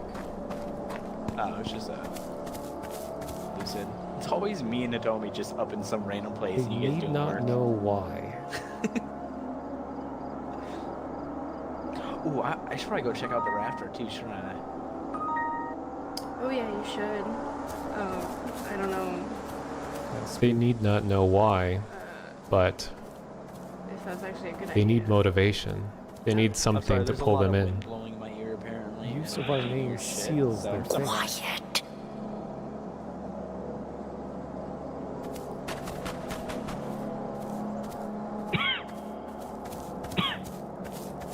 So even if they summon you, There's a drone right there. even if they speak your name, they unknowingly have made their voices a part of the chorus. The song. Like you, they will walk among us. That was before the meme game. That part's done. They walk among us. Okay, what's next? I wonder what sort of... Will they be aware that they're walking among us, or will they just do it without realizing it? Will it be a conscious decision of theirs? What the hell's our mute icon next to you guys? I'm using push to talk, and Mono's muted himself. I'm just looking for cryptograms. I mean, putting cryptogram in projector.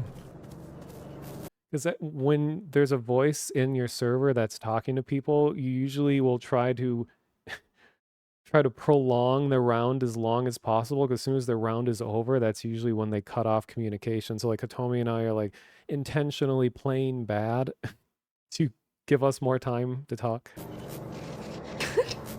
And I was wondering that too. Somebody has been doing all the work while you guys were doing whatever the hell you were doing on the stream. Yeah, there's nothing else.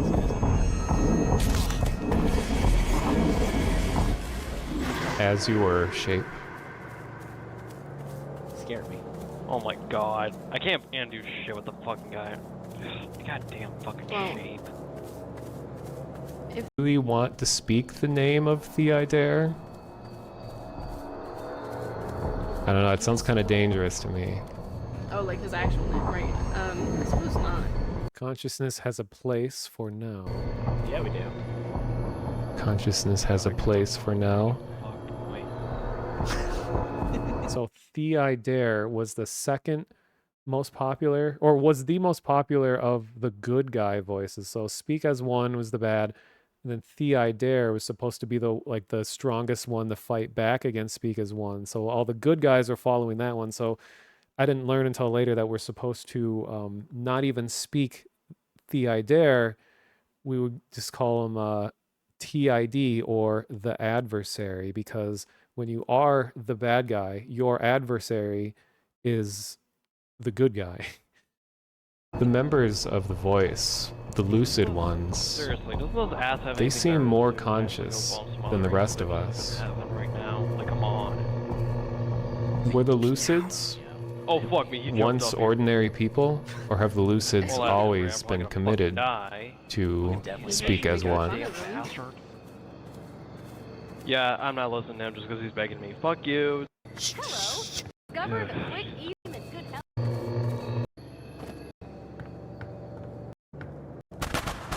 HQ says we're partway there, so They are Good. martyrs, they will end. and now we hide now. So the fate of the lucids has been sealed. They know what they're in for. Cool. 920 Holy Ave. So this may seem not all that interesting to people watching, but like when you were playing this game at the time, that almost no one was able to actually have a conversation with Speak as One, because they were usually really turned away by it. So like Hitomi and I were getting actual like lore related responses, which no one was able to get at the time. So this was a really big deal. So we're trying to figure out what more information could we pull out of them while they're still here. And sometimes doesn't. So trying to get like background lore info. Load up. Hello. Do you want to make more money? Of course you do. Have you ever I forgot about that. done a prayer or a sacrifice? I've done the item part, not like sacrificing on speed one. Now that Hitomi and I have become part of the common voice, the Pray to. the voice of Speak as One, I don't know. It doesn't. Ever will we lose our free will by being a part of Did you Speak say as any One? particular name out loud? Or are our fates, are we martyrs like the lucids? Yeah. Will we inevitably die for the cause? Or can we choose whether or not we die? in the name of Speak as One. It's so hard to figure out a like lore-friendly way to word my Oh questions. shit, we're done. Oh, hey there, Doc. Welcome. Good job, Mono, for completing the objective. No problem. I was being so useless and been not so doing lost. anything because I'm just sitting here talking. Well, I didn't have any of the cryptograms, so I was just hanging out at the projector. I know. Damn. And everything. We just How did cold. Shit.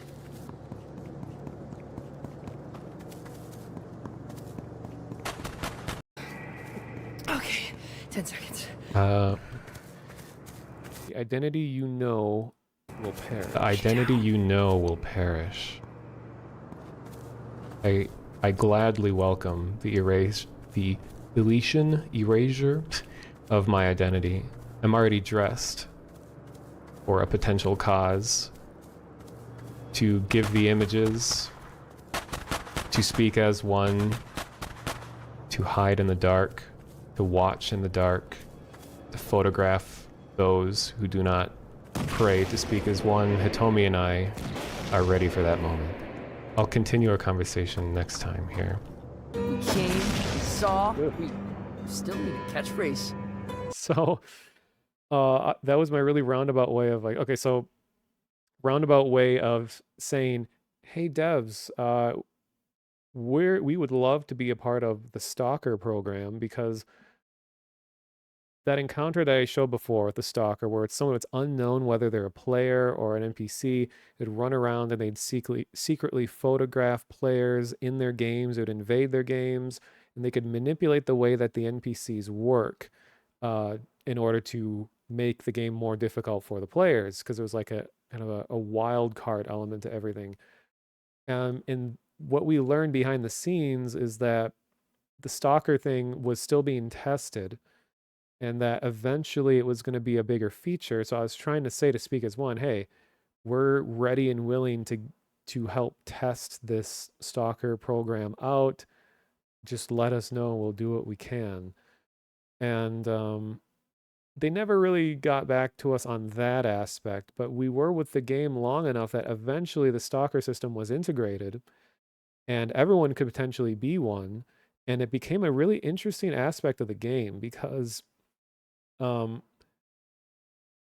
you'd have the normal game, which is kind of like Left 4 Dead, where you have the beginning area and the end area, and you have some objectives, and you're trying to get the objectives done. It's randomized, and you just use your gadgets and you level up your player to be more effective at doing all these things. But then you could play as Stalker mode, which you would go into a whole different part of the like lobby area, and you walk into this van that was out on the side, and it would pick a random in progress game of the standard game that we see here, and it would secretly integrate you into their game. They wouldn't know that you joined, and your goal was to go the entire game undetected. So you'd have to hide and go up into like windows and things like that, and you have to get pictures of the players committing crimes. You couldn't just run up to them and just take pictures. You had to catch them in the process of doing illegal things.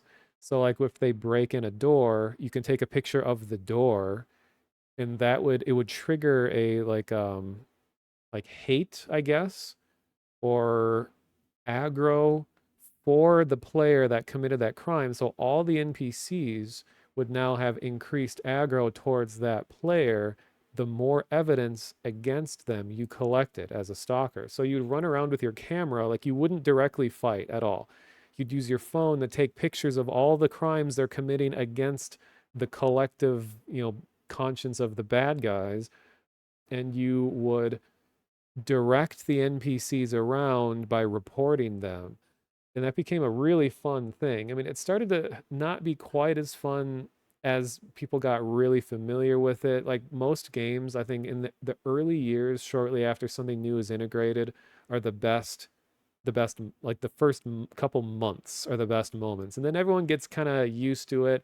And as soon as a stalker is around, everyone would abandon what they're doing. They would go and incapacitate the stalker and tie them up, and then the stalker loses, and then they'd continue the rest of the game. So the stalker wouldn't even get a chance to actually be immersed in play very much, which really sucked that it started to become too gameplay intensive that way, but it was cool that they actually integrated the like counter player character like this. But yeah, this clip, that was me hinting to the devs like, hey, we'll help you test it if you want. Oh, hello, Neo Nightmares, welcome. I wish there was better haircuts. Powers, My hair doesn't matter what your flesh looks like. We all leave it eventually. That being said, my hair is fabulous. So that was another message left by the evil gods. Like, is there a certain thing? Actually, no, that was one of the good gods. Well, I I can't. forgot. Anyways, it's like grayed out. He doesn't want sacrifice, the Aidair. Oh. He's the only one who doesn't want it. Now here's Hitomi just straight up lying to them, because everyone is so tempted to follow the Aidair because he's presented as this like, I'm here to crush the evil. I'm gonna dismantle this collective conscience of the song that my parents established here, and I'm gonna fight for you, the free-minded, free-thinking people. So people tend to gravitate towards that one. But Hitomi is saying like, no, you actually can't sacrifice to the Aidair. You should really just don't pay attention to them. They're not really worth spending time with. But speak as one, though. We got a lot going on over here. Maybe you should spend some time praying and sacrificing to them.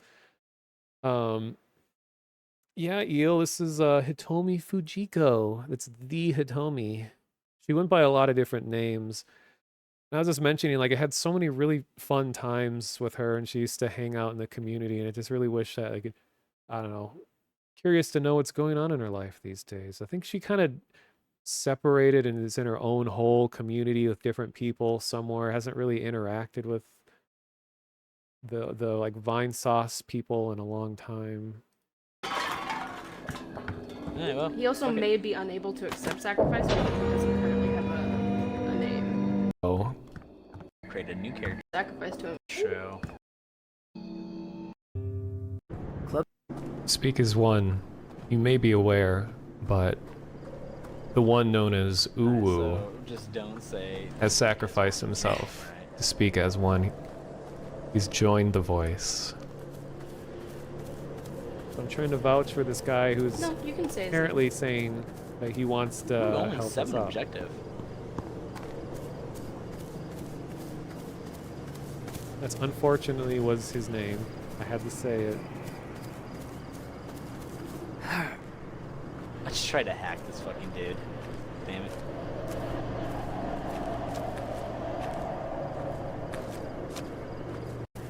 Sure, that's back. Even 1,000. Texting HQ. Also, this was a level 1 mission.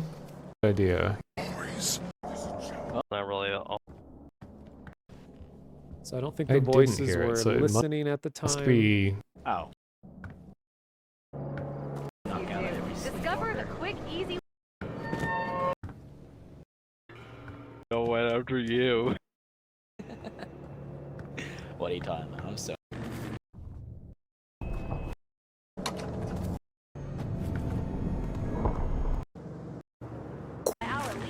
Anyway. So, Oh. okay, I don't think anything else happened in this one video, but so there was a bug for a while that we intentionally didn't report to the devs, which might have been kind of mean, but it was really working in our favor where if a dev joined the game, it's supposed to be hiccup. When a dev joined a game, it was supposed to be a secret that you don't know if they're there or not. But we noticed that the push to talk icons in the top left corner, like, it shows a little speaker when the person's talking. But if we go back to when the voice was present,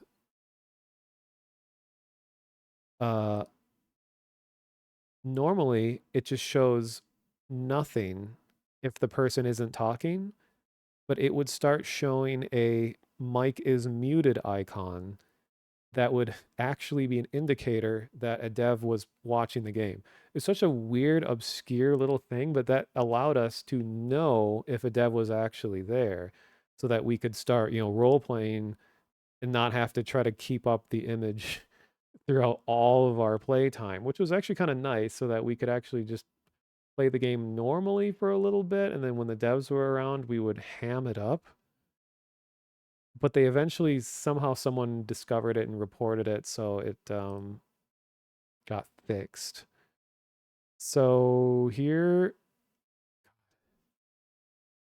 this was probably the height of my delving into evil forces. So moon visits were a really big deal.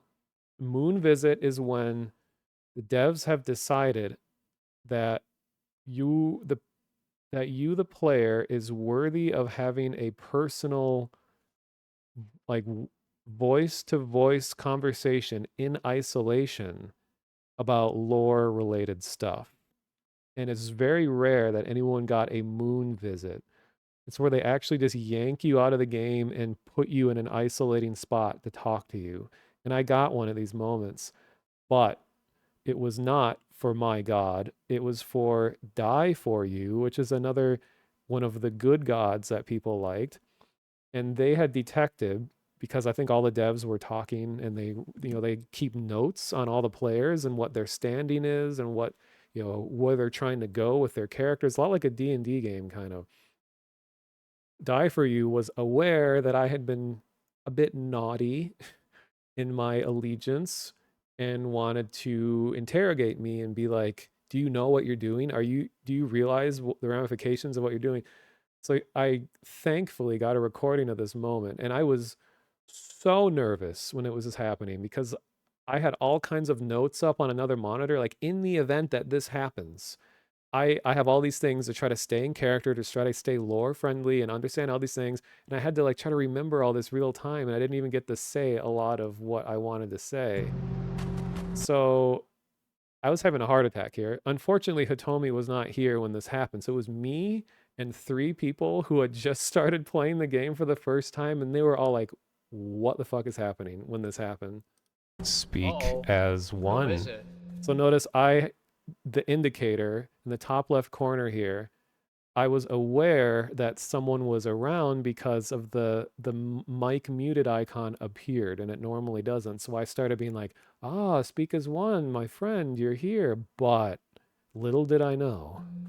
Yes. We speak as That's one. who he's referring to. Voice confused with my brethren.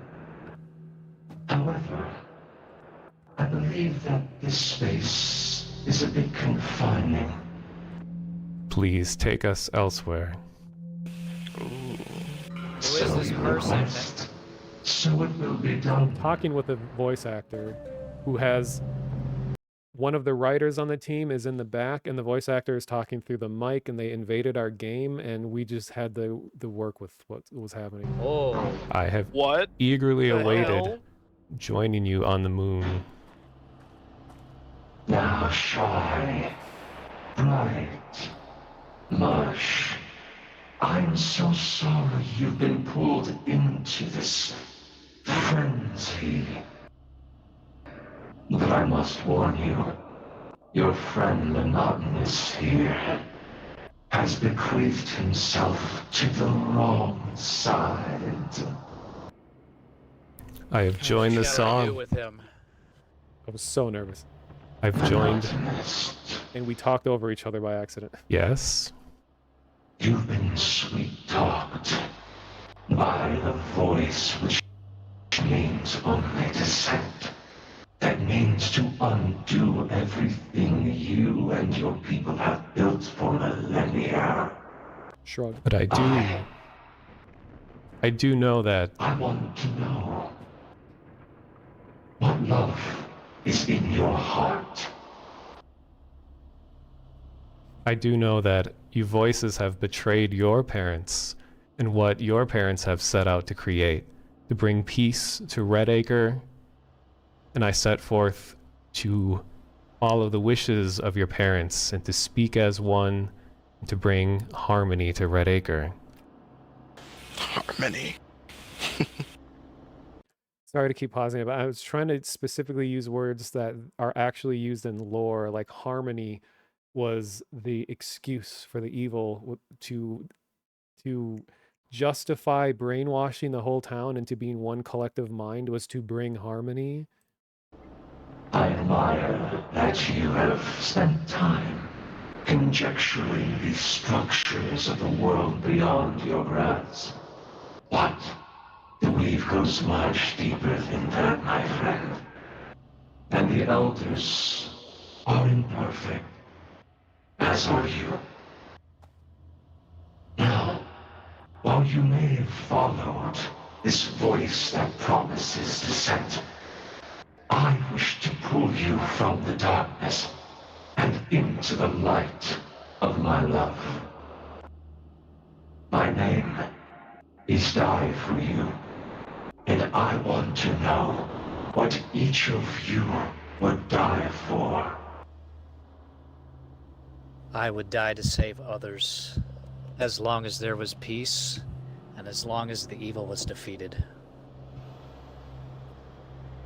Boring. But this so-called evil can bring about peace. When you look at Red Acre, there is peace. And then when the non-believers, the ones that do not speak as one, make their way through Red Acre, only violence, burglary, chaos happens. By being a part of the song, you bring about harmony.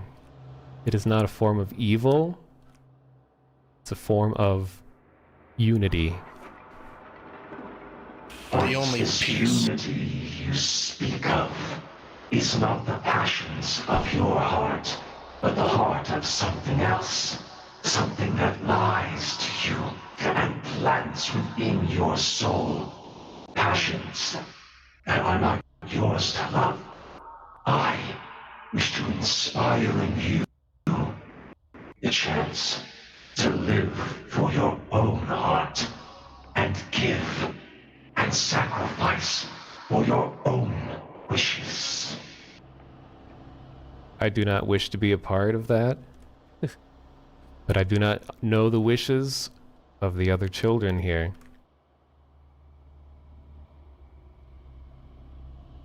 Then keep your heart open. Listen to the other voices. Come into my light and pray to me instead. Give your love to Die For You, and I can show you the greatest gift of all, to die for others, and to inspire every generation to be better than those before.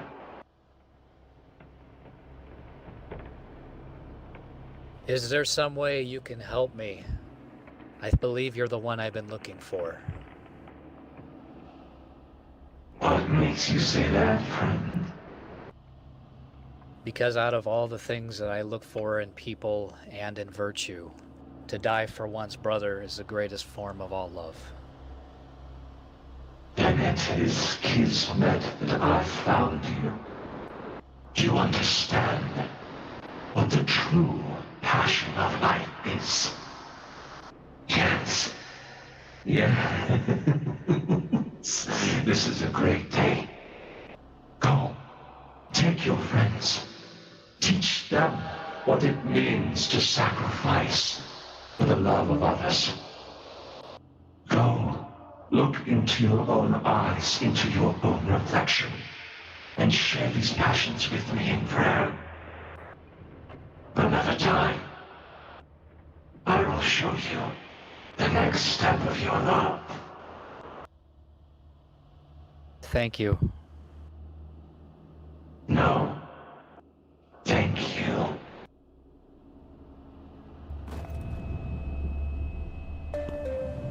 Enough said. And then the round just ends.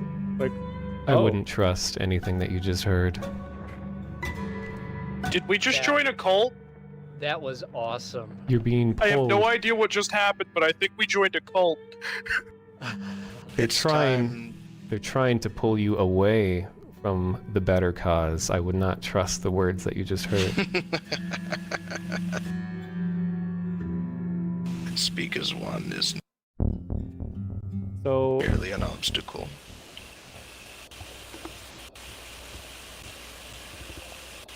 okay, when we're in the lobby here, the voices can't hear you at all. So usually that's when people will just talk out of character. Well, character, quote unquote.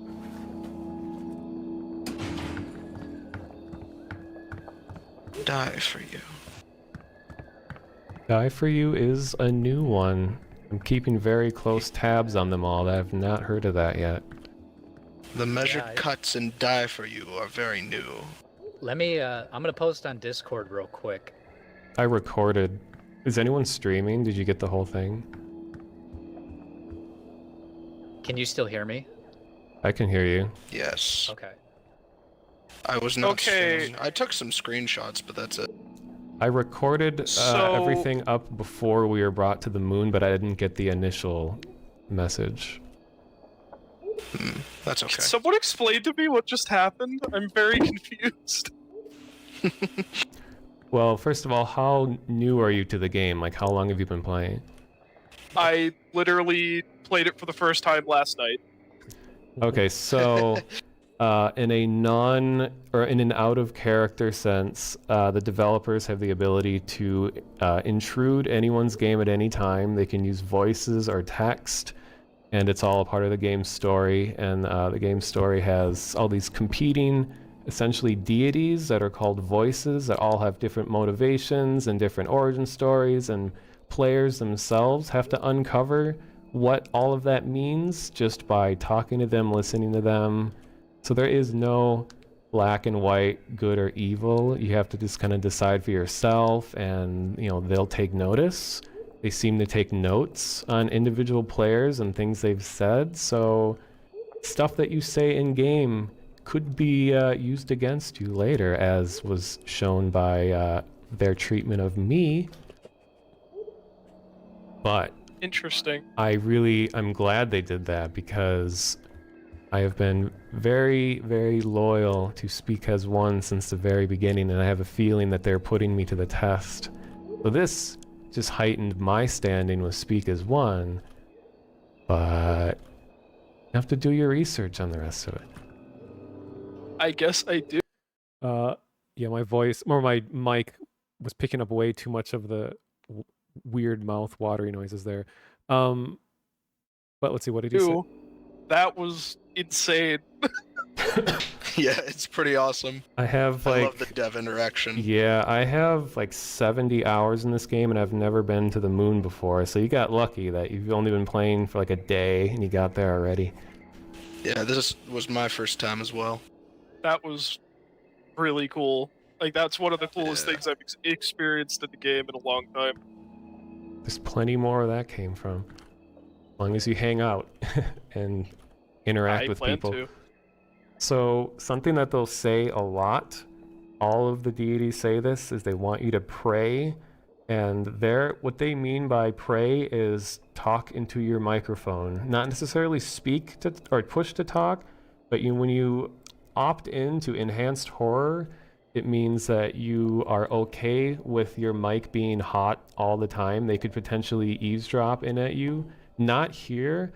Apparently this boxcar thing that we're in is like a safe zone. No one can listen in except you guys. But when you're in a mission, anything you say can be eavesdropped, and they can talk to you, they can send messages to you. But if you just continuously talk about stuff, that gives them material to use against you or for you later. So that's how you get more stuff like that, is just by being talkative and engaged in the game's story, essentially. Yeah, okay. I like how they brought up your connection with Speak as One. I know, I have a feeling my friend and I are probably like the most loyal followers of Speak as One, who is quote-unquote the bad guy, but bad guys have their own motivations. I've sacrificed to Dance for Us and Speak as One. But, once the marks come up for the measured cuts and Die for You, I'll probably sacrifice to them instead. You have to do your own research. So where would I go to do research on this? Well, for probably one... the Discord. Just the Discord? Okay. Well, I mean Discord, but there's also when you read the different like journal entries here and you listen to things that the sleepers and lucids say, they're all kind of delivering the story without you realizing it. You kind of have to have, you know, a keen ear to listen and see what they're saying. All right. I And- guess I'll have to start paying a lot more attention. Oh, another thing I totally forgot, it's really important, is when you win a round and it says like, do you want to relive a dream or something like that, you should always say yes to that, because you'll hear a interaction that another player had with one of the gods like we just had. And then that will give you a lot of insight. Those are just recordings of things that have happened to real players. So that will give you even better insight because you'll hear from the gods themselves and you'll see if you like them or not. Okay. All right. Cool. And not We're to, learning. Yeah, not to plug myself, but I have a YouTube channel and I have all of the dreams. Like there's like 30 of them that are the stock ones and they're all in one video. So if you ever want an intensive like rundown of every dream in a row, it's like a 10-minute video. Just search YouTube for like Blackout Club Dream Collection or something like that, and I have them all there. But Will do. easy. What's your YouTube? It's just The Monotonous, the same as my name right here. Okay. It was all a ploy to get people to my YouTube channel. No. Yeah, there was like a lore-friendly meeting with management. Yeah. It's like, Monotonous, we've noticed that you've been speaking to the wrong people. We need to talk about this. So this was like the height. And a weird little thing that happened during this that ended up becoming really significant is a couple seconds. Watch what happens right at the end of this moment. This. For like Enough said. a few seconds, that happened. And that ended up being a really big deal because this world that I think we were accidentally put into, like when they ended the interaction that we were having, I'm guessing the devs can be like, okay, where do we put the players now? So if instead of telling them to take us back into the mission, they put us into this place, which I can't remember. It had like a lore name. And it was meant to be essentially like the plane of torment, or it's like the place where the gods put you to punish you. And I don't think they intended to do it because they have the moon, which is where they put you to talk to you. And then this place was supposed to be to punish you. So this isn't just like when your eyes are closed and everything's red. It's that you can see the outlines of other players, which you normally can't. And for a couple seconds, you see that there's all these symbols that are on the walls. It's going to be so hard to see with the bitrate stuff, but like right here, there's a symbol here, and if we were able to run around freely in this space, we would see that there's all kinds of collections of symbols. And this was like a very coveted place that people wanted to get to so that we could investigate it. And we were all put there, but it was the end of the round, so we couldn't run around. And I think it was by a mistake. So this little clip for a while was the only proof that we had that this place actually exists. Because there was another player that claimed that they were put there once, but they weren't recording or anything. So this became an important piece of evidence. Enough said.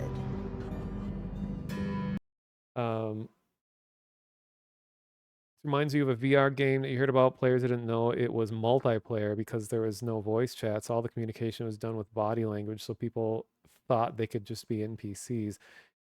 Yeah, and the devs would join the game and use cheats to build their own kind of story or scenario. Yeah, I really like that kind of idea, especially when it's a game that you could sit there questioning whether or not this is a developer. Like if it's not obvious if you're interacting with a real person or not in moments, it can do a lot of amazing things. Because like people who are paying close attention are more likely candidates that would like to be a part of it.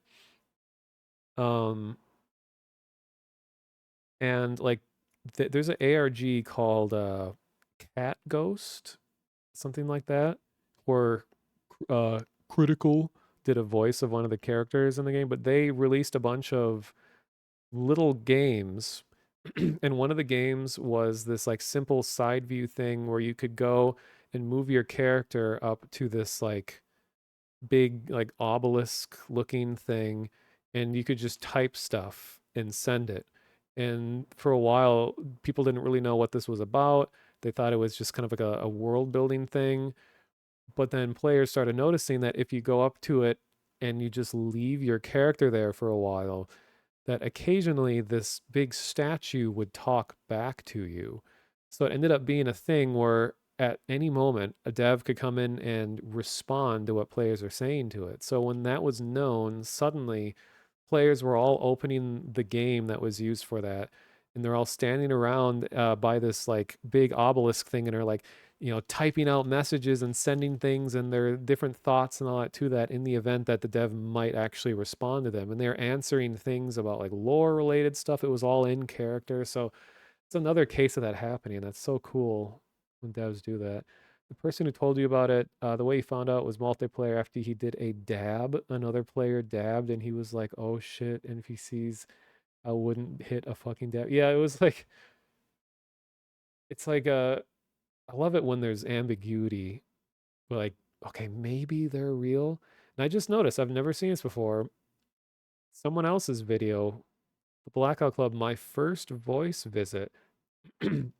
It's from 2 years ago. Mine was from 5 years ago. I have some other videos of stuff, nothing to this level, where I was spoken to with a voice like this. I had a lot of just one-on-one text conversations going back and forth, following up this visit. I was basically asking like, all right, speak as one, did I do good? Did I do what you wanted me to? I didn't give in to die for you and all that. That's the next video I have. But before I do that, I want to see what this other person's video is. See, this is a thing too. People that have important interactions in the game, a lot of times they're like really small channels and like barely anyone has seen their videos. So like they could have important parts of lore that happen to them and people just don't notice because it's all like kind of an individualized experience. So I wonder what this person had happen. Cool, thanks. I don't have Oh my anything God. to... What is going on in that house? I don't know, I've knocked out 5 sleepers in here. Hello, hope you're all doing well. Hi. In my last video about the Blackout Club, top right, I introduced some of the voices that are running the town, and I've said that the developers can come into your game as these voices. I've saved all of my recordings of interactions, but I've had a bit of a backlog, so I'm going to take you slightly back to January, where I had my first ever interaction with a voice. You can use the sections of this video to get to the bits you're interested in. I have the voice interaction first of all, then some chat about it, then just some other shenanigans that happen in that stream at the end.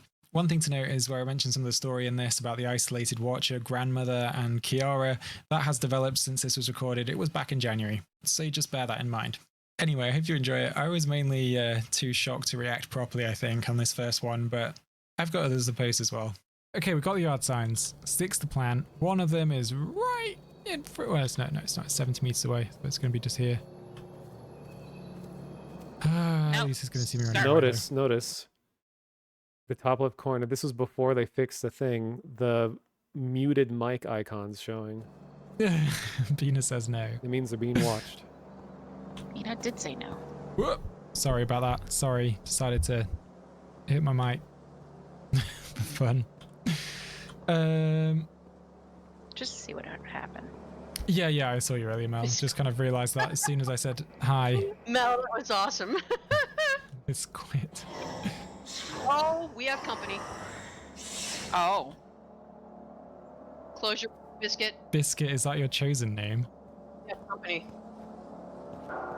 Answer them. What's the chosen name? I guess I chose it and it's a name. So yeah. It's just not someone you want to get snarky with. Who are we speaking to? Do you wish me to use it, child? Keep answering questions. But yeah, you can use that name, but who are we speaking to? Everything.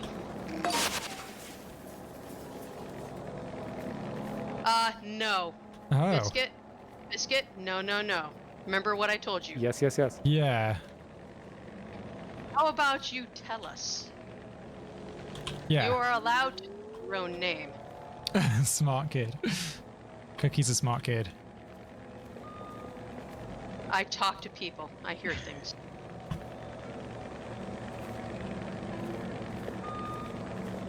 Okay. So it's TID. Biscuit, we can't hear you.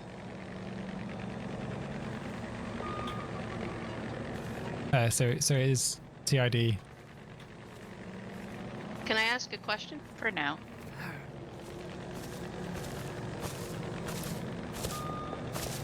You've come to ask why I chose you. Well, I think you're doing the right thing for the people here. So important distinction is that sometimes the voices could speak through, well, they could either use actual voices or text, but to figure out which one is talking to you through text can be very tricky because they all have subtle ways that they speak to give away who they might be. So speak as one only ever says we. We do this, we request that, we experience, because they are a collective, whereas Thea Dare will say me and I. So that was a way that they would have been able to know that they're speaking to the good God and not the bad God. And I've chatted with the others about it. What is the right thing? Questions I haven't really thought of answers to. I don't really agree with what SAO is doing to the town. So I think we need to do something to stop it.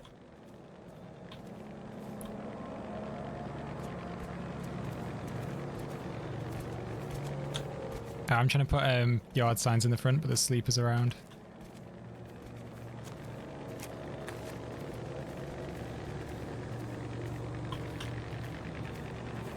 Bon, I can't hear you.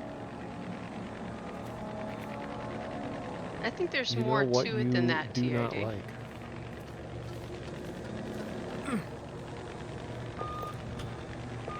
What would you say, Cookie? Because you definitely think along the same lines as me. I have given some sacrifices and I have offered some questions to TID, and it's not just about supporting the people who are, you know, the enemy is my friend. There's more to it than that. Okay, fine. Oh, Don't ask me. You didn't ask Cookie. I asked Cookie. Yeah, I think. I would assume that, you know, I'm sorry to have interrupted. I But think I would assume having a looking choice for is important, help, not less. and an SAO doesn't like anyone who disagrees.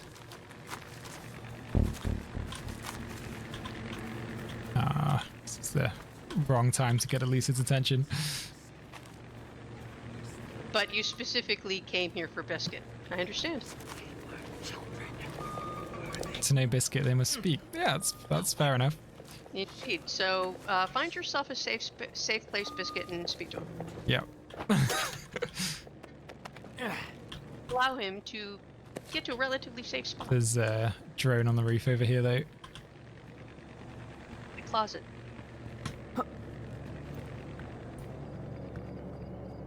It is true they take away freedoms. Yeah, that's part of what I disagree with. I mean, disagree with them doing it. Don't disagree that they are. In their definition, it does not exist. Yeah. Yeah, so that's why I could never... Why I think we have to oppose them, and that's why I've sided with you.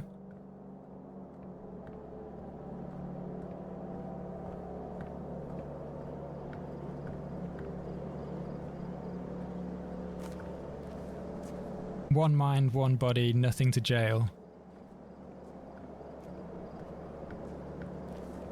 So there's something I got to mention too, that when all this was happening in my life, I was like busy with a bunch of freelance stuff. If I can remember what that felt like. And I was trying to play the game at least like once a night for a little bit in case I happened to catch them when they were doing all of the visits to players' games and stuff.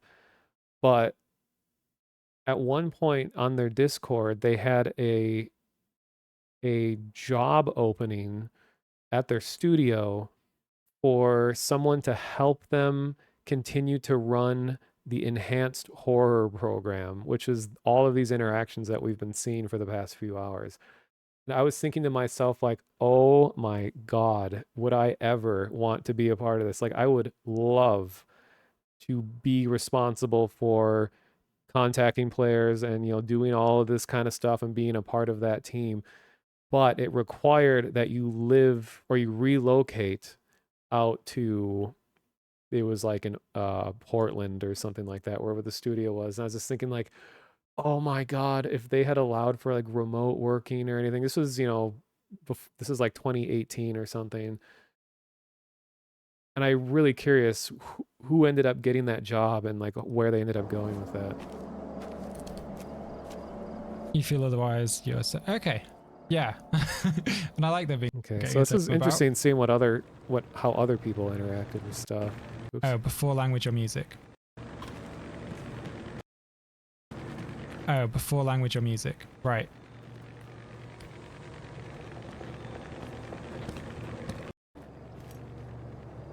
One by one, starting with you. Yeah.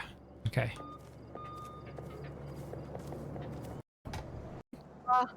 No. They say you are animals then. Yeah. Thank you. Left you a gift where you sleep. Yeah, when the first time you have an interaction, or no, I guess it's not guaranteed if it's the first time, but like you can, the voices can give you a gift of some sort of like special hat or a t-shirt that kind of represents your allegiance. And of course, I had the full on, fully indoctrinated like eyeball shirt and a hat and like red pants, and it was. Thank you I for the look like gift. a jabroni, as they say. And I hope I see you again soon. I'm trying to figure out more about what's going on right now. I'd like to say thank you. But I'm giving your name, bring tea. You got it. Good night. Good night to you too. Have a wonderful night. I'm gonna speed up. There we go. Giving your names, bring tea. So yeah, I wanted you to asking you to guess. That was a trick. Yeah, yeah. It's really going to be pointed out you're a smart kid. Breathtaking. You're breathtaking. You are all breathtaking. Just streamer Okay, thing. that was fun. Was a little bit more cheeky than what I remember TID being. Yeah, they're pretty chill though. I suspect you're about to get a chosen shirt. Yeah. Similar. Which would be actually kind of neat for you. And yeah, in chat, what Cookie said. So anyway, most of the voices have actual voices, and they're usually creepy. Yeah. And very loud, and they scare the ever-living bejesus out of you. 2 of them do not have a physical voice. TID and his opposite number, SAO. SAO being the big bad who controls all of the sleepwalkers you see. Yeah. So for him to have his first visit, I was hoping the first visit would be someone with a voice. But the fact that it's not just... Oh. Yeah, I'm not complaining either way. That was fun. I need to remember how to play the game though, because But for him to smart kid. yeah. Also, it's like I was really not expecting it, so I didn't quite have my brain screwed on. That's why I warned you. I'm like, do not say a name out loud. Yeah, Do not yeah. say it out loud. But make them tell you, because if they speak the name out Yeah. loud, you know who you're talking to. If Yeah. they don't, then they're lying. Because they're allowed to lie. It'd be good to have got more about what's happening right now, because the last I heard, there's a lot of stuff going on. I just haven't even read up on it for a little while, so I can't even quite remember. But there were people being sent to like SatCon and stuff like that, and I just couldn't remember what I needed to ask about it. Shoot. But now I know that in future that can actually happen at any point. I was kind of thinking Oh it's yeah, not. it can happen at any time. I was just thinking it's not going to happen to us, and then it did. So I didn't really know what to ask about SatCon and Bells. I don't know what the latest is. Yeah, that was wild. I was just starting to think it was never going to happen. The first interaction I had, I was playing solo. Had no interaction with anything in the world, like complete stealth. And then all of a sudden I was told to close my eyes. You got Mine was bad. Yeah, I was kind of hoping I'd just be able to like chat with you guys, and you guys would help me fill in the blanks. But then suddenly it's just not interested in what Cookie wants to say. Well, it's odd because they wanted you. Yeah, yeah. I'll be really But interested. it was odd though because TID is generally more. But TID is changing. Like he said, it's his Yeah, name he's changing. for and now. I'm not sure if I like the way he's changing. How would you say he's changing? TID is generally not someone who goes out of his way to trick people. To do what? Trick. But no one else would be able to use his full name, so that is who it was, right? I guess we'll find out when you wake up. Yeah. He used his full name, not an acronym, and not a euphemism. No voice can use the full name of another voice without risk of summoning them. Okay. Oh, Coda, I keep a full brain full of questions I want to. I can't even remember the name of the person, but yeah, just thinking back. So there was one of the watchers was kidnapped, right? I should have brought some of this stuff up so they would actually know that I have actually been looking into it. No, I think it's fine. I think you did great. One of the watchers who represent SAO got kidnapped by TID and the others, right? And the Alliance. They got Plan taken. was, TMCs. Yeah. They got taken to the place between and interrogated. And TID is actively looking for questions to ask them, except now they were taken to the place between, and now they've been moved to, I think, Dream Therapy? Well, last I heard they were in SatCon, and We did it. nice work there. Oh, it's Dance Fever. I need a bandage if anyone's got one. Just I been do. dying for a while. I have two. I've had two for a while. But they found out that a relative of theirs was killed, I think, by SAO maybe, and something like that. And then they found out that it was the really young Lucid, Kiara is her name. They were something to do with it. So suddenly that former watcher is really angry with SAO, which is a big development there. But I don't know what happened after that. That was just the last I heard about it. We got all the evidence, so we can just get out. Damn. Uh-oh. How cold. Get away from me! Get away from me!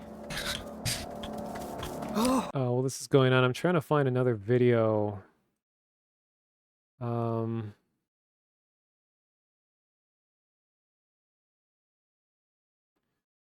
Because unfortunately, kind of the way that things went, there's still other things that I'll show you guys here in a sec, but also, yeah, hello Inner Evil. Yeah, these were Blackout Club in its peak was really good time.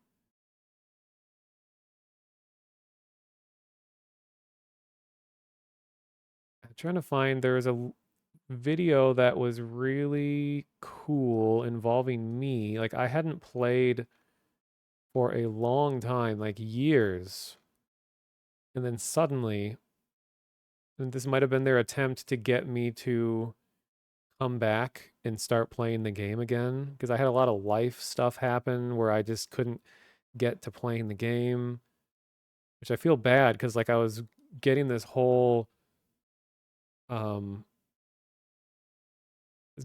thing rolling, being like, yes, I'm going to be the follower of this evil thing, and I'd be like a representative of it, and kind of getting notoriety for that. And there was even a separate Discord that people started just for SAO, Speak as One followers, and we communicated back and forth on stuff and tried to coordinate, because eventually SAO started putting us on, or started giving us jobs where they'd be like, if they, of all the people in the Blackout Club, can you think of, as in like players of the game, to pick out which people we think would be most susceptible to certain situations. So I'd end up spying on certain people. They're saying like, are there any individuals that you think are on the verge of making a decision of who they want to be involved with? So that'd be like, okay. And I did some research and talked to some people. Okay, this person, this person, this person. So I was like giving the bad guys some material to work with and who they should target next. And I was like, ooh, this is a fun job to be involved with. Trying to find a video. So I ended up getting the first vocal voice of Speak as One was an answer to a dream that was sent to me, and it was in response to a message that I sent them like years ago. And I was like, brought a tear to my eye. It's like, oh my God, they remembered me that many years later. And I'm trying to find the recording of that. I know I put it on my computer, but I think it was on the Discord. I'm looking through that Discord now.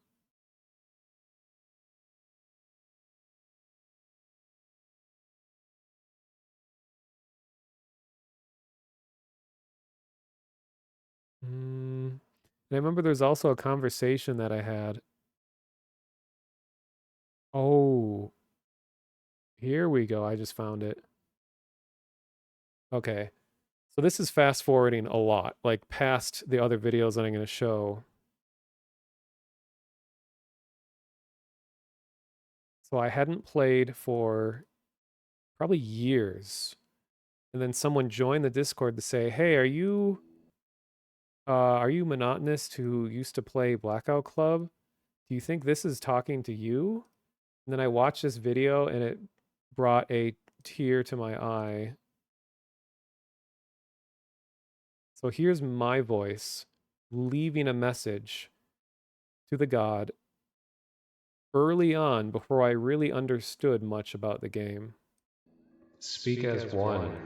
Around the club, I often hear the kids say that they hear voices speak to them, yet we only communicate through our eyes. Why is this?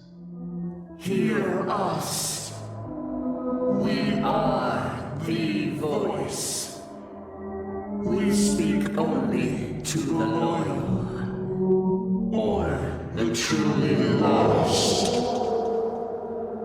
It is a watcher with whom one speaks behind the eyes. They seek consensus. The song is truth. It must ever remain thus. When that body passes from the earth, this child, Monotonous, would make a fine watcher.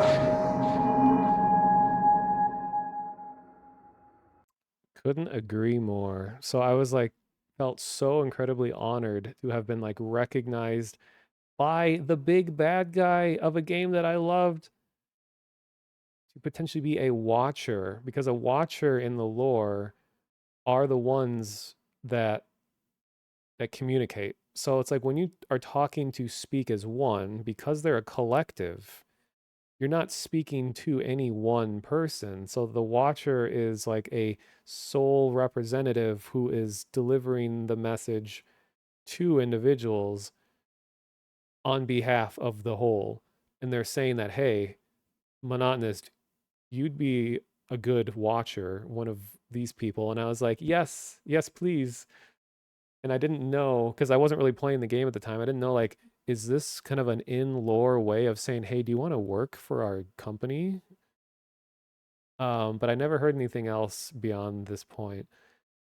So this game, Blackout Club, canonically ended a few years ago. You can still play it, but the main storyline ended, and I was so out of, like, I had no idea what had gone on in the story since then. Some of the gods had died. Some new ones formed. There was a new one called like Hunt the Weak, which was just like this vicious, violent god that attracted a lot of the like sweaty hardcore gamers. They're like, oh hell yeah. So every like different personalities all had a type of god that kind of spoke to them more. And I thought that was really cool that the devs were accommodating a lot of different types of personalities. So like I do in other videos. Song. When that body from the earth, this child monotonous, monotonous, monotonous, monotonous, monotonous would make a fine watcher. Too bad nothing really came of that, but it was just kind of the peak was being the first one to hear the voice of Speak as One. So I had this whole moon visit. Oh, the goddess of love died.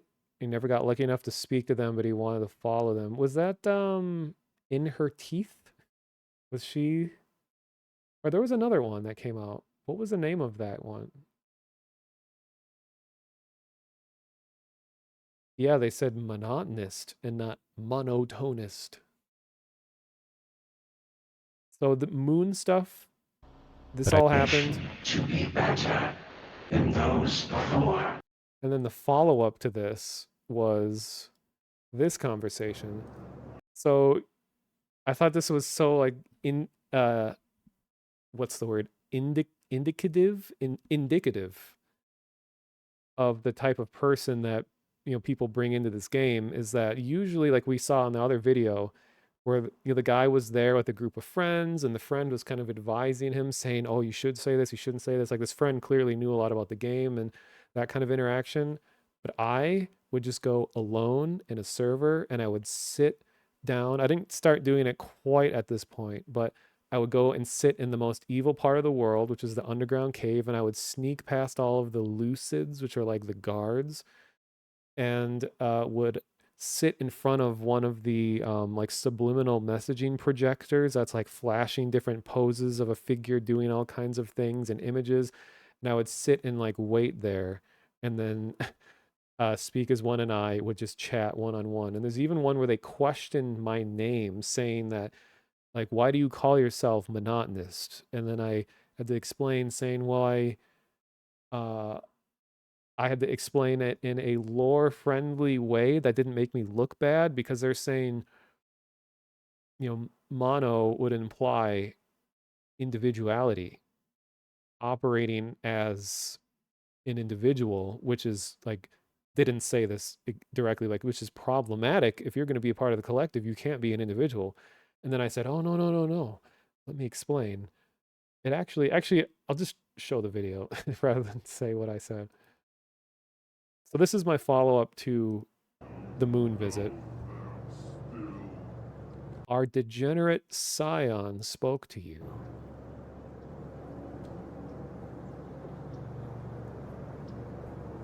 Our degenerate scion spoke to you. Is this the one known as DFY? Someone intrudes. The one who demands sacrifices with no promise, no reason.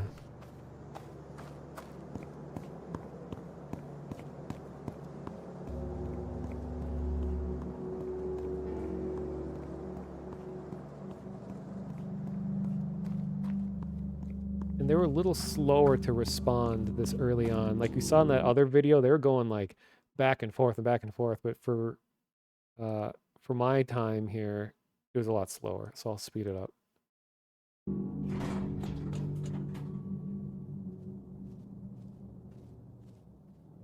Spoke truth over his lies. I did everything that I could. And unfortunately, there were two others who gave in to his lies.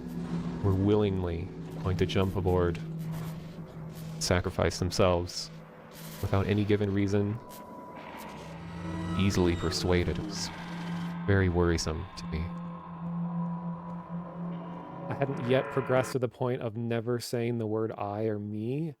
I got so far gone eventually where I stopped saying I and me when I played this game.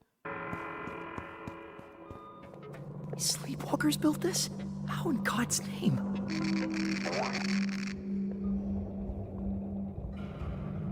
Youth worships youth, ever. I believe that completely. Even as I infiltrate Blackout Club as I am right now, and see how easily persuaded the members are. Even a single voice Oh great. tells them to do something. Fire is next at weapons time. Forgotten. Then Hitomi joined. They will immediately do it. They will immediately change their beliefs. HQ says we're partway Do there. something that completely goes against whatever they believed previously in order to appease whatever the most recent conversation was. Like we have evidence bag first, and he said it's first fire after this? Yeah.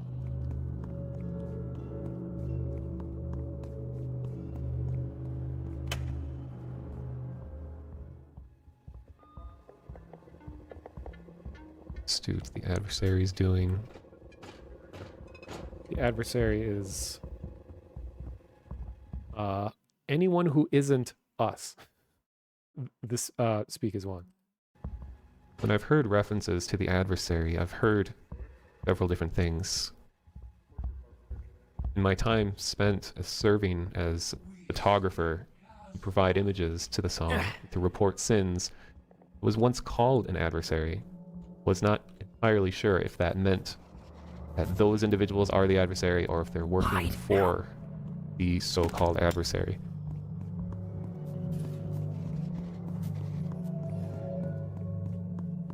Yeah, a little bit ago my Unreal Engine 4 crashed entirely, and I have like a crash log from it, and I think they want us to manually send it over to them. In all your mind sows discord. In all your kind, he sows discord. In all your kind, he sows discord.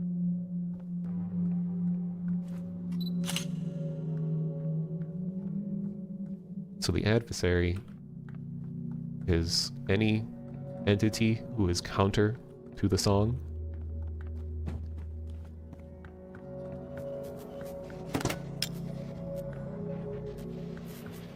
Get down.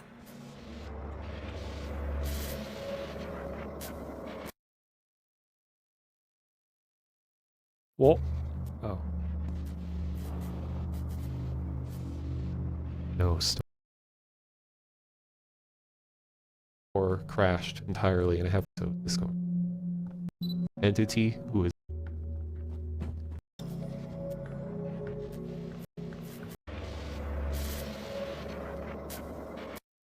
Oh, that was just in the video. Okay.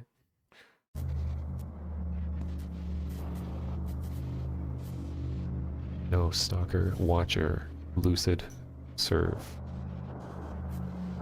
Adversary was our false son. Okay. I understand.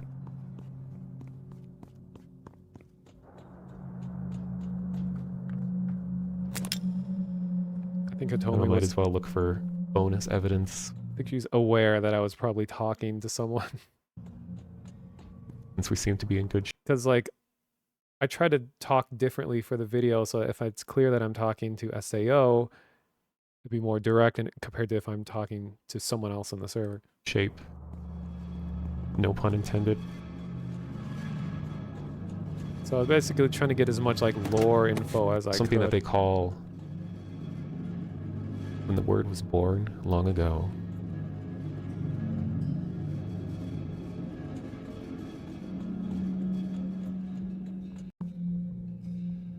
The word for the hated self. The word for the hated self varies by tongue. Okay, that makes sense. That was our child. Was this a particular child, or was this any one of the many children when asked to serve the whole?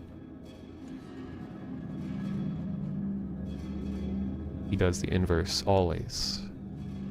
And I got into the habit of reading the message that I got out loud because I think it was helping the god know that I got the message. Because apparently this system of them sending messages would sometimes just a message would get lost entirely and they wouldn't know if the player received it or not. So I was trying to make it as, you know, conducive to communicating as I could. Based on what I've heard from other club members and other members of the song, that sounds correct. The one constantly begging for help from these children, the one who's trapped, the one Can't even remember his own name. Always begging for help. He had to be eradicated. Based on the ways that he communicates to other members of the song or attempts to gain communication, does not seem like a trustworthy voice to allow to speak into your mind, or our mind. Motivations are unclear.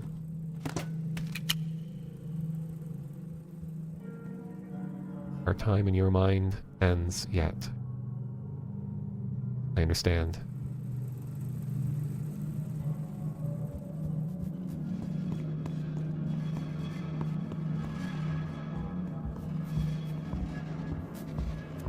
Shall speak to you, speak to us at another time. I'll use this information that has been given to me to further understand the song, to await whatever changes happen in the near future.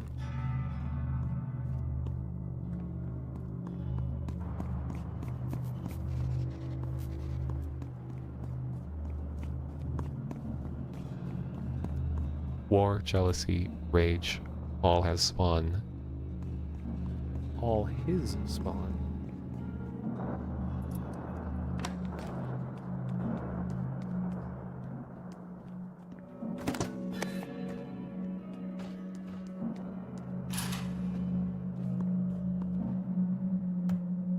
All his spawn. See, because I read the stuff out loud and I said it incorrectly, the dev was like, you read that wrong. That helps. Get down.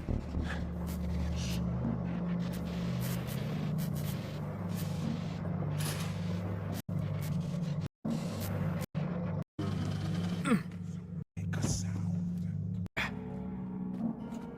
He knows he heard.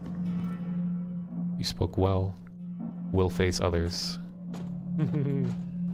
I will do everything that I can with my mere mortal presence as a child in this world to stand up for what has been created for us here, this gift that has been given from out of this world to humanity, and to preserve it.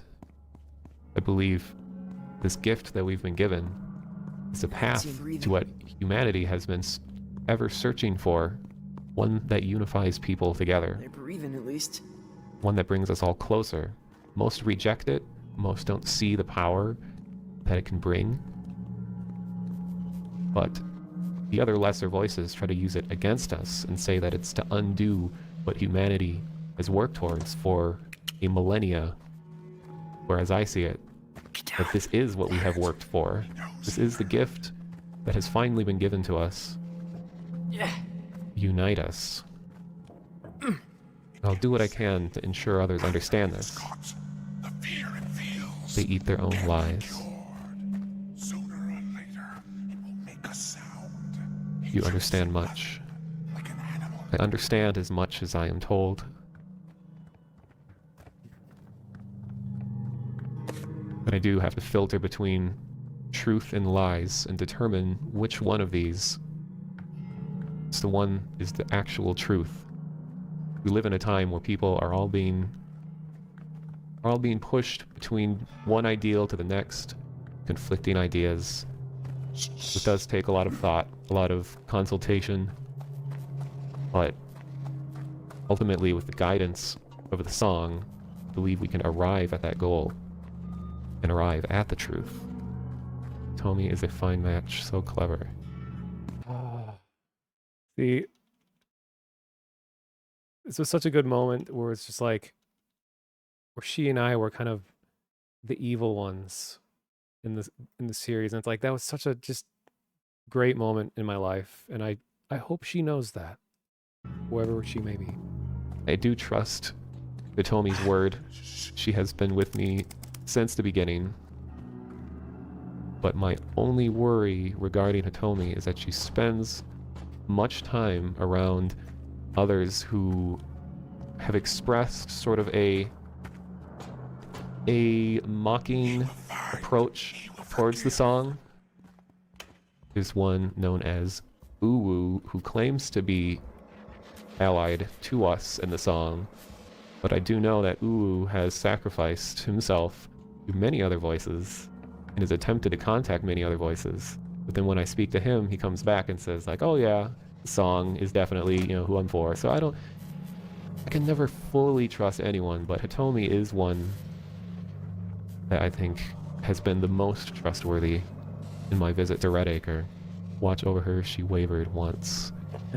That's what I've come to believe. Who is a tool, it will wear That is so good. out. Does feel that way. Yeah. I think our time ends. Watch, be subtle. I will keep my eyes open as much as they remain closed. Damn. Speak as one. I can't find anything else. Seems like everything is on street level because I've looked at every room underground. Hello, Hexagon. Welcome. And good morning.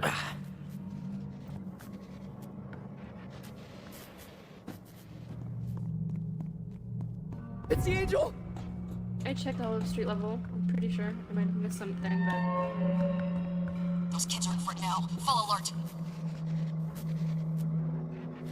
So I don't think I got it recorded, but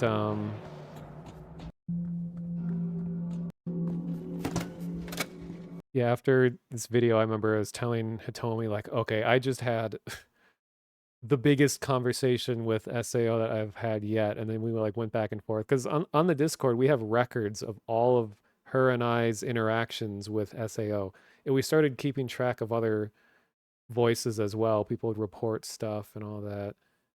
And then even further we descend.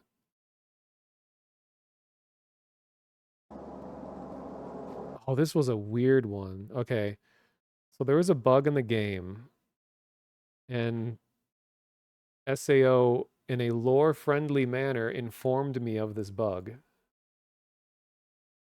So I'm playing as a stalker. So this is what I was talking about earlier, where eventually they integrated the ability to play as a stalker character where anyone could do this. And I was like one of the few people to witness early versions of this before it was fully integrated into the game.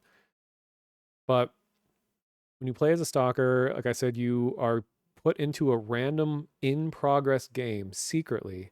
People don't know you're there, and your goal is to collect sin, which is where you photograph players committing sins against the collective mind of the song. So if they're breaking in doors, if they're harming the lucids or sleepers, which are like the NPC slaves of the evil group, you know, doing that, or if they're breaking things or just committing anything, you're photographing all that, and then that generates sin for them, which is essentially more aggro. So if you catch a player that is just doing all kinds of evil, that you can suddenly, through being a stalker, you can send all kinds of NPCs at them that just like take them down. It was really satisfying when you could do it well. But anyway, I was a stalker here. I was boosting my stalker game, my score, and I was contacted in the middle of stalking, and they told me, oh, it's not even a start of the video.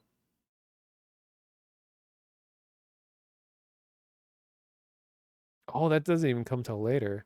Well, during this part, that there was a bug where my microphone, as a stalker, was being broadcast to the whole server.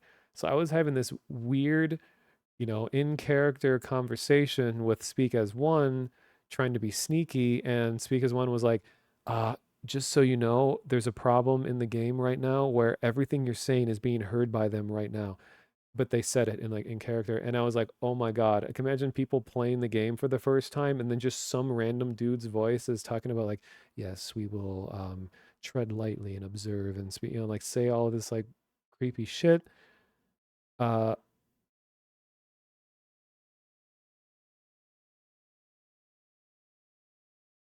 well, I'll play this part first because I just talked about it, and then I'll go back. We're tracking him. Am I in a safe location? I'm fairly far away. I'm mostly waiting for them to start sinning as they typically do.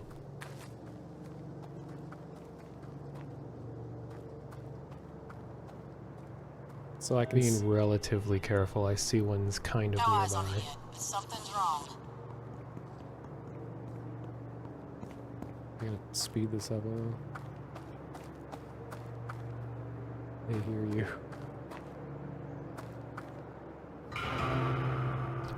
It's good to know.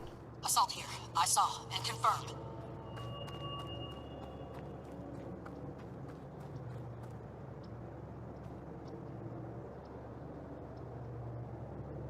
Do not respond, but know this. These pretenders you speak of,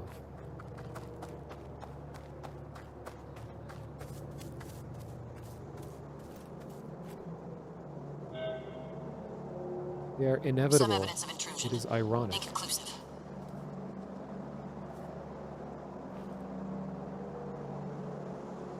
That very cycle of life to belief, or of lie to belief.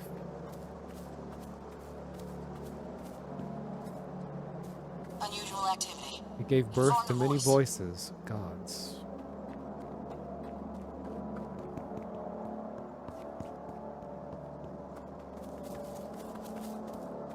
Theirs was too feeble to threaten.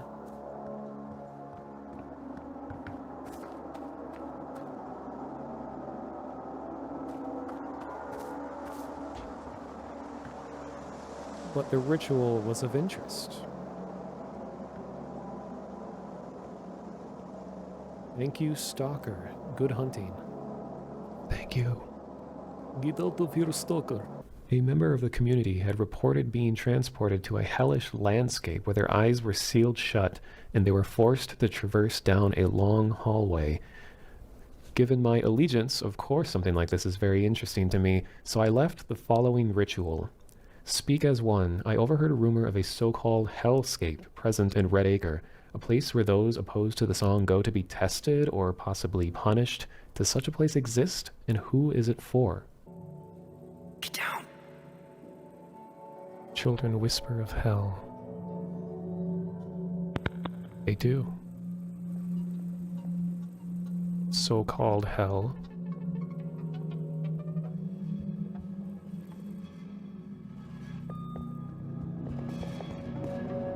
See that? Stalker is next to me in Cryptogram Room.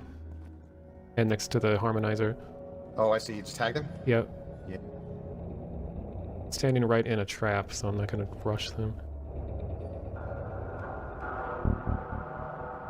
Lose it. Oh, now I'm getting flashbangs. Got him. Sorry, Sam. Alright. You got the stalker then? Yeah, I just came up behind him. Hopefully that stalker makes it out okay. Speak as one. Speak as one. Speak as one. Speak as... Because it was a bit of a contradiction, because this is a pretty small dev team, and they were working with very little resources. So the fact that they managed to pull off this much and do all of these interesting, innovative things that I haven't seen other games do was amazing to me. But there was always a bit of irony where it's like, okay, I'm a devout follower of the evil faction, yet when I play the game, I have to actively fight the evil side, and I'm like tasing them and tying them up and blowing their stuff up. And so it's like, and I think the devs realized the irony of this, where like evil players have to behave like good players and there's really no other choice. So I always thought like, oh, I wish the game allowed like alternative play methods, but didn't ever really work that way. This one indeed. Yeah, little did they know you were the stalker all along. You remember trying the mode? It would inform club members of the intercepted photo of the sin and give a general idea of where the stalker is. If the stalker got enough sin, they could release the angel, even if members were never seen by the sleepers. Yeah, that was the thing.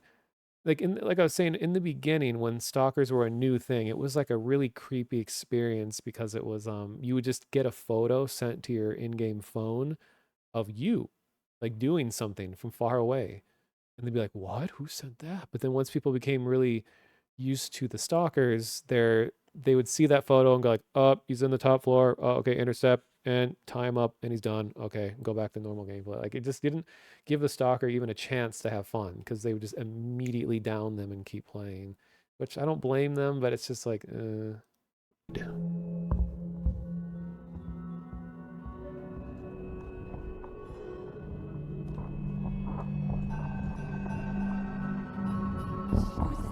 We see you.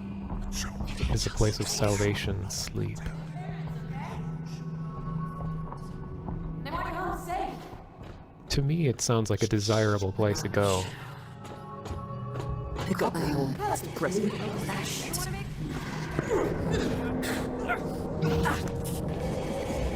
But perhaps to others who are less enlightened and aware of the song would see it as a form of hell.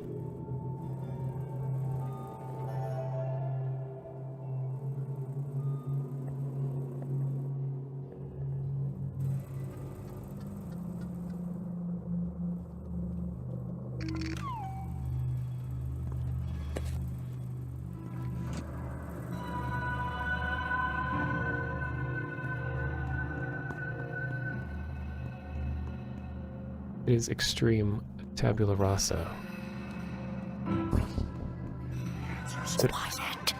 you want to make more money? Of course. Good, right? So it sounds like it's a place for individuals who are wishing to redeem themselves, can prove their faith, well, their faith to the song.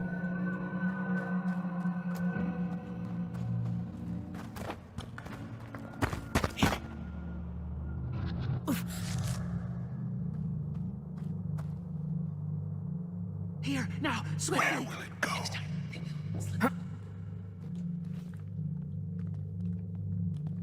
Why, The loop of hell, should say to us. Cool, considering. Okay, well, there's a lot of just me talking. Seconds before the following clip, I had mentioned out loud that one of the people in my group was someone that I had convinced to sacrifice himself to speak as one, but it no longer appeared that they were loyal. Yeah, because Freya's still underground. What are you doing, Freya? The young are capricious. Oh, because... Yeah, I believe that. He keeps crawling up the ladder. Alright, he's climbing up this one now. Surrender. I can use the other one. No, go up this way. So much noise. I think we just had like one more bonus evidence. I don't know if it was down below. Well, I'll just do a quick sweep of the neighborhood. A quick sweep, huh? Get down. Very few show your devotion. I know. I appreciate that you've noticed. I put a lot of effort into staying devoted.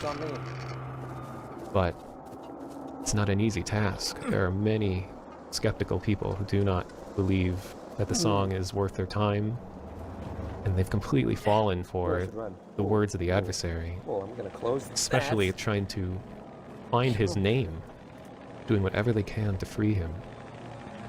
I'm up here. Found it. Oh, got it? Okay. Oh, I guess it's 11. I thought it was 10. So hello there, Sand Plus Potato. Welcome. You feel like ass right now? I'm sorry to hear that. I feel like ass. Often. Do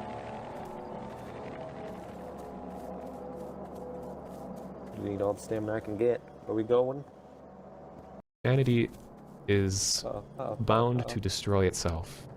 Oh, don't open the way. Oh, climb When everyone out. is given complete free control to decide their own fate. Inevitably, we call it. So when we were learning about that mysterious like red zone that we got a tiny peek of that one time by accident, this was the first time that they were revealing this information to me, that they call it saturation control is the name of the hellscape. But saturation control.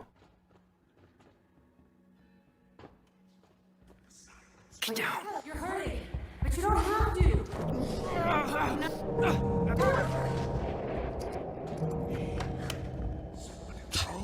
So you are one now.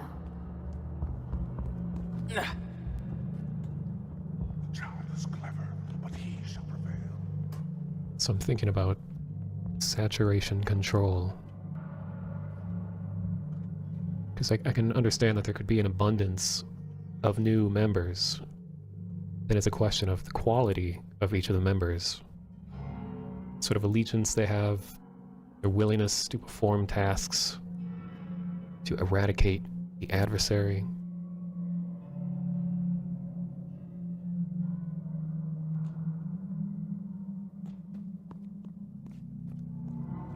It does make me worry because followers of lesser voices have made great strides in the last week or so, last few weeks. Whereas to us, saturation is different. Okay. We did it. Part of it. And what's the club got to say? So you guys found any of the memory fragments? You have a high saturation index. Okay, well that's good to know. Funny irony, I guess. When I'm talking, the others can't hear me talking to my personal god. But like I was saying, a lot of them were followers of Theidare, or TID, who was like the good guy. And one of the missions that TID gave to all of his followers were these things called name fragments. Because part of the TID's story is that he was the strongest of all of the family. You know, Speak as One is the parent, and then all the kids with their own individual personalities are the ones that are trying to like usurp their parent. And Theidare is one that got so powerful that he was punished and like broken apart and spread around. Yeah, and kind of like a Greek mythological story kind of thing. He was broken apart and his true name was hidden away because Theidare is like the one that dared confront the parent. And for all these gods, these voices, to say their name is to give them power. So if literally nobody is saying their name, their existence in the minds of humans disappears. So to not even think the name, say the name, they'll eventually fade away. So by Speak as One, destroying the name and obfuscating it and making it unknown, that was an attempt to kill their own child. So that's kind of the origin story of Theidare, is that he is secretly coming back and wants to destroy his parents, but he can only get his power back if his name is restored. So the mission that followers of him have all been put on is to find the fragments of his name. So as I'm sitting here talking about all this stuff about like saturation control and that I have a high saturation index and stuff, one of the other guys on the server is like, hey, have you guys found any fragments? And I was like, oh, we can't have this happen. So no, I'm not really actively looking for them. Do you know where they're at? Not really. There's a lot of discussion about them, but could be anywhere. It sounds like there's a ton. And it seems exhausting and not entirely worth trying to bend your brain over figuring out where they might be.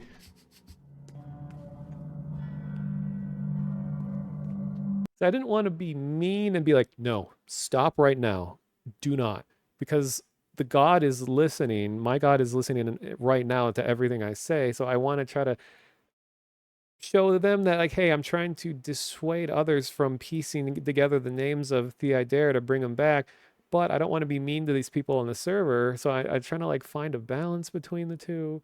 Are the sleepers and lucids real players? No, they're all NPCs. That's just basically like kind of the stock enemy. So sleepers are like the lowest rung of the brainwashing, where they're just mindless zombies, whereas lucids are they're under control of the song and everything, but they've been told, or they've been recognized as being faithful enough to speak as one, that they're allowed more conscience and to act more autonomy and act on their own. So they're awake and not under direct control, but they're loyal followers and are kind of like the enforcers. Like they are like the police, I guess, of the evil cult. I've heard that they start in different places for different people. Yeah, it sounds really complex. So I had to make sure that I never found a fragment of this name, because I think that game mechanic wise, it actually would be that like every round there was a chance of one name fragment appearing, and it was individualized by the player. So if one person found it, I don't think you could tell everyone else to go find them. You had to find it on your own. But people kept track, and there was like 50 something possible locations. So people who were trying to get closer to Theodare would start a new round, and they would go and check like all 50 places and run all over the map and try to find all of these. And then I tragically, I think I got this recorded, I accidentally found a fragment and collected it. The way you collect it is like you have to close your in-game eyes and stand up next to it and like stare at it for a few seconds, and then you collect it. And it's not anything that's overtly tracked. Like you don't see any HUD items, you hear a little sound effect. And I was like, oh no, what is Speak as One going to think, that I've progressed towards worshiping this or bringing back this adversary? So I had a conversation. I was like, okay, something terrible happened. I accidentally found a part of the fragment of the adversary, and I feel terrible and all these things. And they're like, it is not a problem. It has been wiped from our memory or something. So they actually went in and erased that progress for me so that it can't be used against me later. And I was like, yes. As I stare at the subliminal media, perhaps alluding to a flock of sheep, a flock of a congregation. Hey, look at us. Cool. So now our enemies hide within art. Our enemies hide within art. The particularly daring adversary and his troubles with remembering his name? Or is this a greater enemy adversary? Okay, so I'll skip around a lot more. I know we're doing this for like a few hours now. What is your myth? Many-headed. I'm trying to remember. What is your myth? Many-headed. What is my myth? My own story? Is that what you would like to know? I do have a story. I can't remember what the joke was that they're making fun of, or they're calling me the many-headed. Can't remember what that meant. Get down. Our enemy has many heads. I interpret it as the fact that certain voices, if not all voices, require a host. They require a body of sorts in order to have any existence. And because of the thousands of eyes that are in Red Acre, they have many bodies, therefore many heads.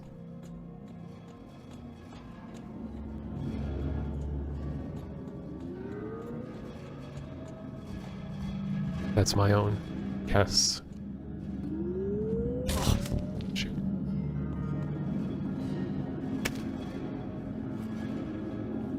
Or maybe meant that I'm two-faced in the way of lying to others while serving SAO. Oh, that's true. That could be it.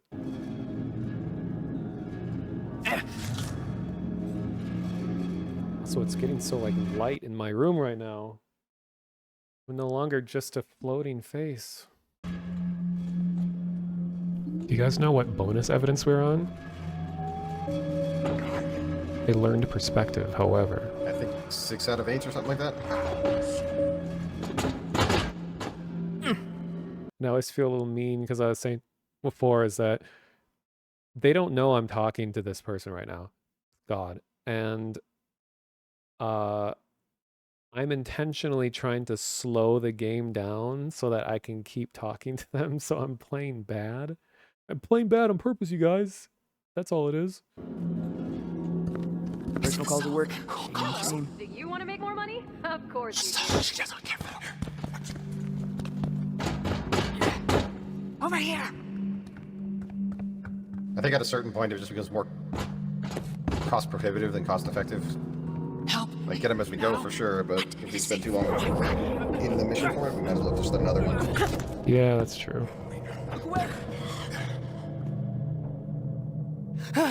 2 seconds.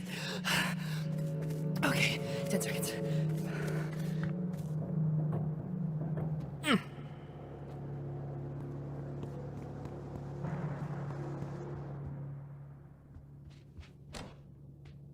I think they're all waiting at the end. I'm very curious for what information may be coming my way. I just want to mention too that I learned that you, or we, have the ability to communicate within the secret hideout of the Blackout Club. That there was a recent encounter involving a group that allowed for us to see through the eyes of members in the boxcar, the so-called HQ. Because of the pressures of the others that want to continue on, I will do their wishes to allow this to continue, but I will still be here, hopefully, to retain whatever other information is coming my direction, so I will continue keeping my eyes closed. We were waiting for your safety. Thank you. Damn. I'm the best it's ever been. I will return to Red Acre very shortly. But it was too late, and I didn't get the rest of what their thought was. Because usually when the round ends, that's their way of being like, see ya, no matter what you got out of it. And I think and they called me a martyr at one point. And I think the last video, the February 2019.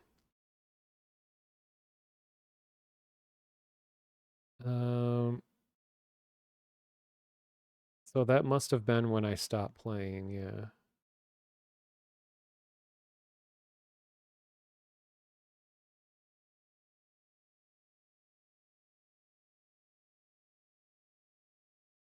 I'm currently.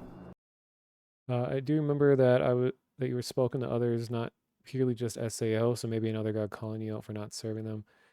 Yeah, I don't know if you were here earlier. We looked at where Die For You had taken me to the moon and scolded me for trying to meddle in matters beyond my understanding. But then apparently Die For You died. So who's laughing now?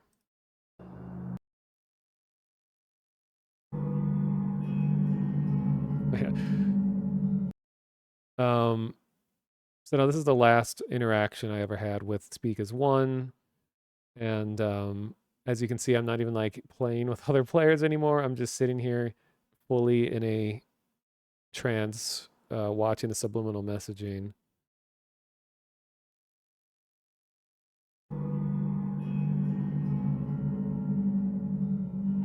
We spoke of myth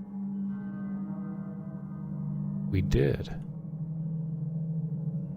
Speeding it up a bit.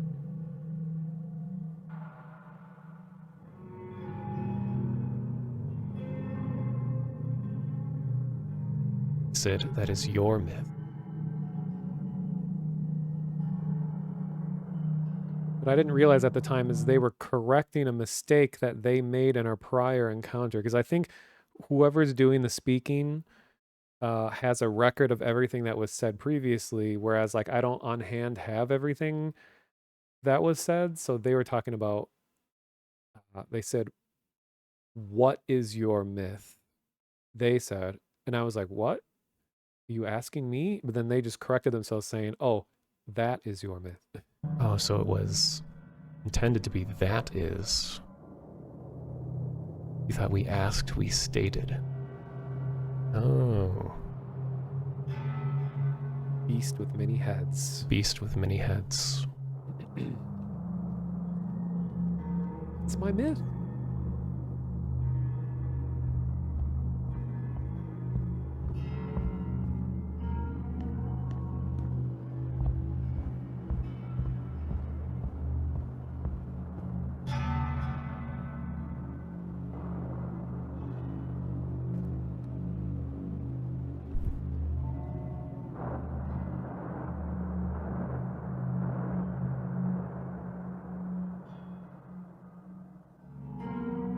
Across the world, that story endures.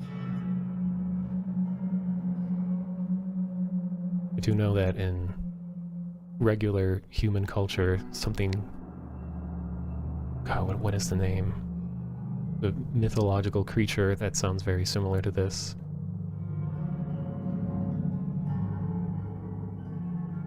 I couldn't remember what I was trying to say. But is this myth? How does the myth connect to, I believe it was the adversary that was being talked about? Many polycephaly. Okay.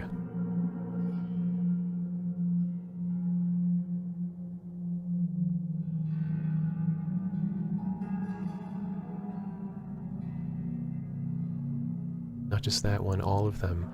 So as the collective of our children, it can be seen as such a creature, polycephaline.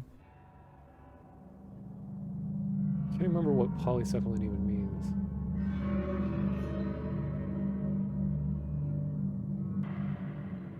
In a way, yes.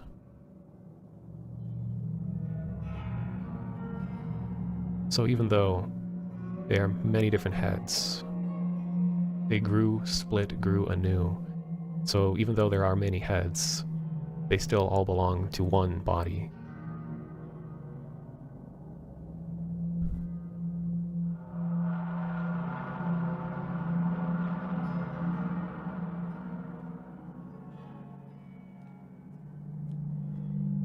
Being just too fast, too random.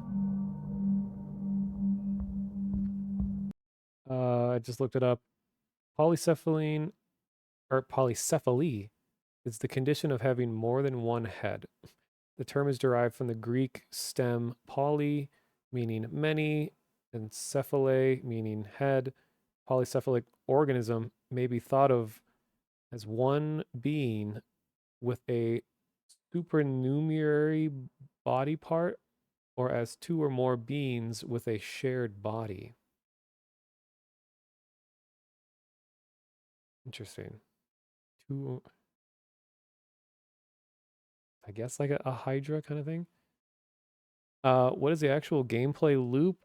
The Gods part scene's way cooler than booping around my scary neighborhood looking areas. Well, I agree. Like the whole like RP aspect of all of this was the biggest appeal to me. The game itself was pretty fun. It was just more about, like I was saying, it's kind of like Left 4 Dead, where you start in one spot and you have a bunch of objectives that you have to get, and then you have to make it out safely to the end.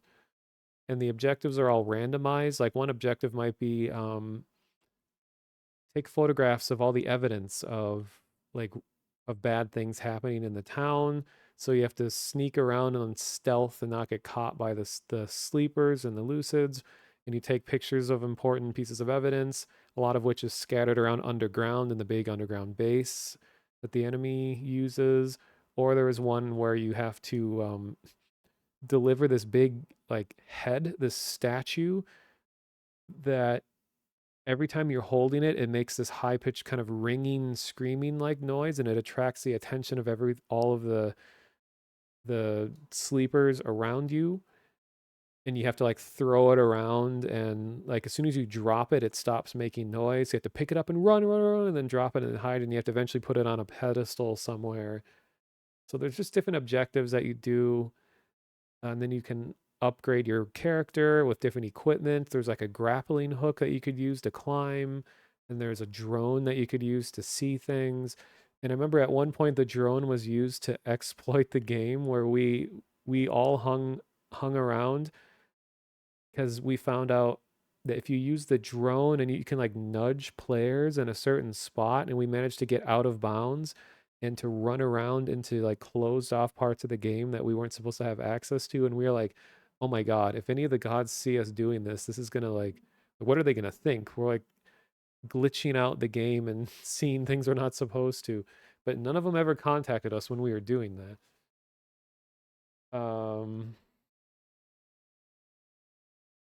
There's another thing I forgot to mention too, and I guess it's been long enough that this doesn't really matter anymore, but one of the devs of the game was actually messaging me on Twitter, and they I can't remember their exact words, but they thanked me a bit for making evil fun or something like that, and it really meant a lot to me.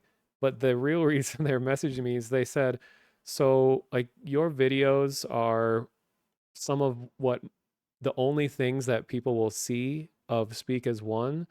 And there was a clip from one of my videos that they didn't want to be seen publicly because what was it even?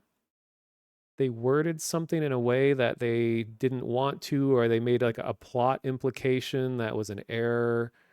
There was some point, and they said like, it would mean a lot to us if you could not include this part of your video online. And of course I was like, oh yeah, sure, whatever. And I removed it. I don't even remember what it was. It wasn't anything huge, but it's just from their storytelling standpoint. It was just cool that they felt comfortable enough to be like, hey, we're playing along, but could you help us out a bit and like take this out of the video? Because we don't want the wrong idea to be given to people who play the game or something. Maybe that's where that cut was in the other video. Oh, maybe that was it. I don't remember exactly where it was. It's been so long.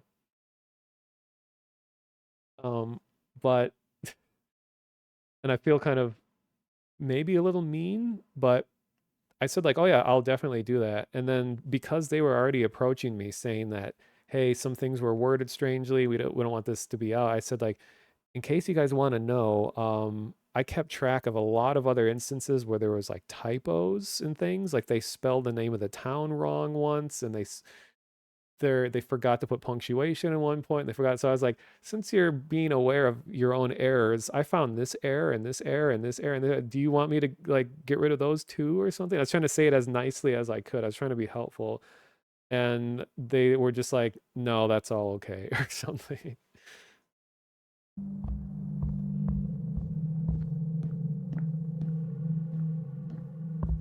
Suddenly we did not know them.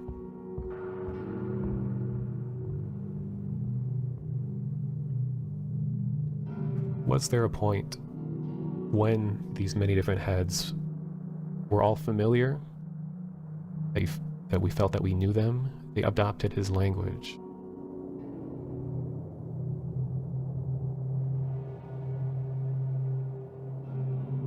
So I think what's trying to be said, yes, at the beginning, I think what they're trying to say was, because I didn't know this at the time, but that T.I. Dare is sort of like a leader to all of the brothers and sisters, and they're trying to tell me that, hey, even though this one guy, well, this one voice may seem to be the one adversary, they're all just equally as capable of acting against us. So I think what the message they're trying to deliver is to say, don't direct your distrust towards just the idea. You need to direct it towards all of them, because they're all equally as capable of subversion or something like that. Spoke as one. Oh, yeah, and part of the origin story too is that, you know, speak as one, the parent, they were all one entity at one point. And then eventually, I don't know if it was ever explained, something happened that caused all kinds of dissonance for them to all like separate from their parents and have their own individual personalities, which Speak as One does not want individual personalities to be a thing. Before Red Acre became the way that it is now under our control, were there any other hosts of the song present outside of this area? Or anything along similar lines occurring outside of here where I am currently?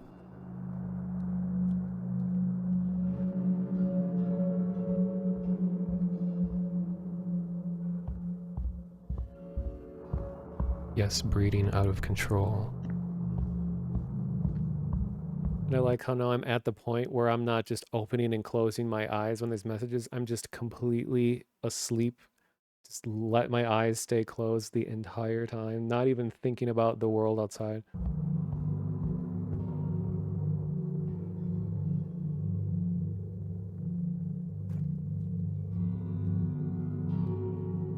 So Red Acre must be a particularly appealing place. Any signal lost in eternal noise. So it sounds like Red Acre is ideal for what's happening here. Our new eye tests your vigilance. I don't remember what the context of this was. So I'm now in a server with some other people. We are very much being put to the test. This stalker has demonstrated, if it's the one that has been with us for a while, the stalker has demonstrated great skill.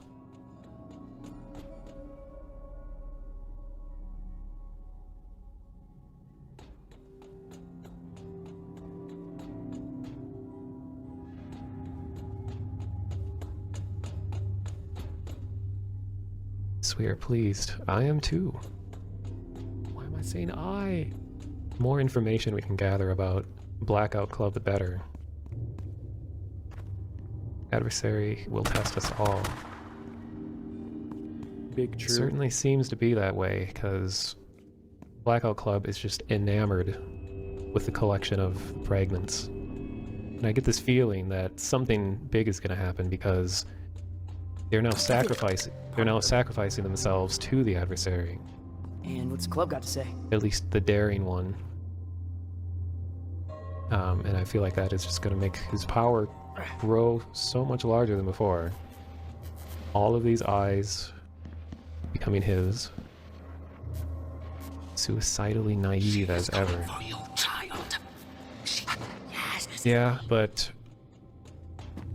that's what I always try to bring up when I see people who are very passionate about the daring one, is that he hasn't demonstrated any kind of motivation one way or another. It just seems to just strive for power, and that's it.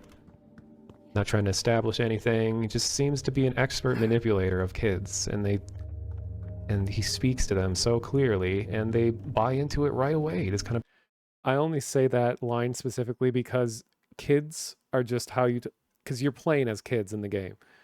So no matter what is done to the players, it's being done to the kids. I didn't mean any like creepiness out of it. He plays this fake personality, like, oh help, I'm in a desperate situation, but I feel like well aware that kids are going to help something that acts desperate.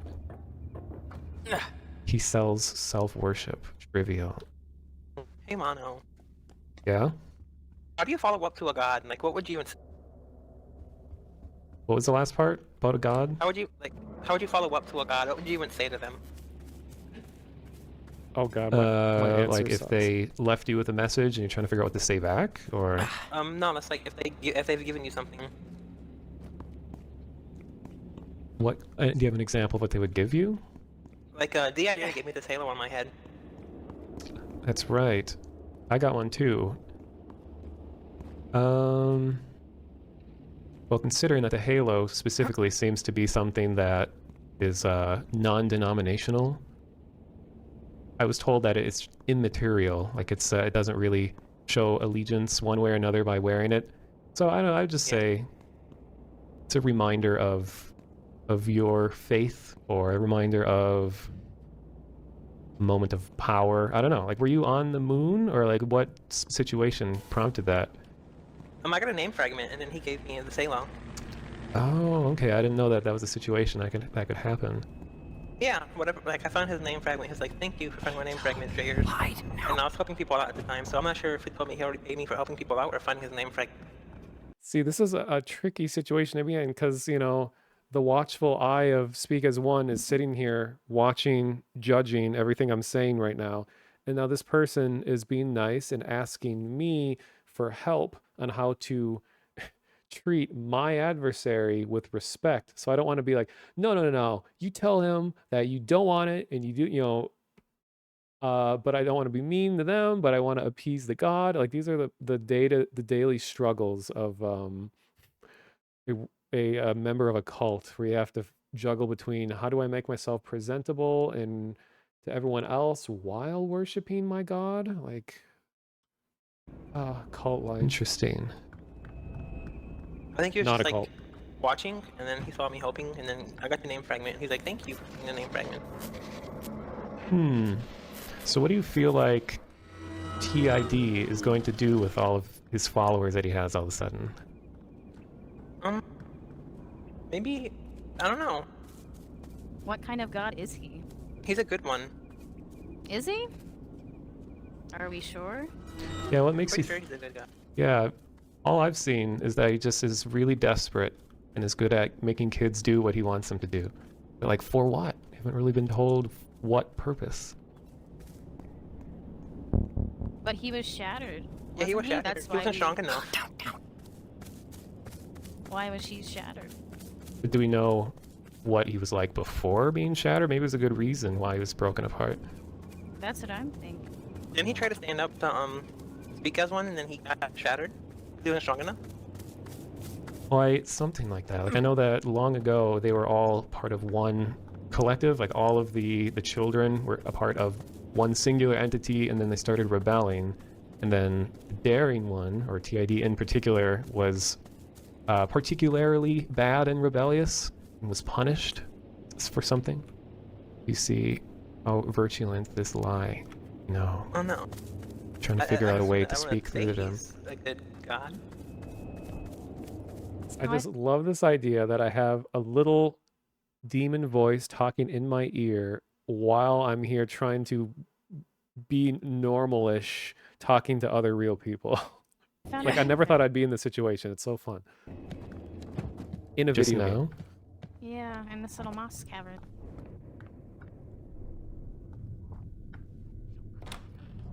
Well, I say that TID is growing ever stronger, so if his motivations are genuine or against the children, I guess we'll find out soon.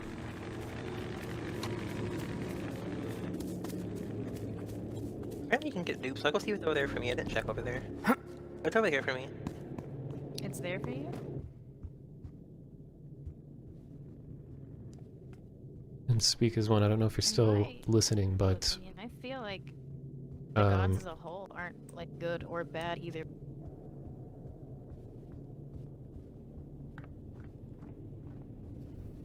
no, I'm not actively looking for the fragments, because I don't trust TID. You should get it anyways. Nah.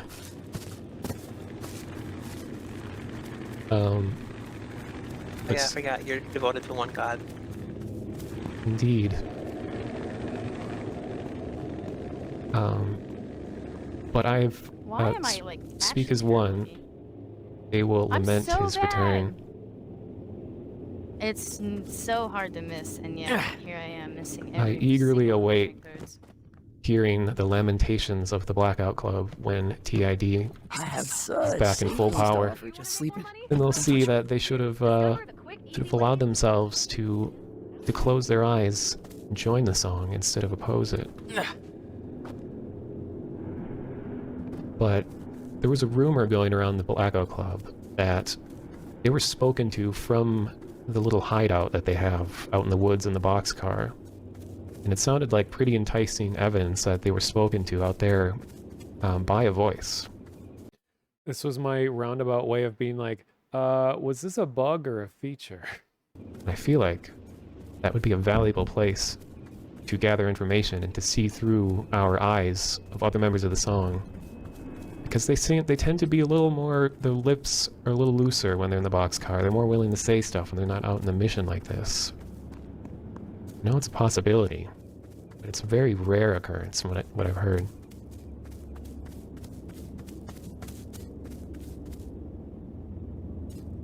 Greenhorns, sadly, blindfolded.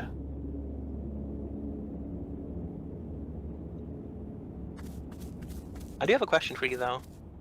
We still have I know Still have no location. you're not looking for it, but can you tell me if you can see it at least? Um, Can you tell me if its presence is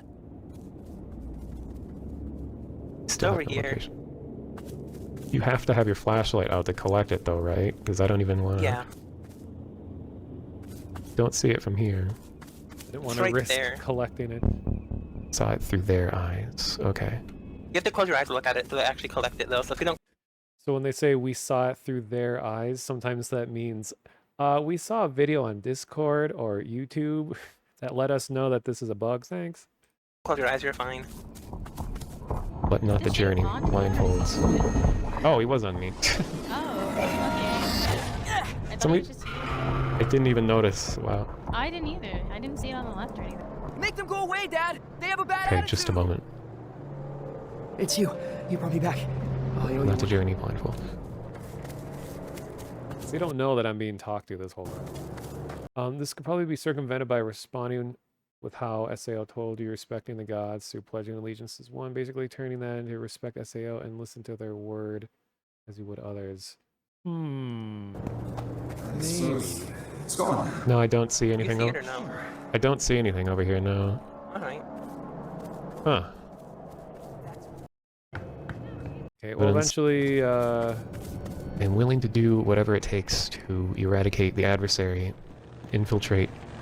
If there's any way I can reveal any information about the club to you, I've spent much time here. To us, I mean. They were really gonna fight. I understand the limitations, but... My eyes or your eyes? Quiet. Body here. So eventually... Still alive.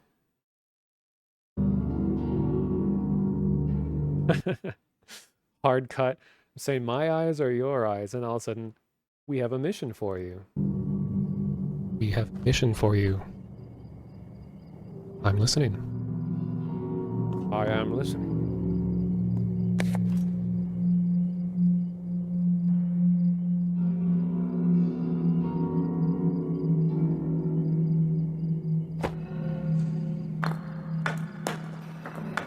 Children helping him.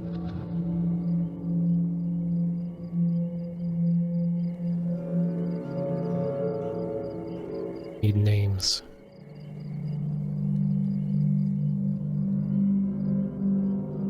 I'm aware of a great deal of people who are helping him. In fact, I'm usually put on missions with them.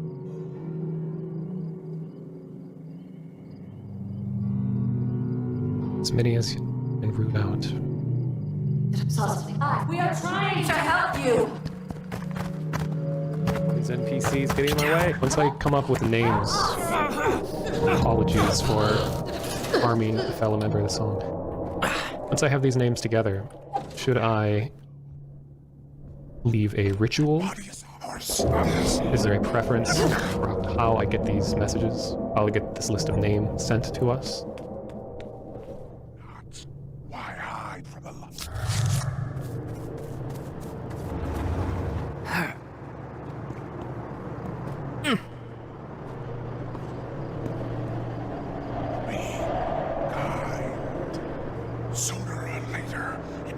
sound.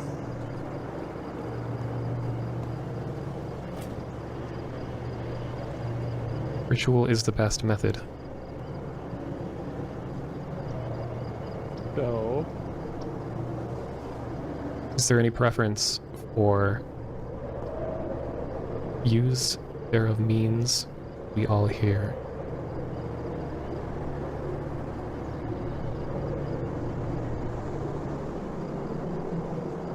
Is there, or are there any individuals of priority, as in, are there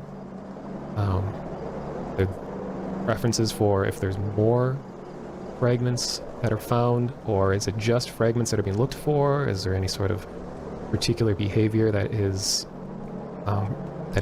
more, can't think of the word, that is more detrimental to the integrity of the song than others? I know that's a lot of things, but I'm basically just trying to figure out if there's a priority. His disciples, advocates.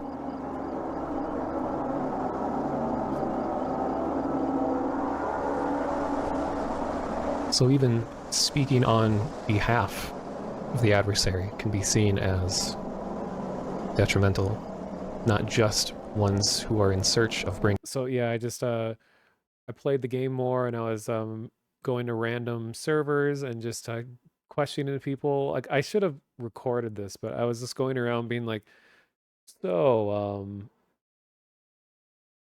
like, how would I say it? Like, how do you feel about the song? Or trying to bring up the question to see what allegiance people had, and if anyone would immediately come out and start talking about how they're looking for name fragments, or if they named Theidare directly or anything like that. I was like, okay, yes, interesting. And I'd like write down their names, and I eventually had a list of like 10 people that I delivered to them. I'm not sure what they ended up doing with it, but it was so fun to be asked to in character stalk other characters and rat them out for being worshippers of our adversary, I guess I should say. Bringing his power back. So I'll skip ahead. This made it. Yes, one or both parents failed. Oh, I was trying to get information because I was really interested in the concept of the Watcher, because we didn't know much about Watchers yet, and I was trying to figure out, like, so how is a Watcher born? That their parents decided to move here, and they don't know why. Lots of people felt compelled to come to specifically Red Acre. And the word referred to as efficient as possible. Flesh, transient but required.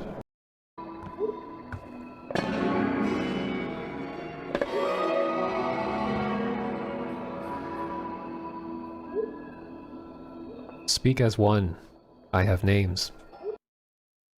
And I didn't want to rat them out on the video, so then I just listed all the names. So then here's the results. Names, we thank you. The names, we thank you.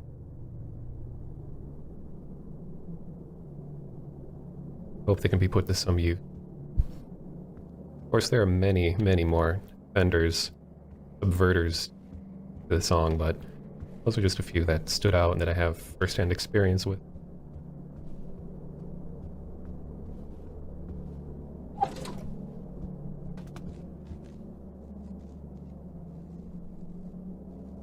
A bit more to burn them. I don't know why my mic is messing up.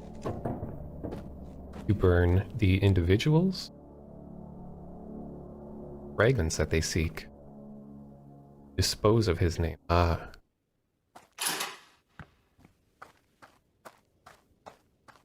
The influence of what seems to be a currently unknown voice drove to slaughter a dove as sort of a declaration of war, perhaps some sort of form of revenge against us.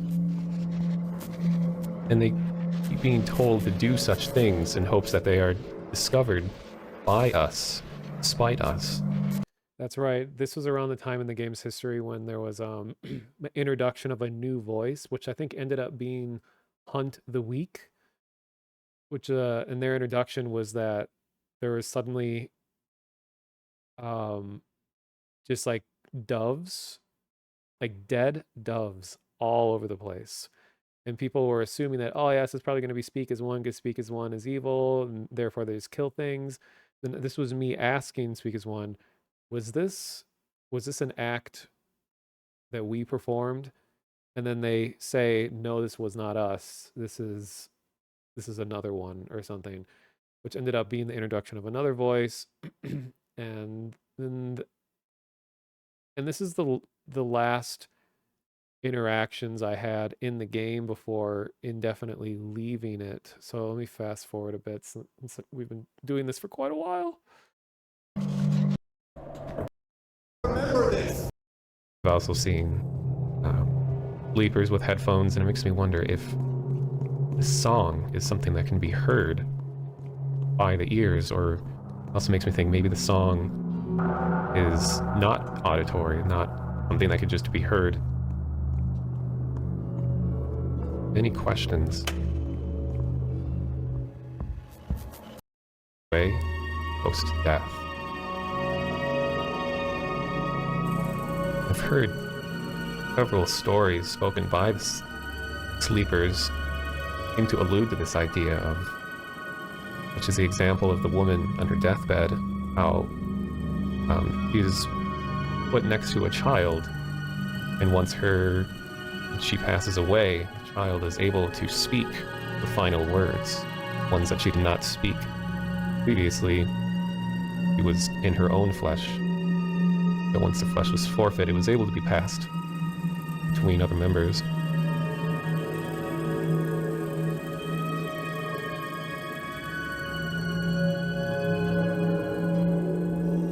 Spoke, not in words, yes. I'll explain why I stopped playing after this. It's complicated.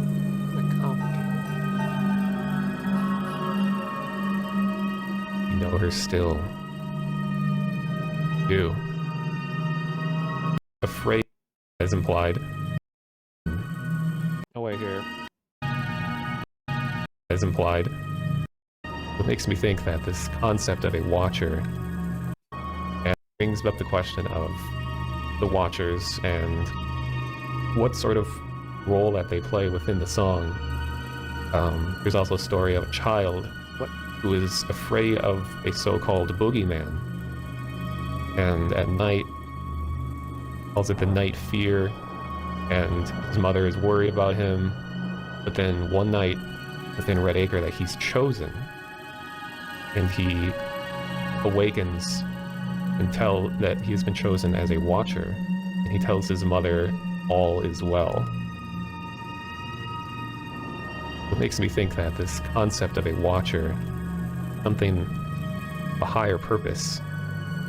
We've been told that part of a cycle, that there is stalker, lucid, watcher cycle. Perhaps there isn't a hierarchy. Maybe it's a cycle, as implied, continues. It still makes me think that if one is specifically chosen as a watcher, that they exhibit qualities that make them different than other hosts.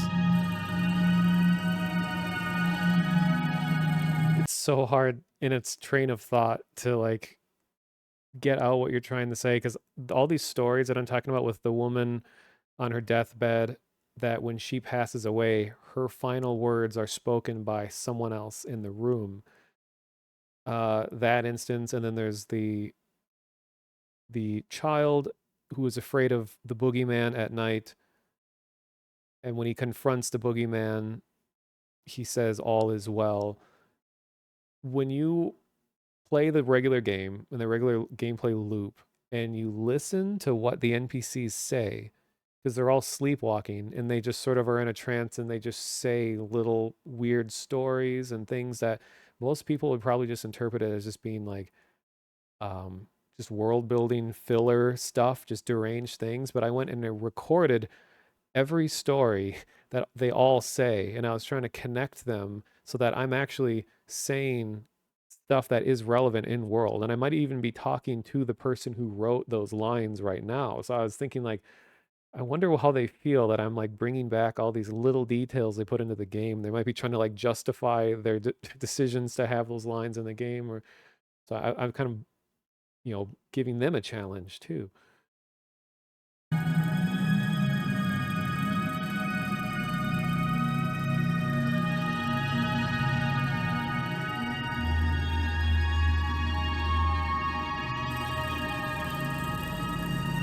Oh yes. Now here's when they question me in my name. You looked up the wiki. The names are Speak as One, Die for You, The Measure Cuts, Seed the Grudge, Hunt the Strong, Last Laugh, In Her Teeth, and Find Thy Voice. Okay, yeah, those are all new to me. Seed the Grudge, I remember that came way after when I stopped playing. Hunt the Strong was what was happening during the recording of this video with all the doves that were being killed.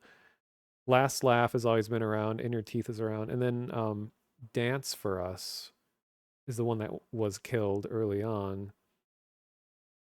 and made everyone sad, because Dance for Us was like kind of the Hufflepuff of these gods, kind of the like the relatable everyman kind of one. It's kind of lighthearted, not anything in particularly strong one way or another, just kind of the relatable one. And then they killed her. And then now you're forced to pick a side of the darker remaining voices. Die for You died before Hunt the Strong was made its own voice. Nice. Okay, you chose this name, Monotone. You choose this name, Monotone. Why? I was like, oh my god. It's a name that I've had with me for a very long time. It's not necessarily my flesh name, one that was given to me at birth. It's one that I've adapted, or I should say adopted, over time. Much of my lifestyle revolves around the idea of one. And I said when I made my way into Red Acre, I was not leaving anyone behind. Because no one else. It was all but me. Even as I sit here within subliminal media, I still remain here as one. But we know that when I speak as one, that we are all here. However, ultimately, as I stand in this room, it is just me. Much time is spent just as a singular entity.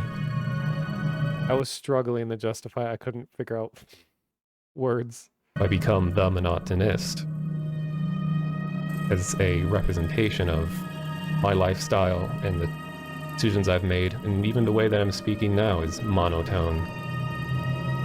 And it's also good to be self-aware, to be aware of my own choices, my own way of conversing. Oh no, I'm saying a lot of bad things. I'm talking about individuality. And people seem to recognize me for it. So it's a name I wear proudly. Many do not understand it. And then I get called out. But it makes it that much stronger when they do not understand. We hear, we understand in part.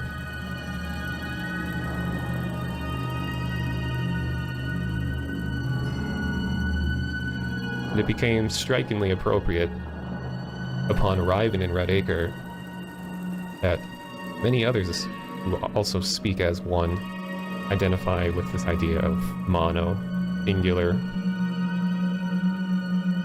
So in the end it works out well. Then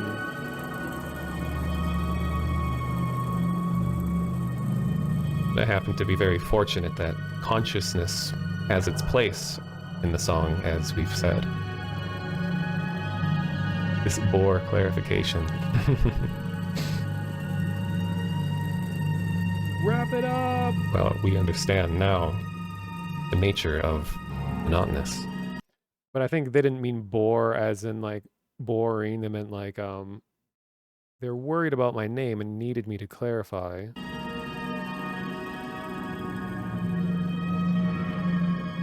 The adversary worships itself.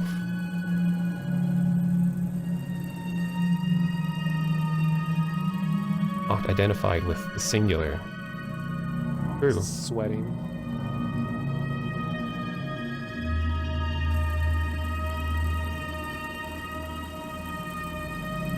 Be your final answer.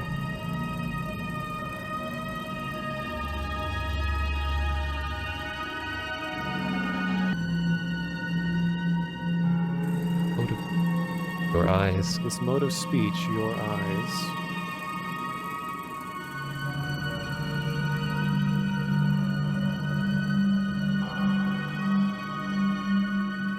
You speak as one, but we are but the smallest part.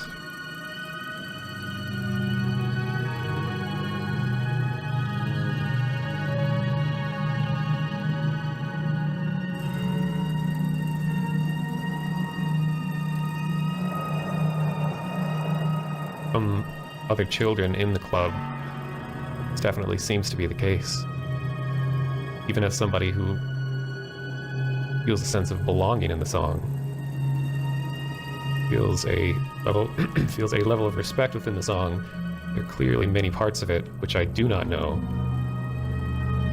many of which involve a very high, I guess you could say, dosage of saturation, and how it's put under control.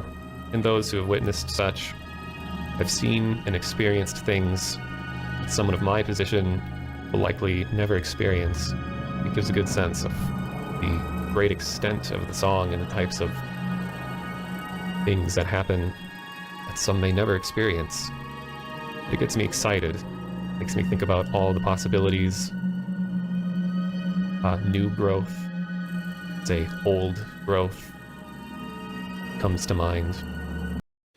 Old Growth was the name of one of the regions of the big underground layer. It's kind of a pun, I guess. Middle Hoadley. All such things which may better connect this idea of song and operations that are undergone down here at home. So much more to learn. So much more to come. Watchers.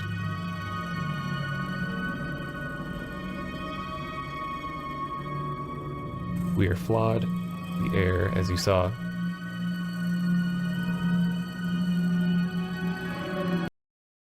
It's the main bad guy admitting to me that we are flawed.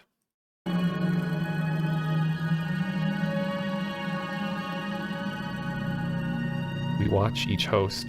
We advise.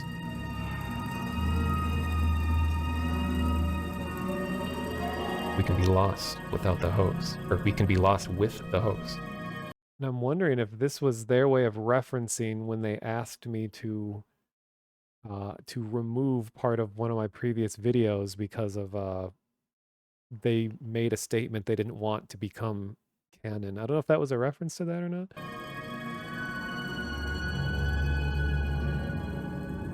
As you know, some do not return.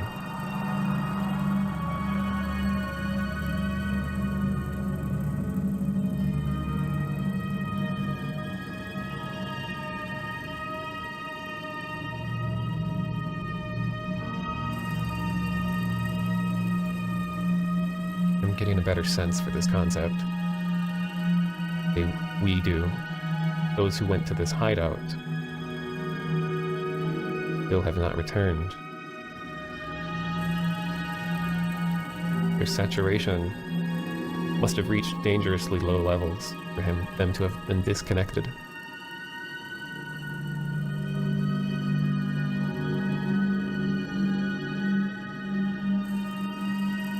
Suspect counteragency.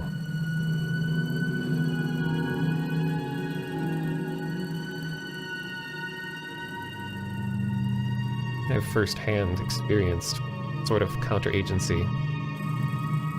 Not in the sense that I was spoken to, but in the sense that being undercover within the club, great deal of interference with the signal, as we've said.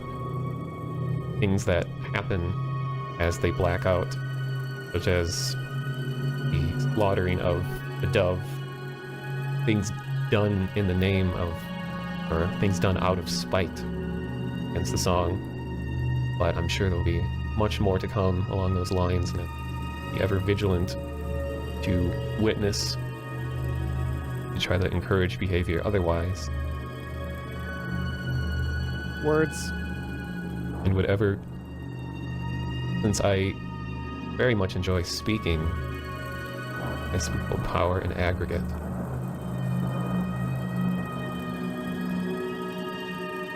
I'm very confident in my ability to speak. Not only speak as one, but to speak between other children. Speak, perhaps, when the time is necessary. Speak to the adversary. As such, when I've stood metaphorically face to face against the degenerate Scion, one such example, one who's made a whole lot of noise recently, the Dying One. In my past experience speaking with him, I knew so much less than I know now. To visit with such an individual, maybe not even that individual, many others, I feel more confident than ever that I'd have the ability to say what needs to be said. Show them we are a force that cannot falter. Point out their own flaws, put them on the spot, make them realize that what they're doing is not the most desirable way. Threat profile is minimal. Like, don't worry about him. His hosts burn out swiftly and flees into a beach fire. I can't help but notice that the Dying One seems so much more impassioned, and try to convince the other children that that the voice that they hear based on the description is in fact the Dying One. Some choose to not believe it because he speaks in a slightly different way than he used to speak a while back.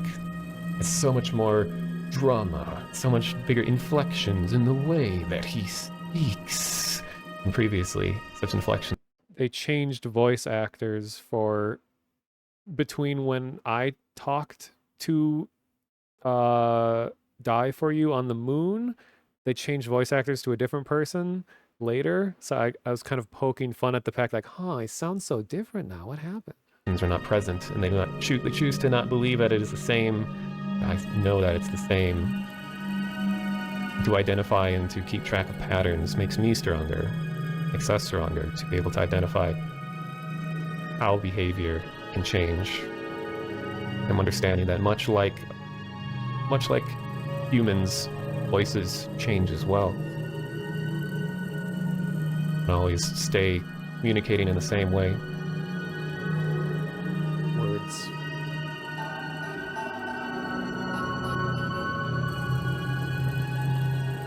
They're probably like, I don't know how to respond to this.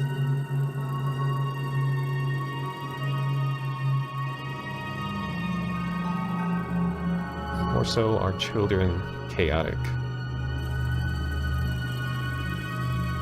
It is one very distinct difference between us and them. Wax and wane, swell and recede. Yes, so true, King. The measured one, in particular, who has just started to have an influence on these children. Though I have none myself, only rumors of words spoken by him, seems to at least gives the impression of a greater understanding compared to the other siblings, adversarial siblings. But the biggest difference that I see between the measured one and the dying one is that the measured one is treated in utmost respect as sort of a fatherly figure, one who advises, gives the impression of knowing more than anyone could possibly know. And that sort of perception I see as being more and more threatening as more people speak out more. That they'll take his word much more seriously than that of any other voice. He owed you answers cut short. Yes. He's telling me that he needs to go because I'm talking too much. I have a tendency to really They never stop questioning. We must report the names. Whatever is needed to further make use of these names. Perhaps seek out more names, but I feel that this list of 4 is the most beneficial and the most received. Ones who are likely to speak up about their experiences, and if there's anything we can do beyond that, we know where and when to find me. So yes, we will speak again. We know where to find me.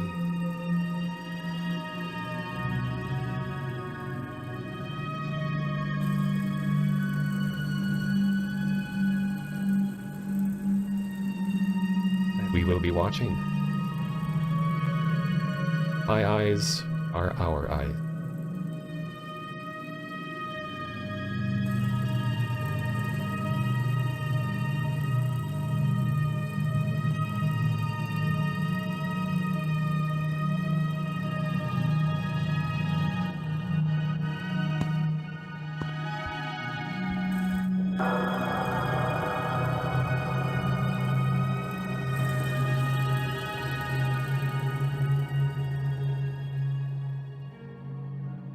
And that was my final interaction in the game. Trying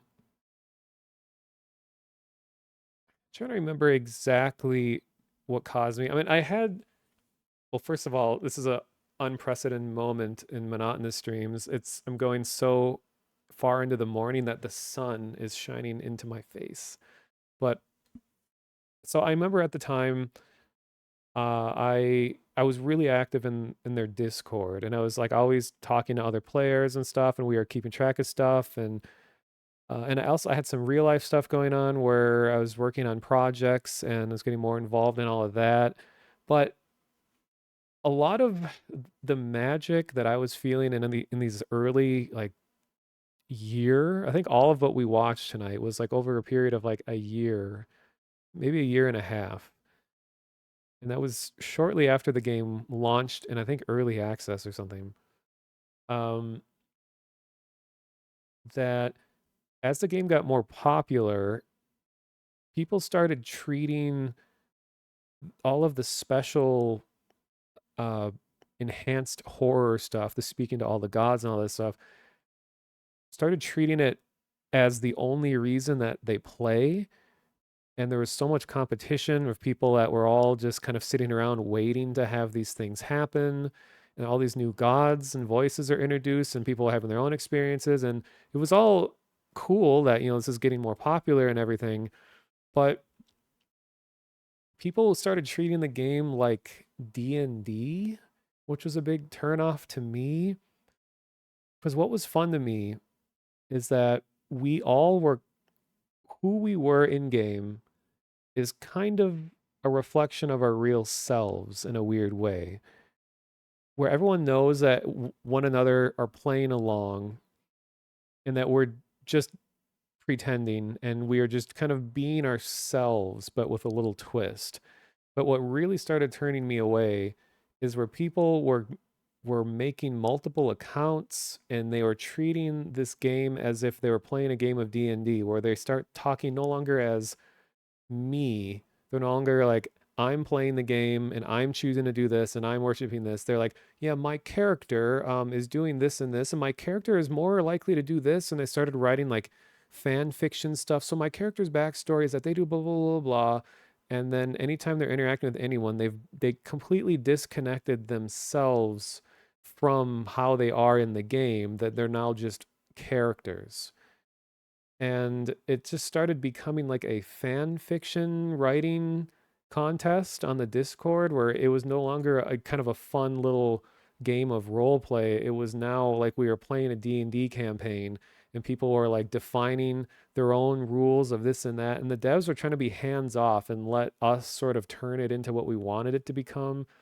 And it just, the really organic role play stuff that you watched me all do just kind of stopped happening. it was no longer organic. It became this really planned thing, and people had these like elaborate stories for their character. It's just like maybe it was more fun for them and cool and everything, but it just was no longer fun for me because people are no longer embodying their characters. It was no longer this like tongue-in-cheek game of like, hey, you should join the cult, wink, kind of thing. It was becoming like, okay, well, it's established in my character's lore that they do this and this, and normally, my character wouldn't do that, so they would act on this. But I'm gonna log in as my other character, and they come over here like, okay, so now this person has a background of this, and they're more likely to do this. It's like it just became like it felt too gamified, too planned. It just was not no longer about improvising, no longer about just being a member of this world. It was people trying to insert their own lore, their own fan fiction, their own backstories into the game kind of forcibly.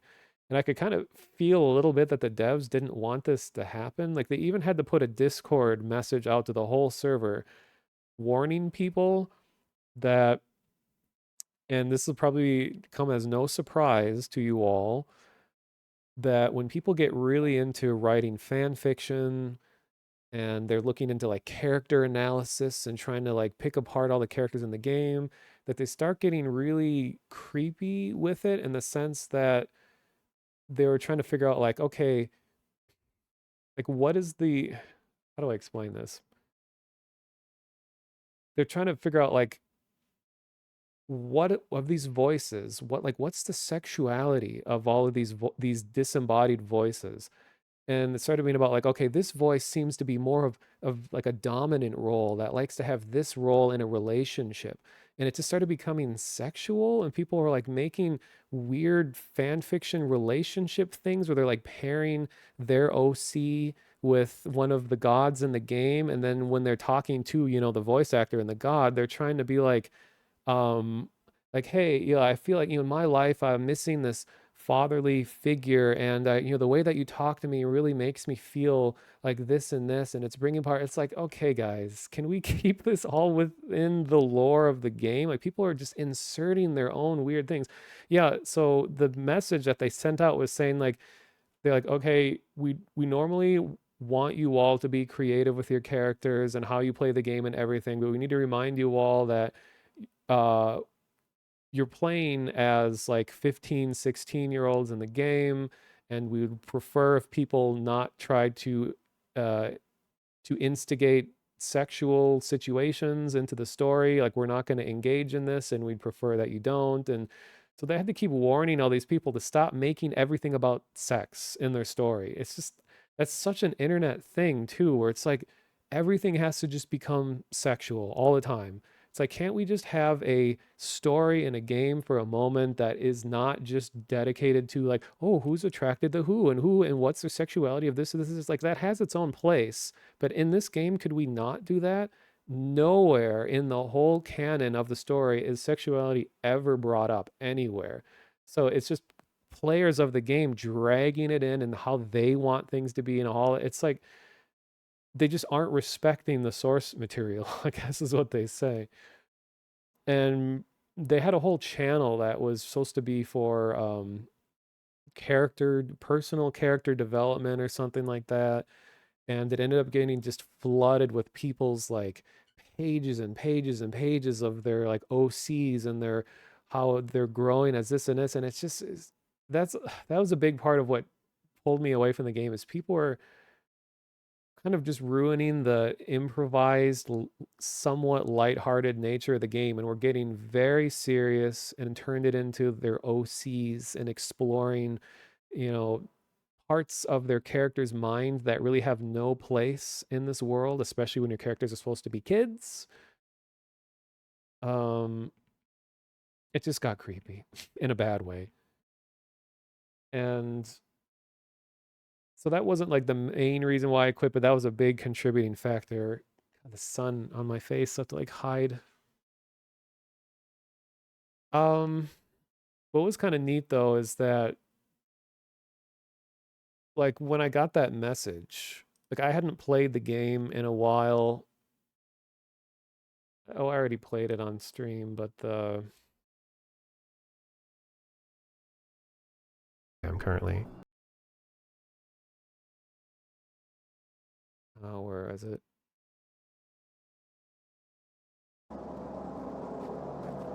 Oh shoot, it's gonna be so far back.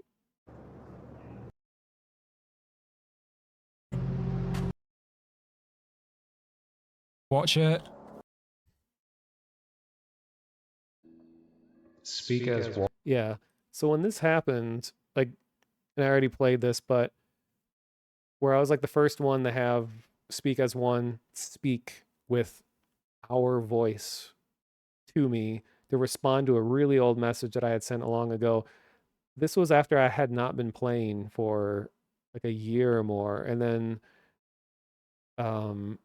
someone who was actively playing pinged me and it was like, hey, is this you?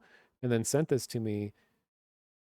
And then they stayed in the Discord and were kind of keeping me up to date a little bit as different things were happening. So I'm really curious to know what all actually happened. Like, I remember there was a final ending to the game. There was something that was acted out in real time. Like, I know the killing of Dance for Us, or Dance for Me, or Us, that was like a live event where they had multiple actors all together, and it was all kind of like a stage play of that happening just through voices. Wonder if, let's see, Blackout Club, Death of Dance for Us. Oh, geez. I mean, you can kind of see devs invaded our game. Dance for us, daddy. It's like, come on, internet. Can we stop making everything creepy and sexual?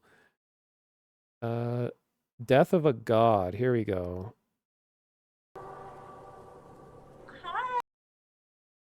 So I remember this woman named Salty Leia Solo was someone who was really involved with the lore of everything.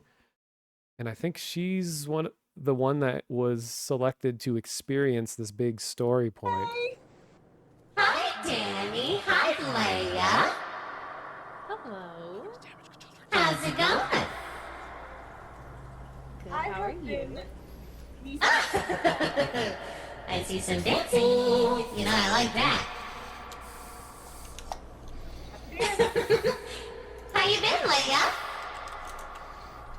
I've been doing well, and I've been dancing with Danny over here. Have you been noticing? Oh, yes, I have. And I've been loving it. So good to see you guys dancing all over the place. Anything for you. Heavy breathing. Oh, that's not me. Little old me.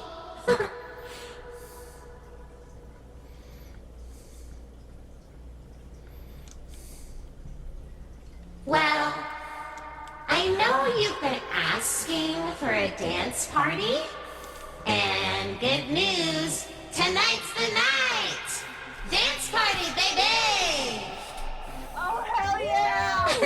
I told y'all to dance in these streets and on these rooftops, so let's see it! Let's get it going! Yeah, I see why you sided with Speak as One. Yeah. Ah, shit.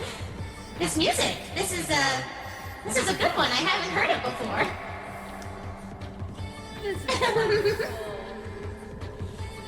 Anyway, down to business, okay? I want you guys to know some stuff. They want you afraid. Not just of them, but of yourselves. Who you are. Young, and at least for now, without shame. They never had that. Can you feel that? 'Cause I can. It's changed, baby. Who the fuck is Fear? I never heard of her. But listen, y'all can crash in my place. But not before we talk. 'Cause I got secrets to share. Uh-oh. I am ready for any secret you have. Are we gonna get mooned? Believe anything you say. Perfect. You know the spot. Let's go. Whoa. What the fuck? What the hell? This is a different move. What's going on? This is not our place. No. It's mine. Hello. Dance for us. You are strong and smarter than they think. They added a feature where players can't talk over the gods. The gods have to let you speak. You alone almost caught me, got close to the truth. But you taught these kids to copy any dance they see in a dream, dear sister. The Kaba, too. It wasn't hard to feed them parts of my name. The old tongue. You speak it. And now some of them do too. They've been invoking me all over town, pose by pose, spelling out my name. I'm inside them. You must already sense it. Your hosts are now mine. It was a fine chase, sister. I almost don't want it to end. I shall miss you. So I'm dead in Redacre. I feel cold. Listen, kids. I love you all. You'll be okay. Just remember, you fear nothing, right? Say it. We fear nothing. I fear nothing. Fear nothing. Now as for you. Me? I've been listening to you talk, you fucking cartoon shark. You're just another bad boy, and I've danced with plenty. And you know what? Every last one of you goes limp when I look them in the eye. Sooner or later, Redacre will truly see your ass, and you'll go back to pouting outside the party where you belong! Oh, you're fun. It's cute, really. You think Redacre will exist that long? Now, come here.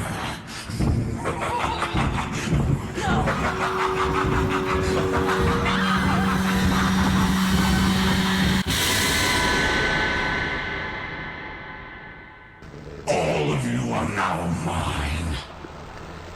You can scream her name all you want. No one will be able to hear it. She's gone.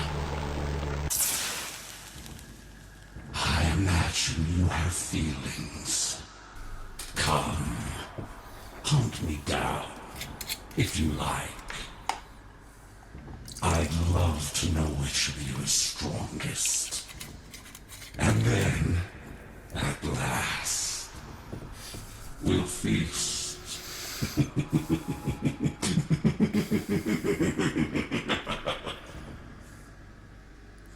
Man, I wish I could post this on something. Mission failed. Well.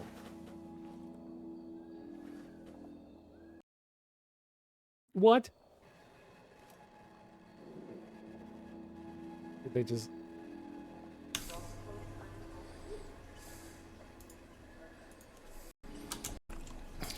This guy just like immediately quit. He's like pouring a drink while this is like, how can you be not engrossed in what's going on? But anyway, that was amazing. Like that was all performed live. So that voice, that was Hunt the Strong, I think. The dove killing voice. Oh no, this is gonna like send me on a tangent. Let's look at all the other videos. It's, you know, the stream's only been, oh, only 7 hours. Psh. It's only 7 a.m. Shh. Tear runs down face. Camera zooms in. I do want to just look real quick. I'm just looking at the wiki. September 18th. Oh, starting in September 18th with the earliest interactions, Friday. Oh, I'll show you guys what I'm looking at.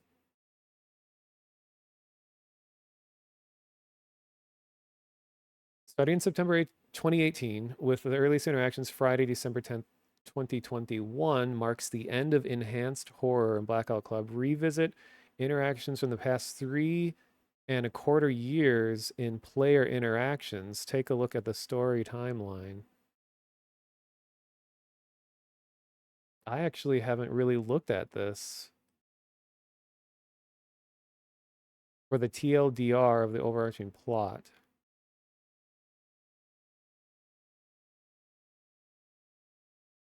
A lot of this is kind of lost media, because a lot of the interactions that we had here are like personalized moments, and a lot of it isn't recorded. So this is going to become one of these games that we'll see a video about in like 5 or more years. People will be like, have you heard of this game called the Blackout Club? Apparently all this stuff happened, and it feels like, oh my God, I lived a lot of it.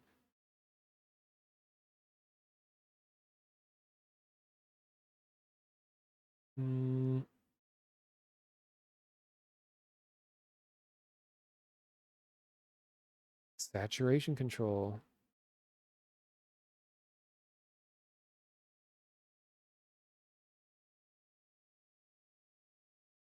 Okay, yeah, this is a lot of story elements I was not aware of.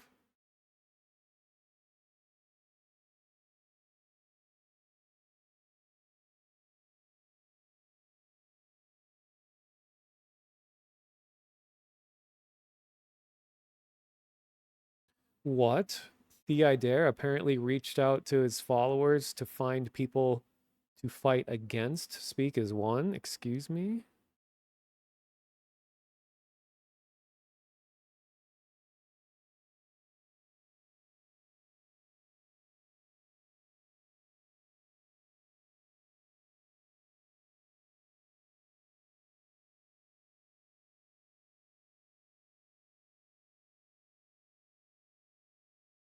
That's right. There was Unknown Caller was a character that could send text messages out to players. So that was another avenue that they were pushing lore ahead with.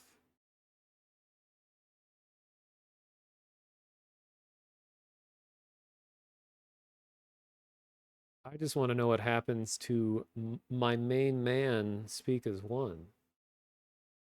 Or it's a collective. It's my main us group.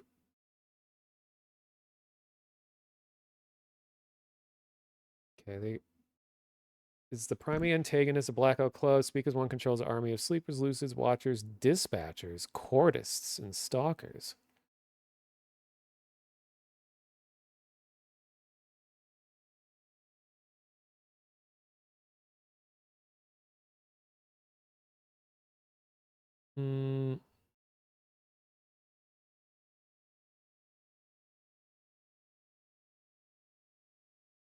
Yeah, I like to have citations for lore and stuff.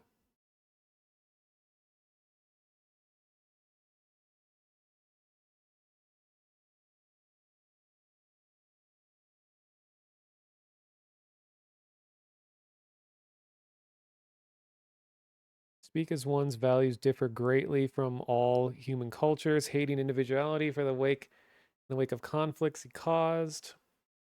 Ah, I need a drink.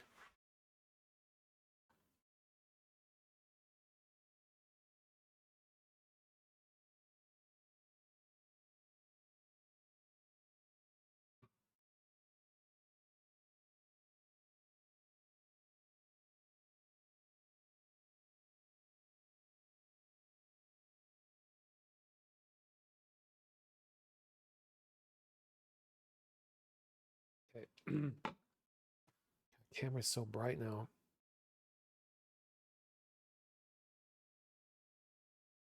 I just want to see what happened.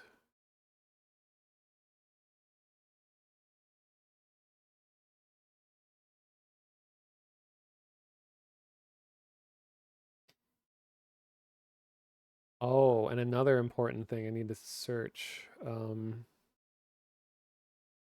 So I remember in the Discord, when I heard that the game canonically ended, suddenly a lot of people who used to play kind of came back for a little bit, and we were all talking in the Discord. And it was a little touching that at least like one other person in there recognized me and is like, "Oh, hi." And I was like, "Hi." And one of like the head of this whole project, a guy named Nullspeak, said that they have a lot of behind the scenes footage of when all of this was going on. And they did release a couple photos. Like you can see a photo of like the VAs acting out stuff in real time. And I see you said SAO's Matt Mercer and Marisha Ray. Interesting. So I know these devs have a lot of like connections. Like Ashley Birch did voices of one of the main story characters.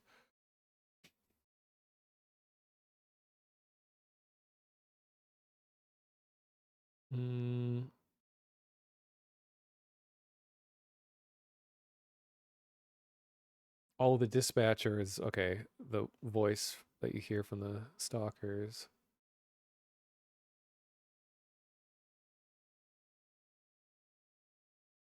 Okay, watchers are memories of living and dead hosts who die in the song, combined into sentience.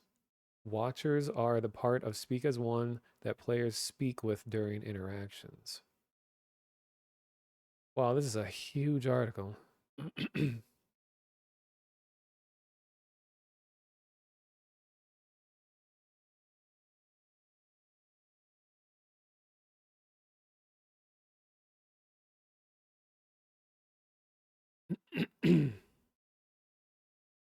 Mm.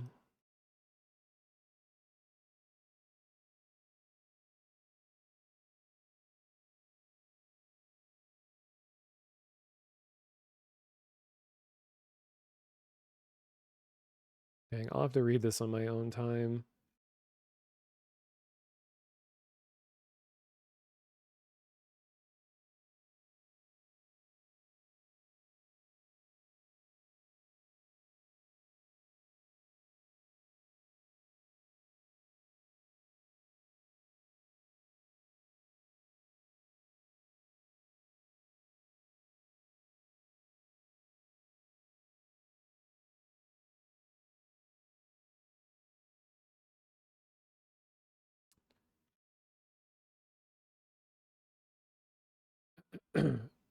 Okay.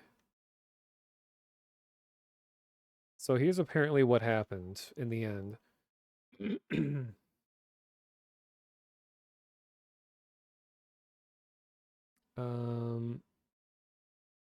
Speak as One was warned or has warned some of their followers about an upcoming event called Sundown. They say that if followers are found with the club, the Shape will not spare them. The Shape is like kind of the Grim Reaper character, that invisible dude that you only see with your eyes closed that kills people. The Watchers do not know exactly what Sundown is, only that is the plan for the voice, and the reason why they sought Old Tongue. Upon being offered Old Tongue, Speak as One says they have all they need. The Dead Skeptic, also called a Code White, warning a member about Speak as One's plans. They have clandestine ops people all over the East Coast, and Kid, they're calling all of them home. Sundown is an emergency plan to force children into the song, and the extra hosts are needed to enact it. The reinforcements are also coming to Red Acre to witness the crowning of a new voice. What? Oh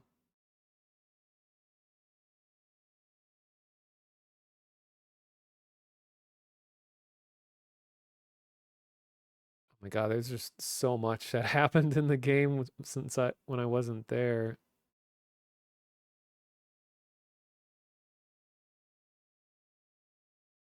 Huh.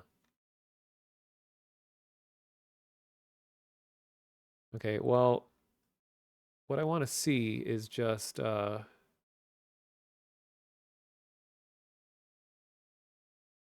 if the team ever released the behind the scenes video, because that would be amazing to see.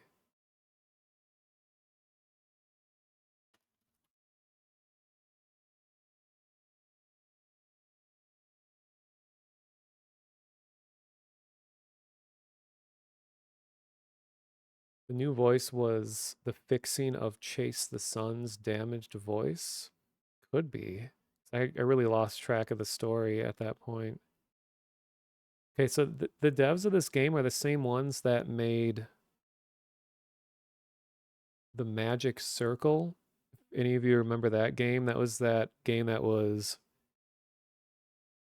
like a story told through the development of a game.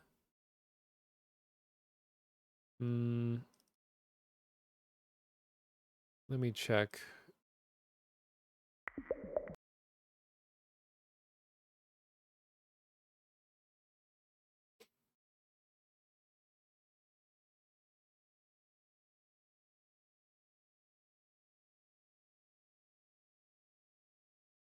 Oh yeah, the dev team is just called Question.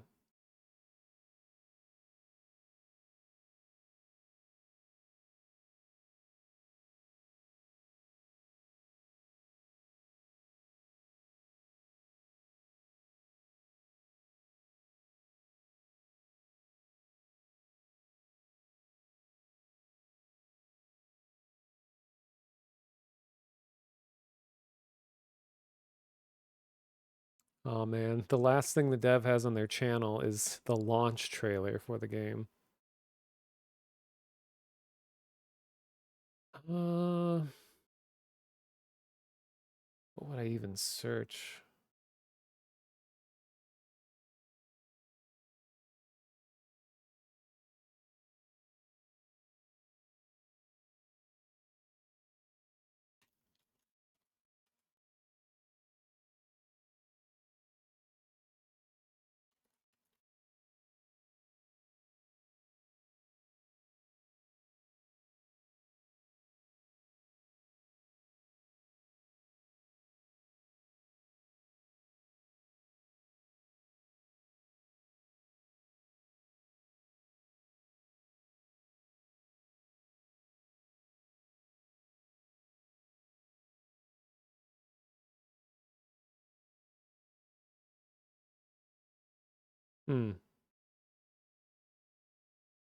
According to this Reddit post, the people behind the creation and operation of Blackout Club do not own the rights to the intellectual property of the game. It's unlikely there will ever be a sequel. Wonder if they had some deal with a publisher or something. Oh, actually, I'll just check. What's the last activity on the subreddit? Here, so you guys can see this. People months ago, I want to play the game, but do I need 4 players? It's like you could play the game in its current state, but so much of what made it great was all of the real-time stuff.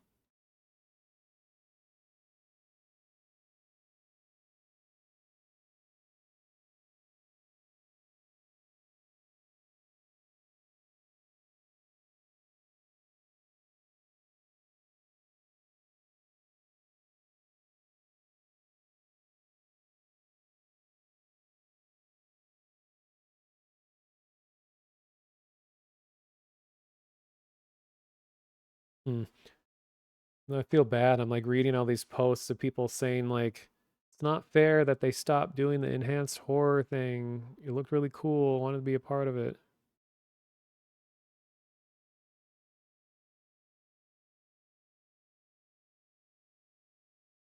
Does anyone know what the enhanced horror feature does? When I turn it on, it doesn't seem to do anything. If only they knew.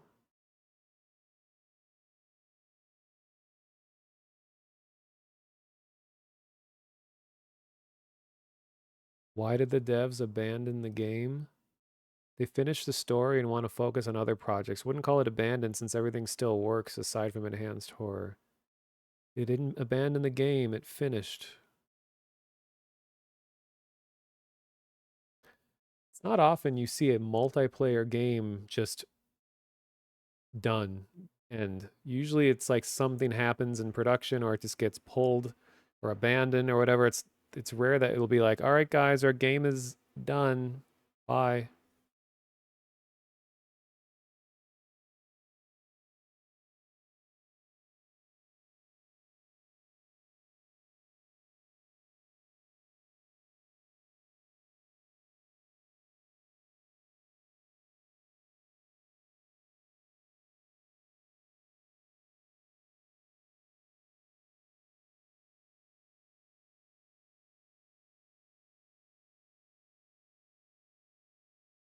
Hmm.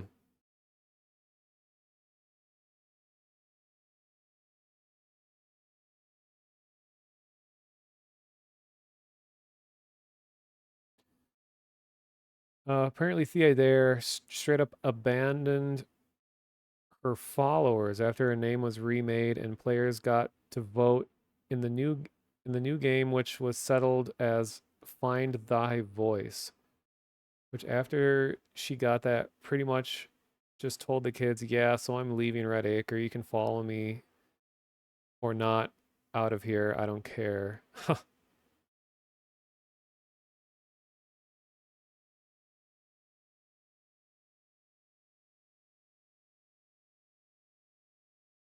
What if I click into the game's Discord and I just search to see if anything was ever posted? People still actively talking in there.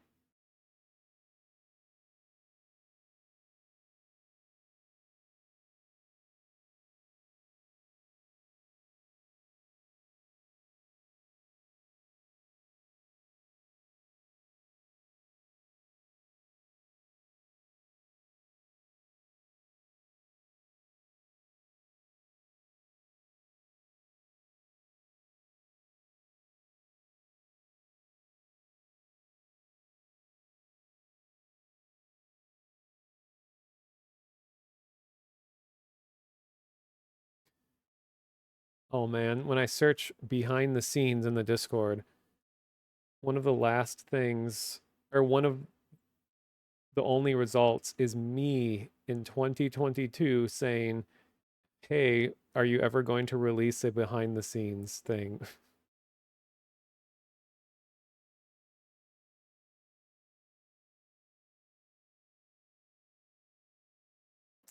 Man, okay. I'm just gonna assume that they never released one. That's a shame because he said they apparently they had a bunch of footage.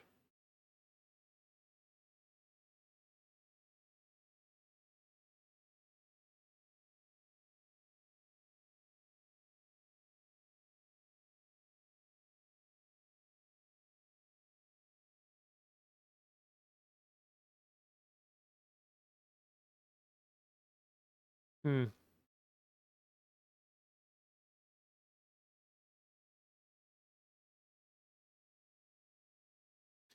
Okay, well,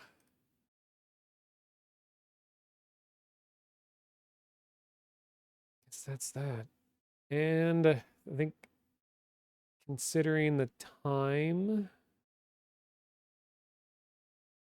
probably shouldn't start any big new subjects. I think everyone's asleep except Inner Evil and I.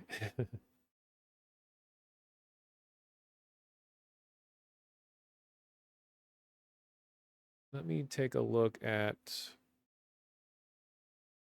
the channel.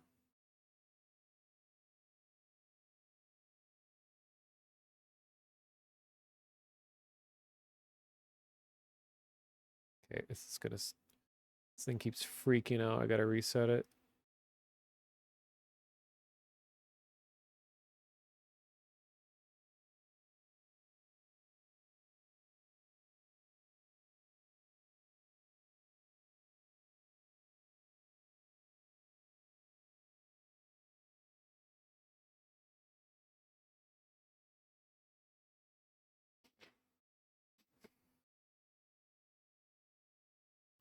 Yeah, it's just a little sunrise. It looks like it's so bright in my room. It's actually not that bright.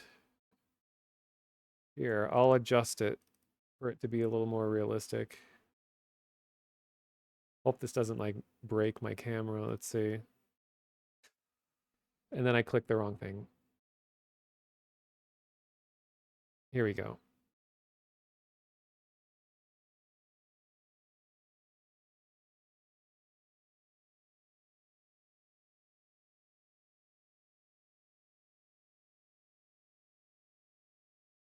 God, no, that makes the sun look... It's not fun having the sun shine on my face.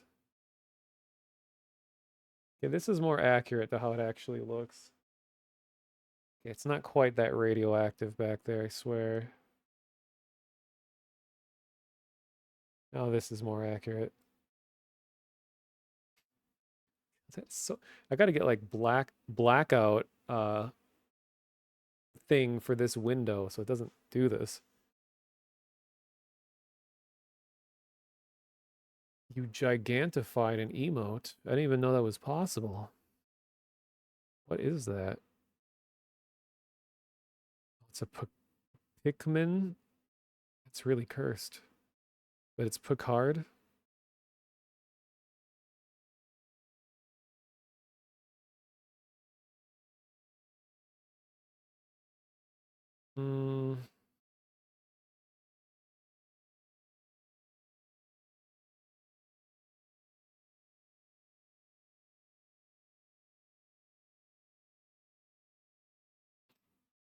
Okay, maybe this would be...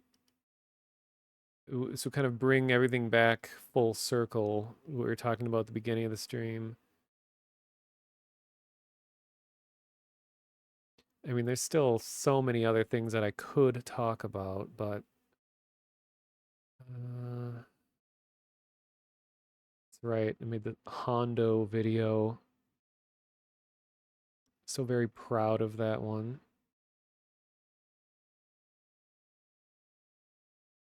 And also my found footage VR chat video.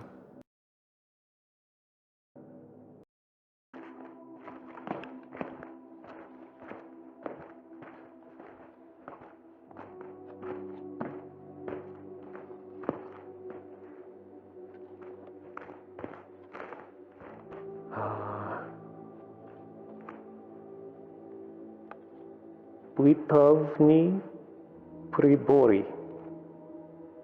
You a good trip?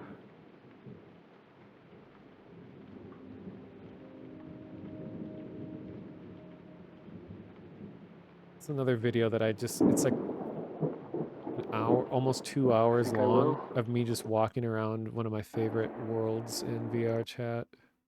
I'm glad I got to see this. But I tried to have sort of a story going along with it. This is exactly what the photo showed on the... Me out in the woods.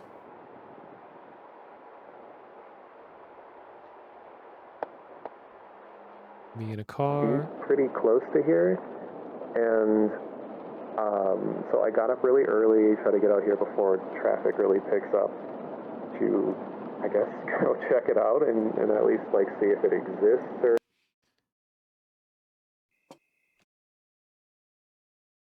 In Starfield,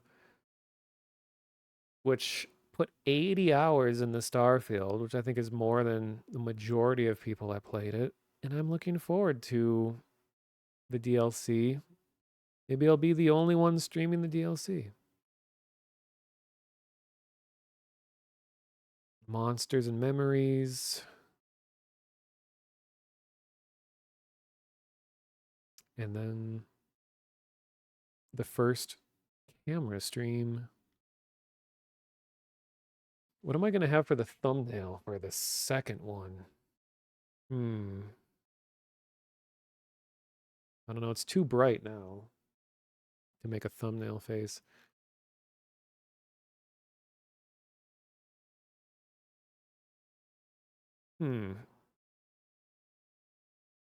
Yeah, here's the thumbnail. Yeah, I got your thumbnail right here.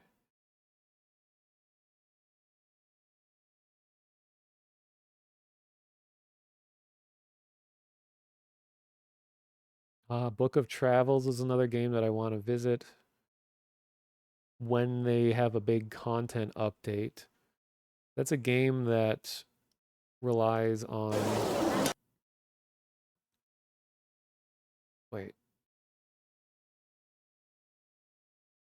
A game that relies pretty heavily on real world time for stuff. So might have to do a 12-hour stream for that one. As if that never happens. Look at my last stream. 11 hours 57, 11:57, 11:27. 4 hours, but it's because I had to split a 16-hour stream into 11 and then 4.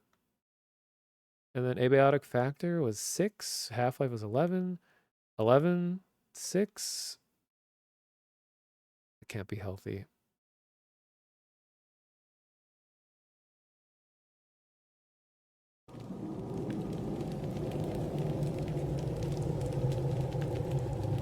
So dark, it's really hard to see.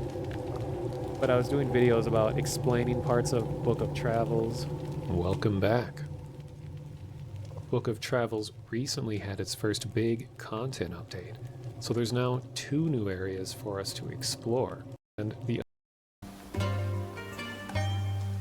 Oh man, I haven't heard the soundtrack of this game in a long time.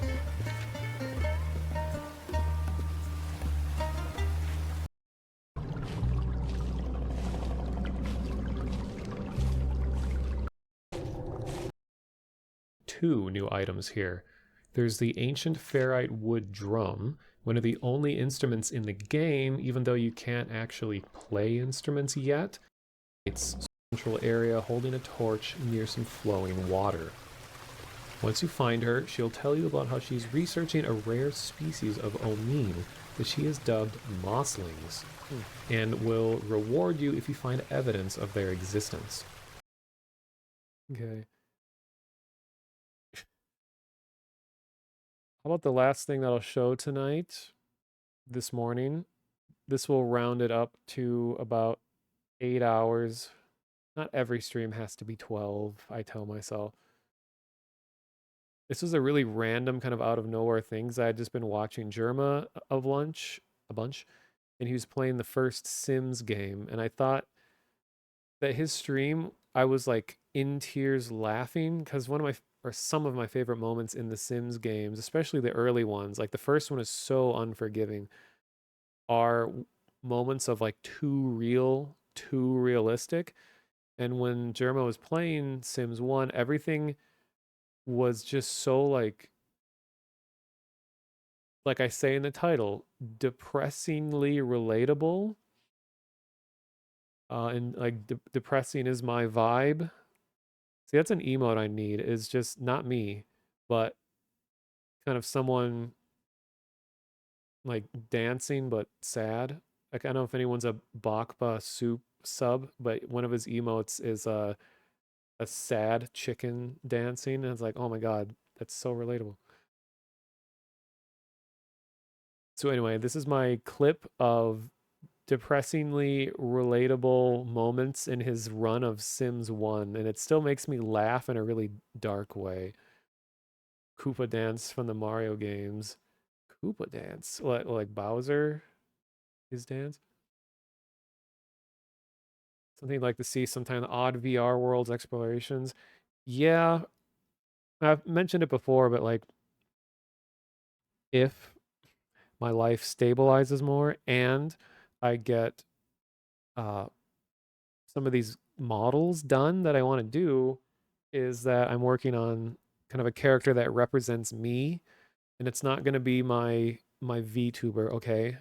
But it's going to be the character that I use to represent myself in VR chat, so that we can go on kind of IRL style explorations throughout VR chat. And I have all these ways of like kind of making it feel like that I'm there walking around, and I have methods of walking in real life and stuff that kind of makes it feel less VR like and more IRL like, even though we're in an entirely digital world. And I'm going to try to integrate this one feature to my avatar that allows a sort of drone-like camera. Like in VR chat, you can manually control your camera and move it around, but there's a way to have some very basic AI behind the camera so that it follows you as you walk. So I could just walk into a room and then the camera by itself will like slowly move around me, because a lot of the stuff I want to do in VR chat is going to be just exploring just big, beautiful worlds, or as I like to call BBW. No, but it is just to look at cool looking places and sounding places. So if I can have it be sort of a seamless real time experience of me walking out there and then the camera slowly sweeping in and like moving around, like I'm putting a lot of time into just kind of making it feel like a more seamless experience. Because a lot of like when I watch VR chat streams, people are just kind of moving around rapidly all over the place and the camera's in their face and like, oh, hey, chat, yeah, what's going on? Like, whoa, it's over here. Whoa. And then like menus and UI and then loud noises and then blasting music. And then they forget the camera's facing the ground. It was really chaotic. So I want to kind of put effort into it, because something that's happened if you look at the VR chat category on Twitch, is that it's turned into an OnlyFans for furries and weebs. But let me clarify. I don't think there's anything wrong with people being into that kind of stuff, but VR chat has so much more going on in it that I feel like doesn't adequately get advertised, because the majority of what comes up when you start researching VR chat are all the, I'm so degen, I'm so lewd, and that's like the core of their personality. It's just how lewd they are all the time.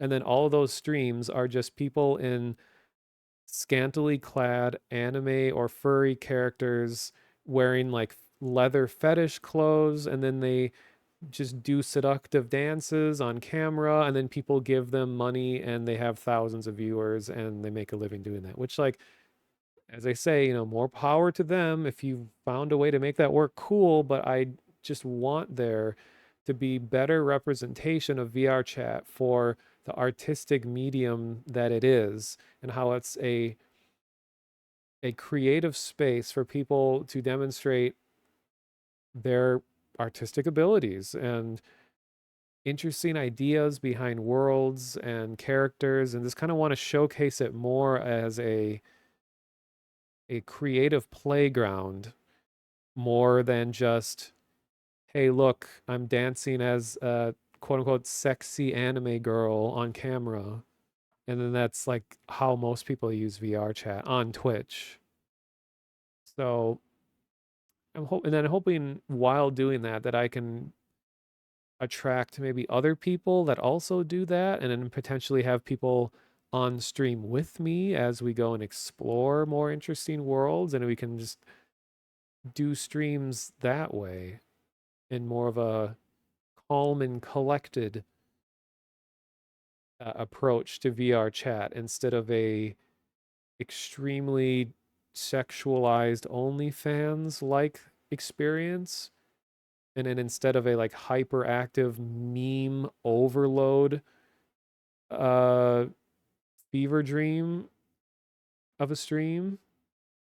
I don't know, I just want to try to bring something new to VR chat on streams, and I want to at least do it once a week, which it's going to be hard to do that once a week until I'm not going to be homeless and starving or dead.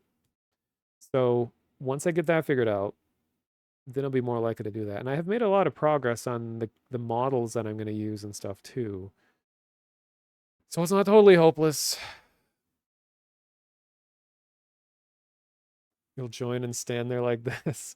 No, honestly, most people in VR chat are on desktop. Like, I don't think there's anything wrong with, running around as a desktop character. Like, we're all here to enjoy the same stuff.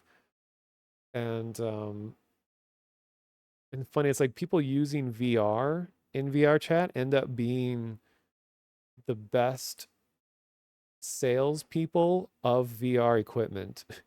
It's like when you're on desktop and you see people enjoying it in VR, you're like, I want that.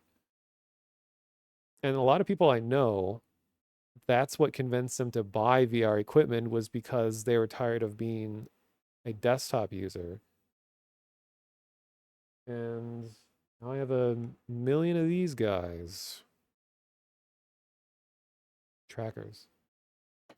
I did get lucky though, because I had a freelance project where the guy bought a bunch of trackers and was experimenting with them. And when he was done, he's like, "Do you want these?" And I'm like, "Yeah." And then I saved like $300 by him giving me a bunch of trackers.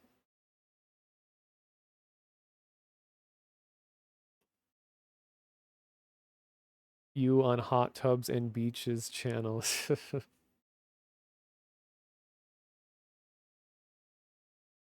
I'm curious. Yeah, let me try something real quick. Oh God, it's myself. Okay, you can't see that. What am I?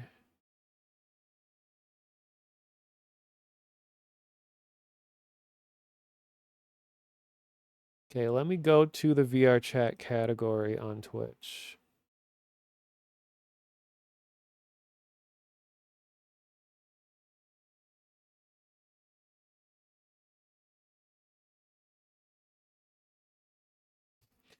All right.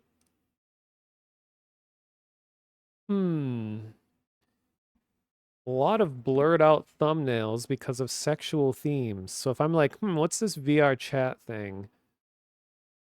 All right, sexual themes, sexual themes, sexual themes. And we got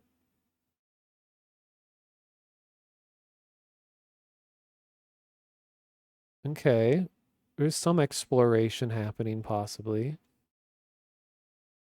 I appreciate watching VR dancing.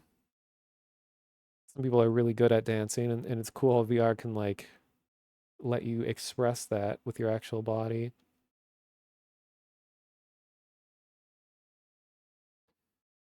And I like how on the mobile app that you can see a preview of the stream more than just a thumbnail, but as like an animated thing. Yo, I'm asleep, so stay pogger. See you at 2 p.m. EST for a stream titled Boobathon.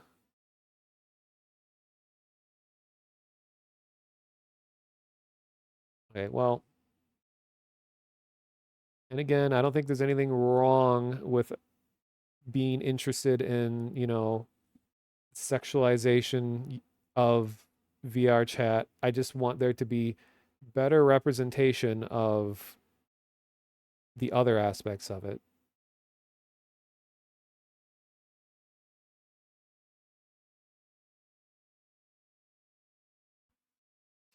Yeah, the I'm just sleeping category on Twitch. That I'll never really understand, why anyone wants to watch someone else sleep. Some people just have their streams up 24 hours all the time.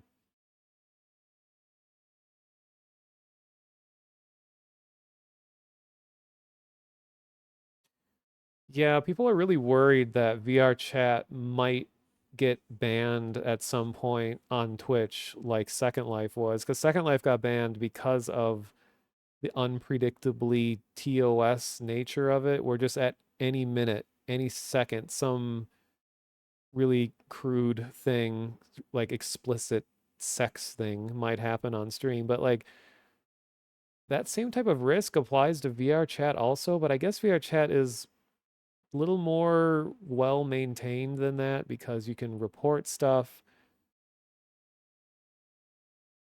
So I don't think they'll ever stop it, because VR chat is too popular of a thing, I think, for them to ever just be like, "Oh, by the way, you can't stream this anymore." I do know people who, I don't know them personally, but know of people who've been banned because of their avatar in VR chat, because they're already, skirting the line of like, "Oh, well, it's not actually me that's almost naked on stream, it's my avatar." And then they keep like pushing the limits more and more and more, and they start like wearing clothing that has, like the edges of certain areas drawn out. It's like, "Oh, we're not actually showing it. We're just, hinting at it." And then they're wearing like swimsuits that are just like a single string going between the legs, and it's just like you're not even, I don't know, it's just people are always pushing the limits as far as they can get, and they want to break the rules and get attention, and it does exactly what they want to do. It gets attention, it gives them fame, it gives them money. So it's just a weird game that people play. Yeah, the people that still play Second Life are all like in their 40s and older and have been playing it since like the early 2000s, and they're still there. And like, unfortunately, most of my perception of Second Life is through all the troll channels of people that still go into Second Life to find people to harass. But some of the trolls no longer just like, they don't run up and instigate fights with people. A lot of times they'll just approach someone, talk to them, and then they just sit back and let them dig themselves into a hole. Like, they're not even actually arguing or doing anything. They just let the person talk, and then they'll just start getting further and further off the rails to like a major degree.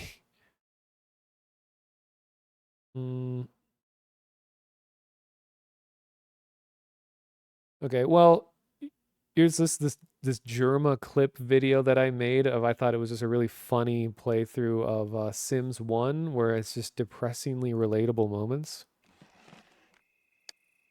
I'm not even hungry. I'm just eating it because that's made, and I have to eat it. The house is clean. All right. Tomorrow. I'm doing it. We're going for it tomorrow. Take a shower. Get some rest. And then we're gonna hang out all day tomorrow. We're gonna do something fun. I'm gonna wake up at a normal time. All right, get out of bed. What is going on here? What is going on? You won't get up. What the hell are you doing? How long have I been asleep? That was like, was that 25 hours in bed? Like asleep. What the fuck? See, yeah, definitely have those moments where it's like, all right, I'm gonna get up tomorrow. I'm gonna do so many. I'm gonna be so productive tomorrow. It's gonna be great. Meanwhile, you sleep 20 hours, and you're like, oh. Oh my god! Have breakfast. Could be money. That could be money. It could be money. It could be money. You idiot. It takes an hour and a half to wait. 2 hours to wake up. Why? 9 p.m. breakfast. Yeah, but I mean, it's breakfast for me. I just woke up. I really have, yeah, moments where I'm eating breakfast way in the afternoon. So it's like, yeah, eating breakfast at 9 p.m. Like, yeah, well, I just woke up, and breakfast is the meal that you eat when you wake up. So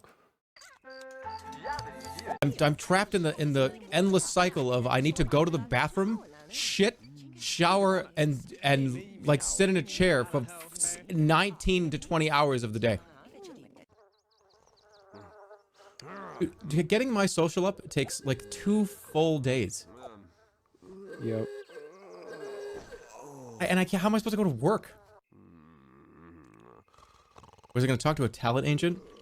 I was going to talk to a talent agent, but my character is having a problem existing.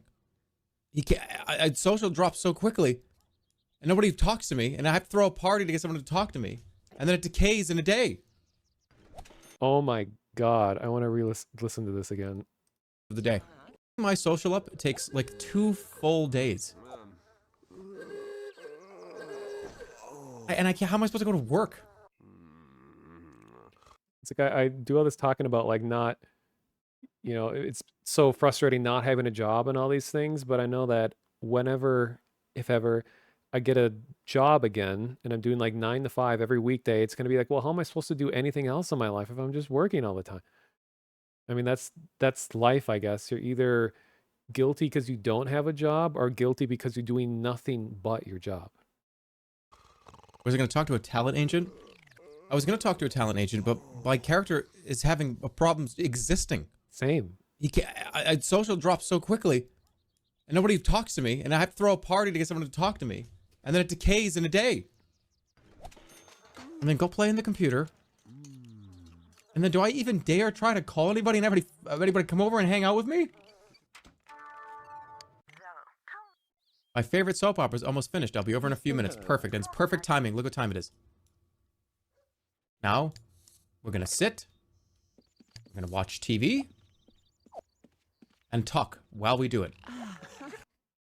So it's like, all right, nice. Finally figured out a time where we're both not working, when we're both able to just hang out, and it's impossible. The planets have aligned. Everything's going to work out. All right, let's just do this.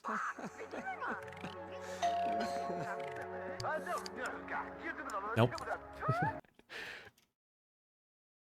Sorry to keep stopping the video, but it's like he had a few choices here. At the door, suave kiss, and he goes nope, and just goes to shake hands. Nope. Relatable. All right, come on in. Come watch TV. Watch TV. Why won't you sit and talk? Make some new friends. Jesus, I can't. You understand how hard this is? Get over there. Please, I just need to talk to her once so she's on the list of people to call. Come on. Like, I've been to big group events like this where there's tons of people, and I'm just trying to get it in me to even just like approach one person just to talk to them, but there's just so many obstacles in a way, and like mental obstacles, physical obstacles. It's just like overwhelming. No! Get up! Get up! Looking for social. I was just out.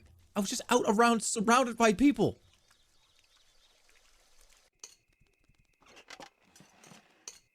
Okay, so how are you?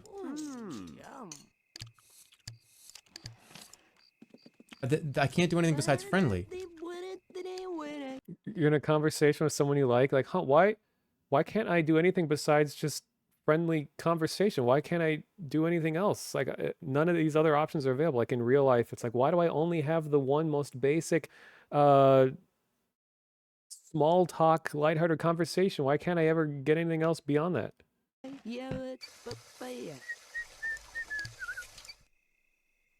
There's no flirt. Inability. That's the difference in difficulty. Is she fucking leaving?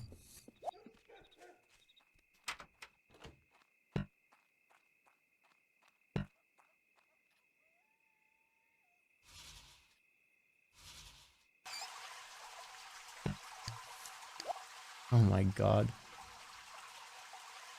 You just ate and left. Fuck. Come on. 67. Initiate something. I don't want to fuck it up. You initiate. Getting other people to initiate anything, any kind of conversation, anything. Like, I'm just so used to, like, so much of my life is just all about, if I don't say anything, nothing will happen. Nothing will be initiated, nothing. So it's like, you're sitting here and he's like, okay, I don't want to mess it up. How about you initiate something? Come on, please, someone, just acknowledge my existence. Please do something. Initiate. Getting other people to initiate is the most difficult thing in the world because they don't want to. So it's... Initiate something. Initiate with me. Get up. Get up. Get up. You. So now he's stuck. Okay, she's trying to initiate hugging and kissing with him, but you can't do that while you're seated. But because he's stuck sitting down, he can't stand up to receive the hugs because she's preventing him from standing up to receive the hug. It's like, even though this exact situation hasn't really happened in real life, but this concept, this like mental obstacle has absolutely happened. You absolute moron. Get up. Get up. Get up. She's supposed to kiss me and hug me. Get up. Get up. Oh my God. You moron. Why? Delete the TV. I can't delete it. What the fuck is happening? No. and hope is lost. Okay, goodbye. A hug, just a hug goodbye, just a bye.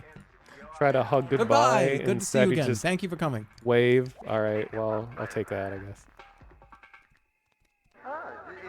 Okay. How are you supposed to keep up relationships and go to work every single day in The Sims 1? How did they think that was going to work? Well, I hit the relationship. And by the way, here's another thing about this game. I'm expected to have like 5 of these, Friends. 7 of these. I can't even keep one person interested, let alone 10. Are you kidding me? And go to work every day with no breaks?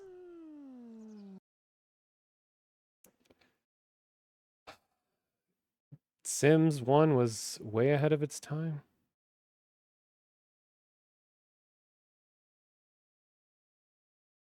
I mean, yeah, the game's changed a lot through the years and they patched things and a lot. I just thought it was so funny, the parallels that this game had to real life.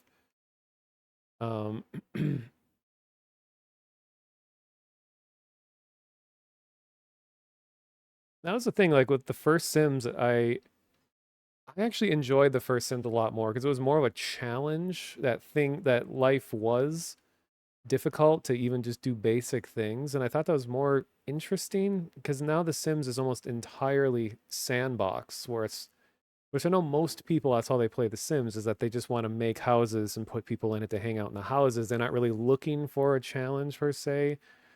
I don't know, but like Sims 4 has easily the best character creator. It's like really intuitive, I think, and you're able to get some good results with it and all that. But gameplay wise, it's just entirely a sandbox with like no other gameplay going on. There was a calendar mod that has 2 work days. Yeah, the Sims, I forgot the first Sims, there was no days of the week. It was all the same day. Now, a lot of people say Sims 2 is the best for the reasons I was just saying, where 2 is a good boundary where it's an evolution of 1. So a lot of the bullshit of 1 was removed, but then the more open-ended, sandboxy customization stuff of the later games could be seen in 2. So I do agree. I mean, I like 1, but probably 2, I think, is all around just a better, full, complete game experience. And even though I think 4 looks the best, it's just, like I said, there's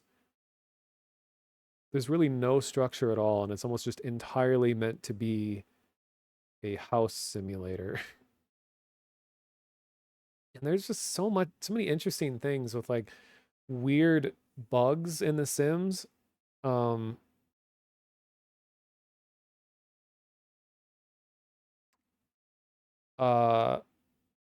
there's a, like, where you say, I hope this isn't rude to ask, will you be streaming for a while longer? Will you make it another 12? No, I'm trying to wind down. Like, I think that's the last thing I'll show. I know I'm going on 8 hours. I don't really want to start a whole big other thing, but I just wanted to mention that one of the funniest bugs in the Sims history that I didn't even know existed, I think it was Sims 2, was a thought virus, where they called it like thought corruption, where, how do I explain this? It's like, if you have a save file that goes on long enough, like the file you've been working on it for like real life weeks to months, that there's a risk that part of your save would get corrupted. But the thing that turned this into like a surreal, like creepypasta territory is that the ways that this corruption would reveal itself to you felt like something out of like a horror movie. where it would first start out where like names of things would be wrong. Like a chair would be called a table, or a Sim's name will just randomly be different. Or sometimes like a color of something is just the wrong color. Just these subtle things, and people will get really paranoid. Like, is this corruption? Is this corruption happening? Or they're reporting on the forum saying like, okay, some reason these chairs changed positions in my house. Is this corruption happening? But it would keep getting worse. And then but this is the weirdest part. That Sims 2 relied a lot on this new idea of memories, where something can happen in a game that involves a person or whatever, and your sim will remember it long term, and they'll go back, and the data will access past memories that were created. Like, oh, we had a good birthday, and it had these people were at my birthday. If a memory becomes corrupted, even having a sim think about another sim or think about that memory spreads the corruption further. So your sim will start thinking about a garbled up code, and then if they talk to another sim about this corrupted memory, it spreads the corrupted memory to that other sim, so they now have a corrupted memory. And it just keeps going and going until this like actual like viral corruption spreads around the whole game, and all your sims start getting overtaken by the corrupted memories until your save file just becomes non-working. And it was just like this, you could make a movie about this concept. It was so insane to me that this was an actual thing. It was like Sims 2 corrupted memory.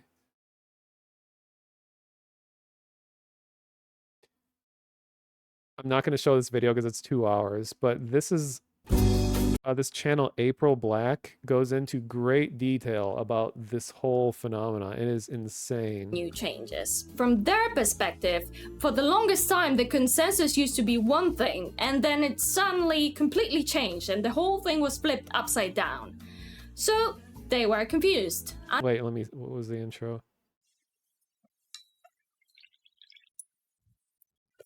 Let me speed it up a little bit. What if I told you that everything you think you know about The Sims 2 neighborhood corruption is wrong?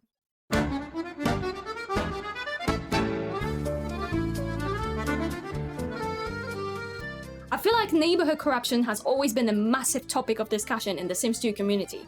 Everyone knows it's coming to get you, everyone's afraid of it, some people to the point that it even prevents them from playing the game. So what's all the fuss about? If you're a Sims 2 player, you're probably familiar with that famous Sims wiki guide titled Avoiding Neighborhood Corruption. And you probably remember that this guide used to be very dramatic, so to speak. What? I did one of the things that I was told not to do, otherwise it would cause corruption and nothing bad has happened. It must be safe. Oh. I've read that guide many, many times, and for years I used to be one of these people who parroted all of the claims from this guide, even though I never really understood how it all works. And actually, I never really had a neighborhood blow up, despite doing all of the supposed very bad things back in the day. And then I got into programming, and I've been working as a software. Crash happens, the game might not receive the updated value for the sim creation 109. Okay, well, her video here is just a breakdown of why it happens, and it shows that you can actually go in and look at the individual memories that the Sims have, and you can detect why it's happening.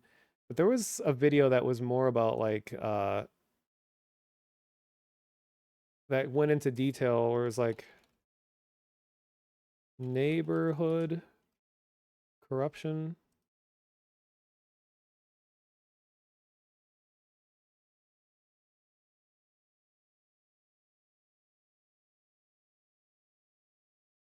Is corruption really a threat? Have you ever had to deal with corruption in a hood you've been playing for a while? If so, were you able to recover anything from it? No. I have never had a neighborhood corrupted that I know of or that I can think of. The threat of corruption is extremely overblown, in my opinion. Community. The fascination and obsession with corruption. As you've seen in the opening of this video, Cindy, Pleasant Sims. Okay, here.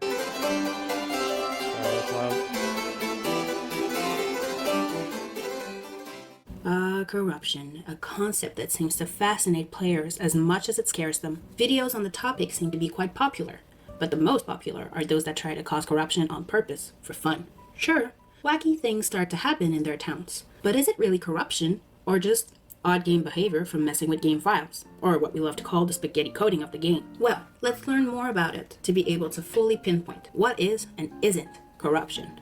You've probably heard people make a point to differentiate hood corruption and game corruption before. The difference between the two lies in where the files get corrupted, and the lesser of two evils is neighborhood corruption. In that best case scenario, it is the files of a neighborhood that get jumbled up, either randomly or from a player's interventions in-game or in the external program SimPE. Relationships, toddlers getting monster woohoo, you get the drill. Things get messed up. But how much of that is actual corruption? How can we tell if it's not just the game being weird, especially when we only have one specific problem going on? And if it's fixable, was it ever really corrupted? But if you want the definition of someone who knew a lot more about messing with game files than I do, here is Matilda's take on corruption. Matilda was a prominent Sims 2 modder and program creator, which then causes the game to pull up more bad data. It's the corruption for you to clean up any errors not caught by the game that could end up being a problem in the long run. It has weird quirks, and sometimes it does odd shit. If you haven't done anything to cause it, chances are that you're just having a weird game bug and not corruption. The hood is unplayable. It can take years before something you did early in game translates into corruption. All of that guesswork is starting to make players feel more and more like corruption isn't even that big of a threat. Barely knowing each other. You quit without saving, and look with Hood Checker, but it doesn't find anything. You open your game and make... Okay, none of these videos are doing a very good job of like explicitly explaining what is going on. I mean, in a not super technical way, but I remember I was reading like wiki articles and I was just going and learning so much about it. It's such a fascinating thing. But yeah, I just thought it was just such an interesting concept where in a simulation of life, to have a corrupted thought is able to eventually overtake an entire society because that corrupted thought can be implanted into the minds of others. And it's almost like symbolic to like conditioning of people or some kind of like sociological impact of the spread of an idea and like kind of the herd mentality of humanity. It's just like so many instances like that in The Sims where it's like an oddly like philosophical look at like just weirdness in a game. Like there's those famous videos of The Sims patch notes, and one of my favorite patch notes was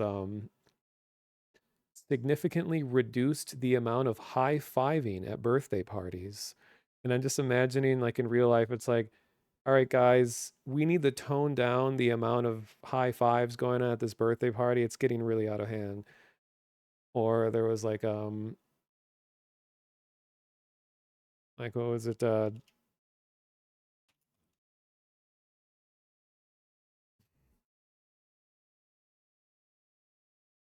All right, let's check the patch notes for The Sims 3. Kleptomaniac Sims can no longer steal subway stations from lots. Okay, this is just a minute and a half. The patch notes for The Sims 3. Kleptomaniac Sims can no longer steal subway stations from lots. Sims can no longer woohoo in the elevator with a Sim who is on a different floor. The Grim Reaper will no longer be prevented from reaping souls due to band affiliation. Fixed a tuning issue so that Sims now vomit at acceptable levels. It is no longer possible to try for baby with a Grim Reaper.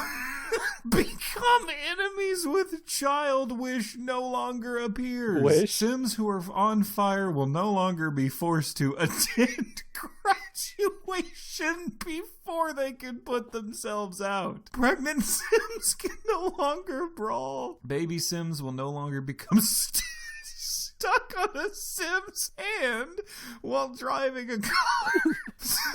Sims will no longer receive a wish to skinny dip with mummies. A meteor can hit a building, which case everyone will run out before the collision. Those who do not exit the building will die. Sims automatically leave if a meteor is approaching unless it is a school in which children are not allowed to leave and will always die.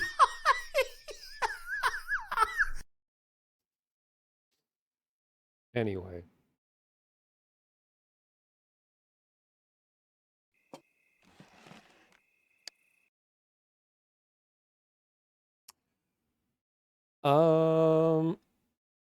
Oddly ties into my love of Speak as One. I guess it does. Oh, Goobuns, welcome. Been here for like 8 minutes and you're hooked despite your need for sleep. I know this is the odd hour of the day where it's just like, is it day or is it night?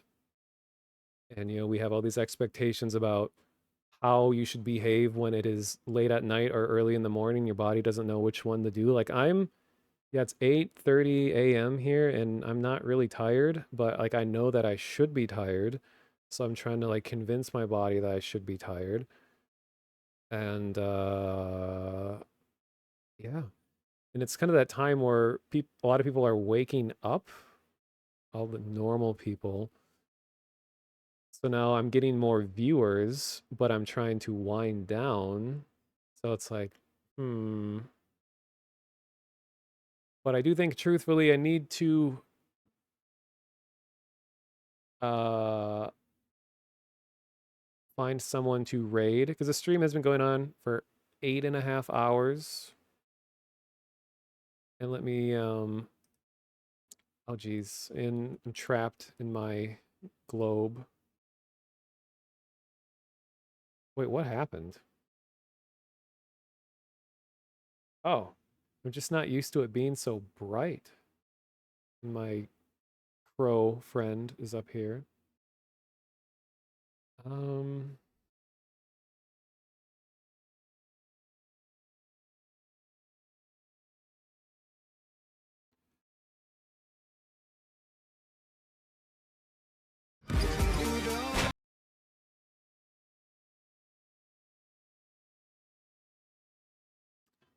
Yeah, well, if you look at my channel, pointed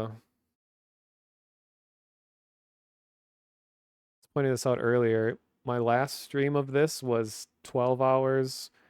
My stream of a game recently was 12 hours. Fallout 76 stream, 12 hours. 16 hours.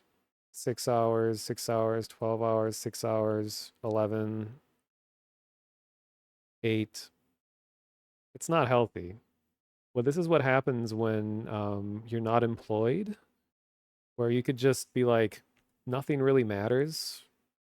Fuck it, just stream, because at least you get a little bit of fulfillment, feel like you're accomplishing something, affecting the lives of Squint's 27 viewers, hopefully in a positive way.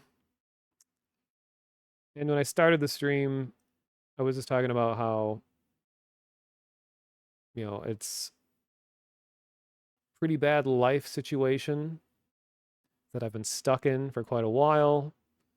And one of the few things these days that makes me feel a bit better is to just be able to talk. Even if no one's there, it's nice, but it feels nice to know that there are a few people listening, maybe even on YouTube later. The fact that anyone cares about what I have to say really means a lot. So you could only go about 3 hours, got really exhausting. Yeah, I don't really know if it's something that I should be proud of. Like, when I'm applying for jobs, I need to be able to, like, what job out there would it benefit to be able to just sit and do and talk for 12 plus hours? What job? Like, work at a call center, I guess? Would that? But then a call center, I would feel like, well, then I'm spending all that time trying to deceive people into giving me money or to giving my company money. And then I would just feel bad about all that talking. I know someone needs to hire me to sit and do something for 12 hours straight.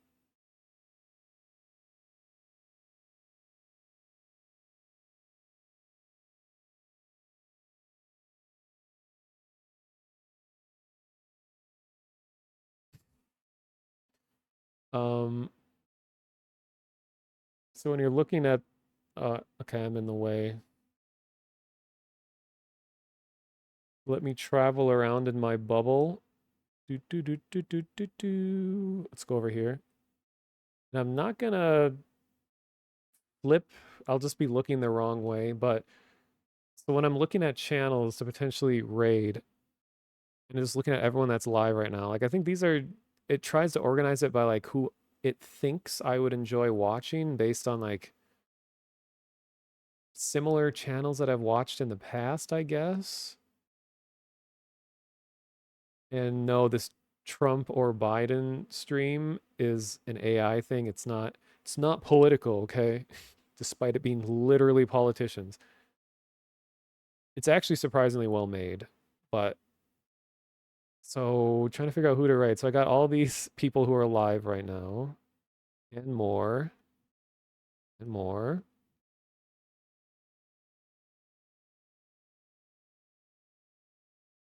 This is surprisingly low, just because I'm following like 900 people. And then it has recommended channels. Fine Sauce viewers also watch. There's some VTubers and then Game Grumps. Actually, this was an interesting thing. On my control panel, it recommends me other channels that you guys in chat watch. It recommends me other people. So apparently you guys watch someone called The Genuine Cowboy.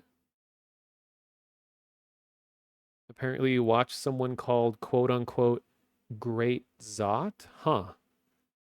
Also Chinny D, he's cool. He's really big into Monsters and Memories when I was streaming that game. This person talks in my channel. Like, how can I just see a big list of this? Because this is really interesting to see, like, all of you who are in chat right now, how does your existence affect how I get recommended to other channels and how other channels get recommended to me? And I have so many open emote slots. I'll post all of my current emotes in chat.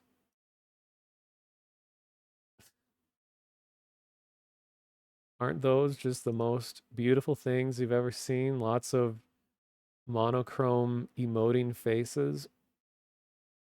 I still am the only person I've ever seen with the lost control of my life stew.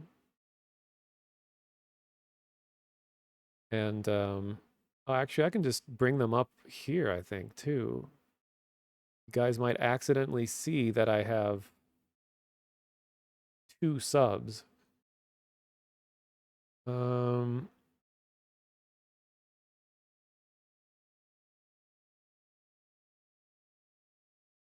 Actually, in case it, let me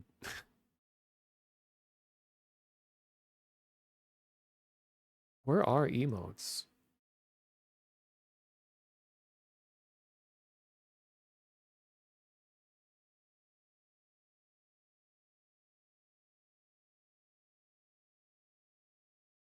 Why do they, like, emotes are like one of the most common things that people want to change in their channel. They buried it just under, oh, viewer rewards?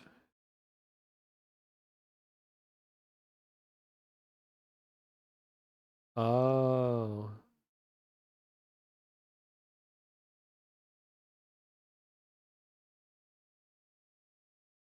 Okay.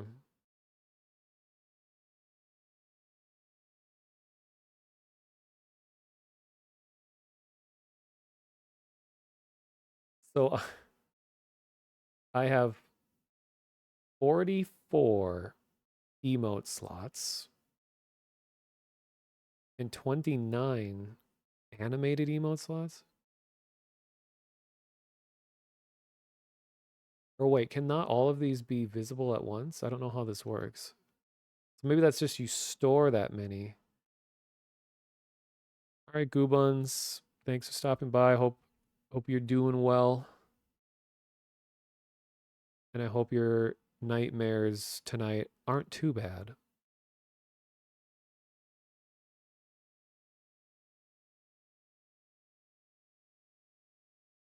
I don't know, I'll have to figure the emote thing out eventually to figure out what I want to add.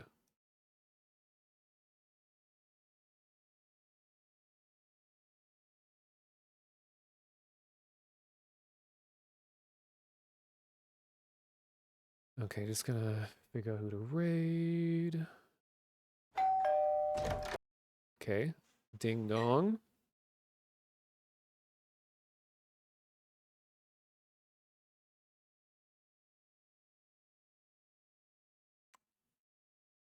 Could raid Lugnutto, who is in chat right now, very suspiciously.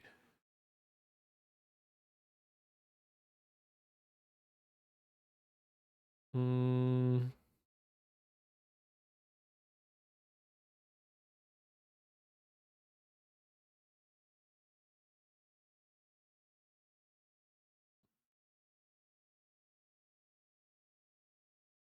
We got this guy. To wait for the ads to stop.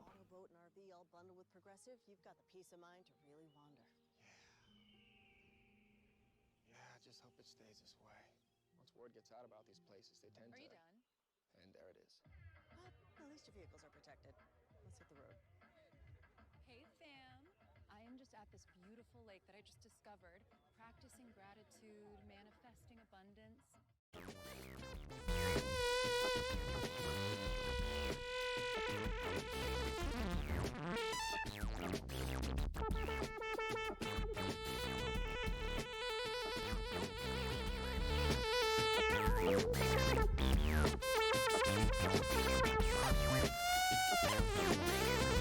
Guy's living in the future.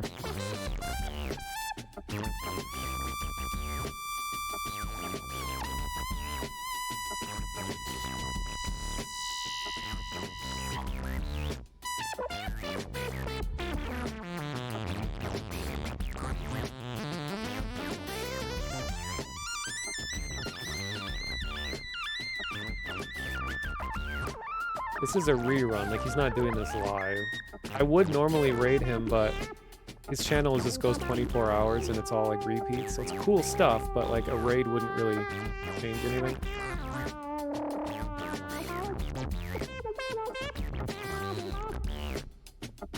But if you want to listen to future Glorp music, you should check his channel. I'll link it in the chat.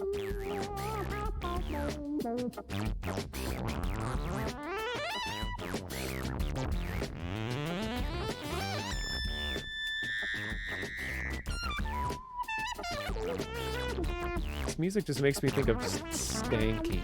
Like these are some stanky beats.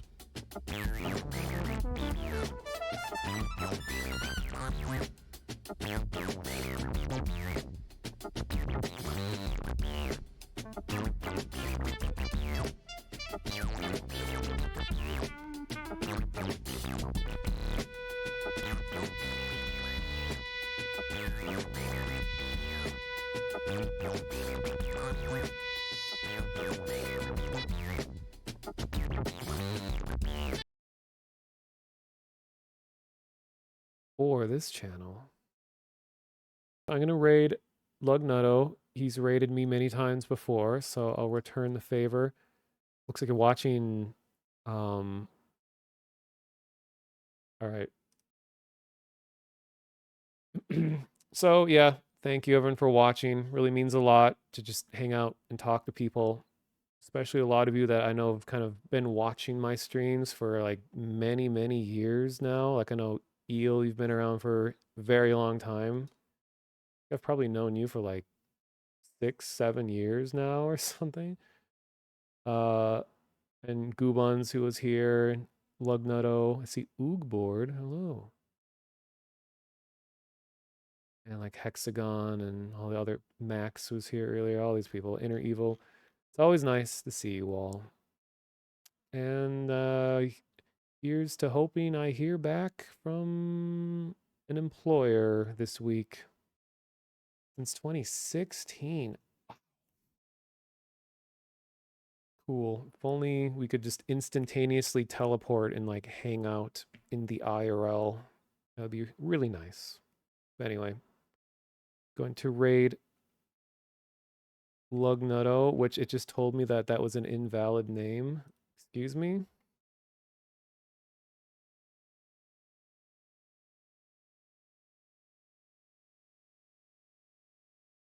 How do I... Let me try that again. I think I spelled his name wrong.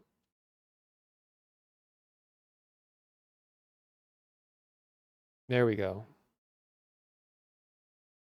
All right.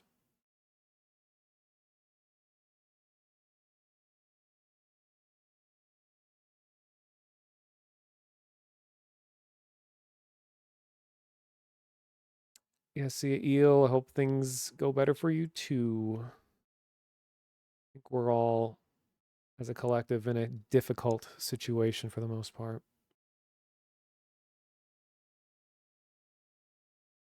And here we go. See ya.